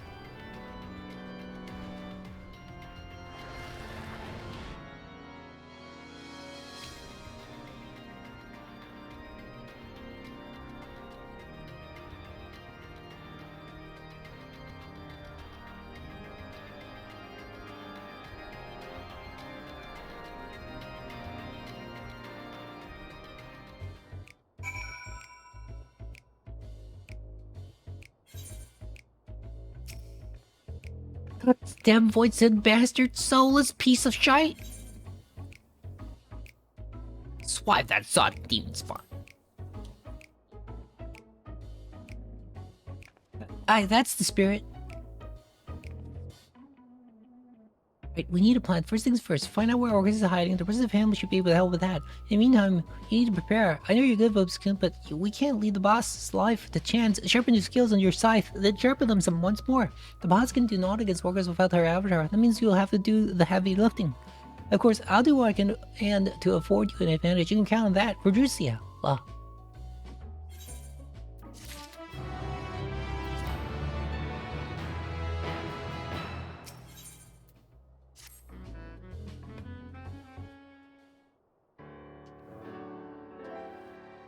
When I might get my hands on him, oh, Vobiscum, listen.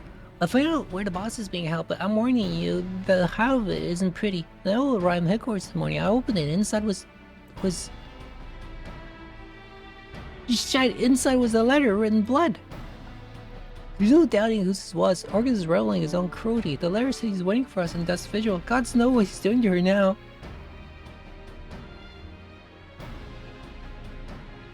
I call on every able-bodied member of the family for this one. We're heading out as soon as everyone's is assembled.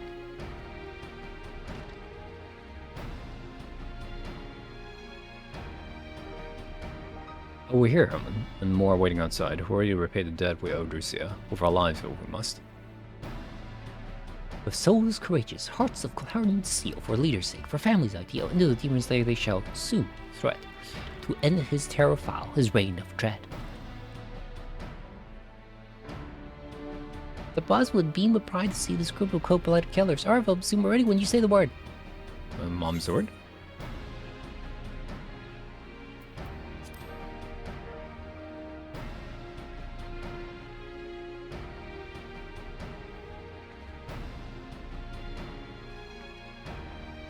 What? Now, we might not hold a candle to the likes of you, but we got skills. You need something to distract Orcus, right? Then you can move in for the kill while his back is turned. Don't tell us to stay here with our thumbs over our asses while the boss is suffering.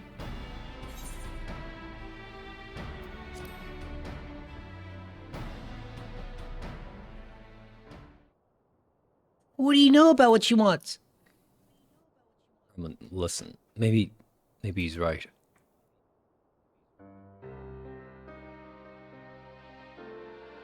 I know he's right, goddammit. This mean this and chafe. The boss wouldn't trust just any man with the Reaper's art, and Lubiskin has proven himself worthy time and again.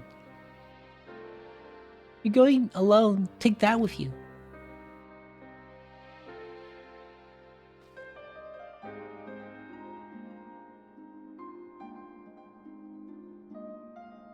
For the boss, no self-respecting Reaper can reap without their scythe. Stuff is pretty cool.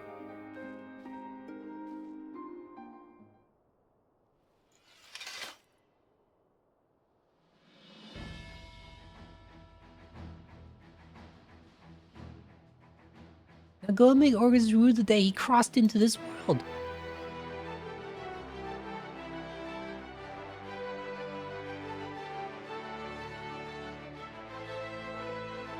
Are you doing the Uda salute?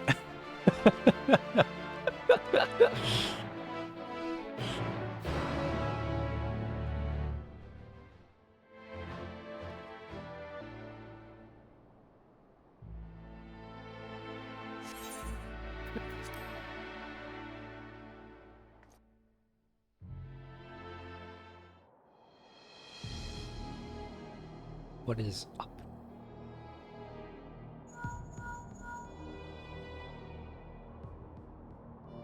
There you are, Robescoon. My prize repast. Come forward.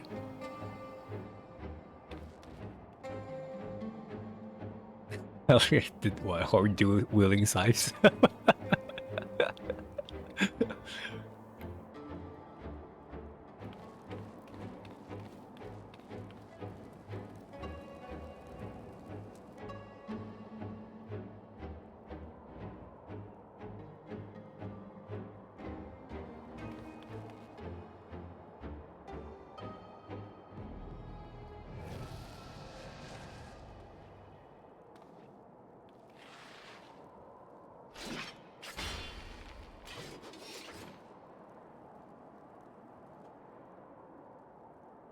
I can smell it. Your fear, your hatred. Your tendered marble soul, my masterpiece, ripe for the slaughter. I'll savor every bite. Just strip the flesh from your bones, crack them open, to sup upon the marrow for the moons. Stop it. Stop being creepy. How I hungered, how I thirsted, enraptured by the thought of your sweet essence dripping down my throat. Never have I suffered so long waiting, but in holding your magnificence I see it was worth every agonizing pain. I did not expect you to reach into my maw willingly, nor do I desire. I want you to writhe and struggle into your dying breath.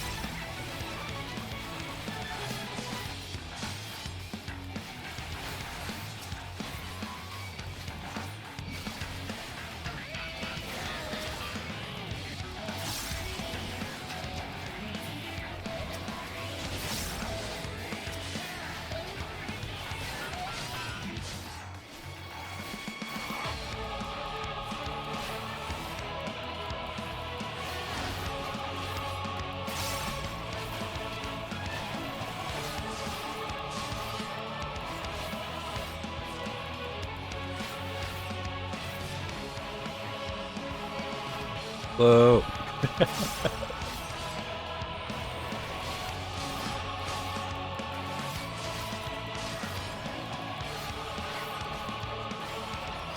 Oops, I misclicked.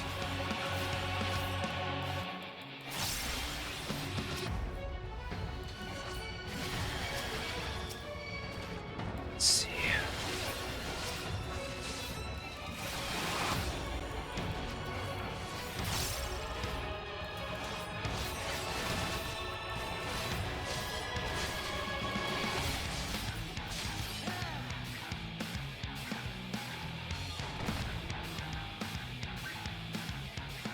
Very good. The divine becomes you. Though it begins to bore me.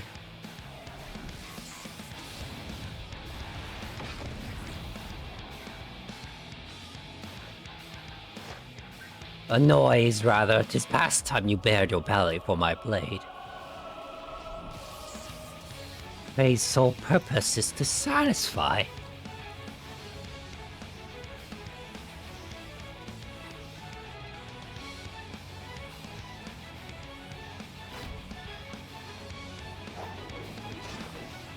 My word, your aim is terrible.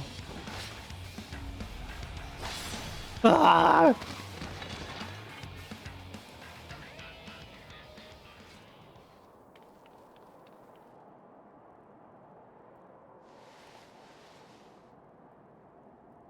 Oh, there should be nothing left of you.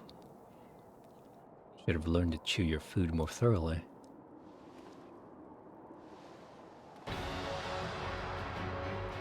Fools, the both of you. I won't die so easily.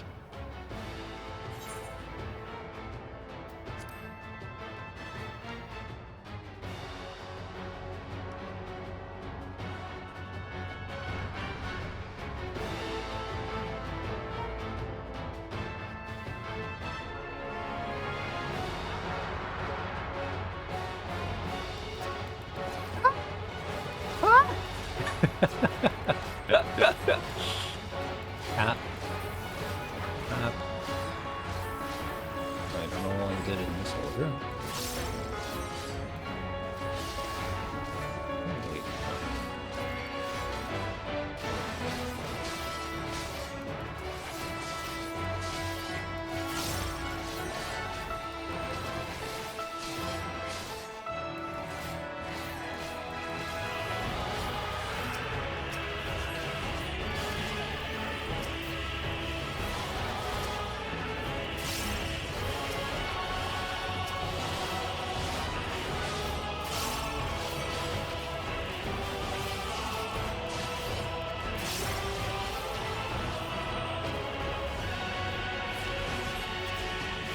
Alright, I can't use any moves afterwards, or else that will destroy the combo.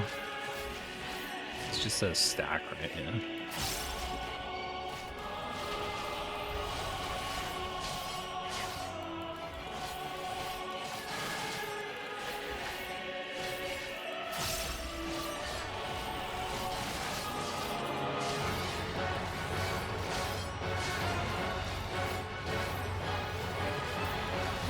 Not a good place for...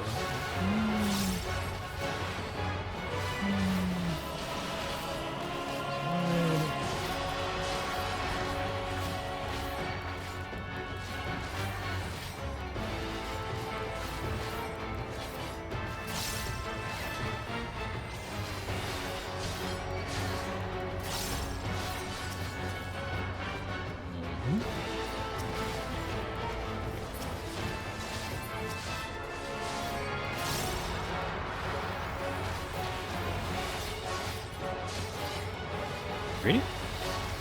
Didn't get punished? Heck.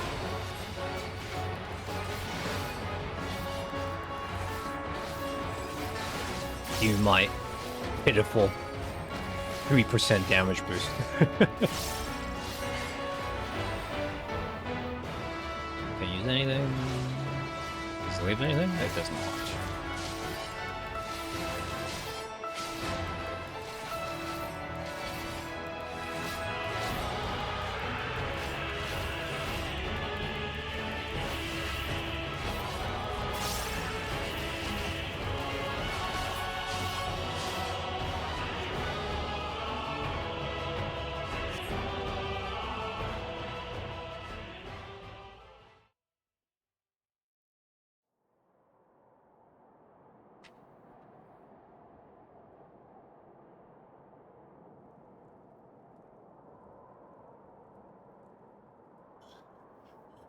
No.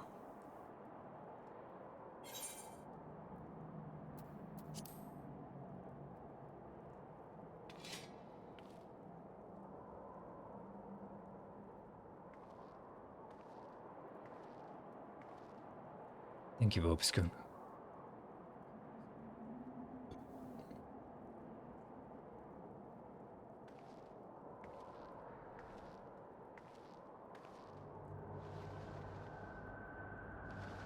Between fear, boredom, and hatred, I can still smell its exquisite aroma.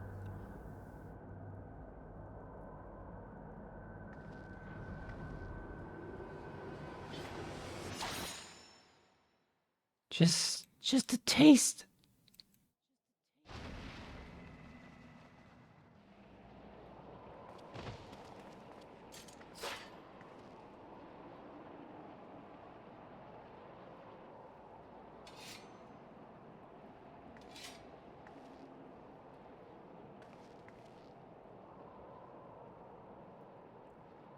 It's done.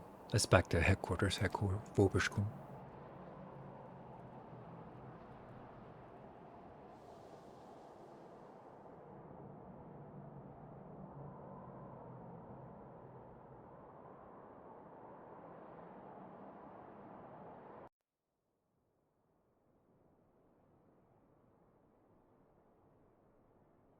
Teleport? Thank you.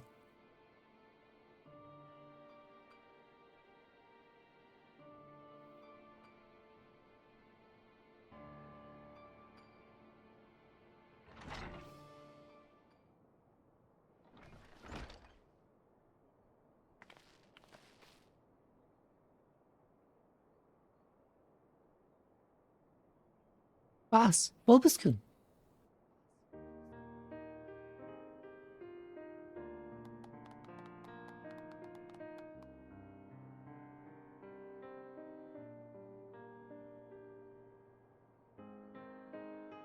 Sorry for causing you all no in the void and tracking me down. You risked your life and limb, and for that I thank you. All of you. We didn't risk anything. We just sat here praying until you and Bulbaskun walked through that door. Don't be so hard on yourself, lass. I know each and every one of you would have joined him if he hadn't talked some sense into you. We owe you our lives, boss. We owe it to you to return the favor. You're more than I deserve. Who forces them they hold dear into a personal vendetta? Who leads family to their death? Argus was no fool. He knew and accepted the risk. He placed his faith in you because he believed Orcus has to be stopped, and he was right. There'll be no more victims to mourn. He helped you to achieve that victory. It'd be enough for him, and it will be enough for me. You're right. This ain't the time for sulking. August would be the first to tell me that.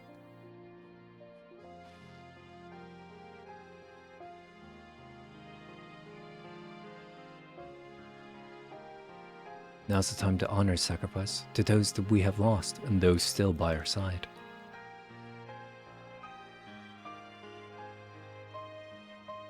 To thank the brave souls that led us here. That means you, Vobscoon, which is like to take credit for Augustus' demise. It was a long and bloody road, but this marks the end of your first assignment as a Reaper. And what an assignment it was, eh? You might not be Garlean, but you tackle your task with a singular resolve that to impress the most hardened soldiers. I'm proud to call you family. May have founded the Lemurs to provide a home for wayward Garleans, but we're not so different. Garleans and Eorzeans. No greater relation than that, but moments like these help to put it all in perspective. This family was a dream that gave us the strength to survive in a strange land. But the beautiful thing about dreams, if you ask me, is that they can change. They can get better. So I say that from this day forward, the Lemurs will be united not by origin, but by purpose. Brothers and sisters bound by shared convictions. I don't think anyone will object to that, boss. The Lemurs are ready to welcome people of all stripes. Same view, Bulbaskun. Though it was all but official already, eh? Aye. Here's the birth of a new family, brother.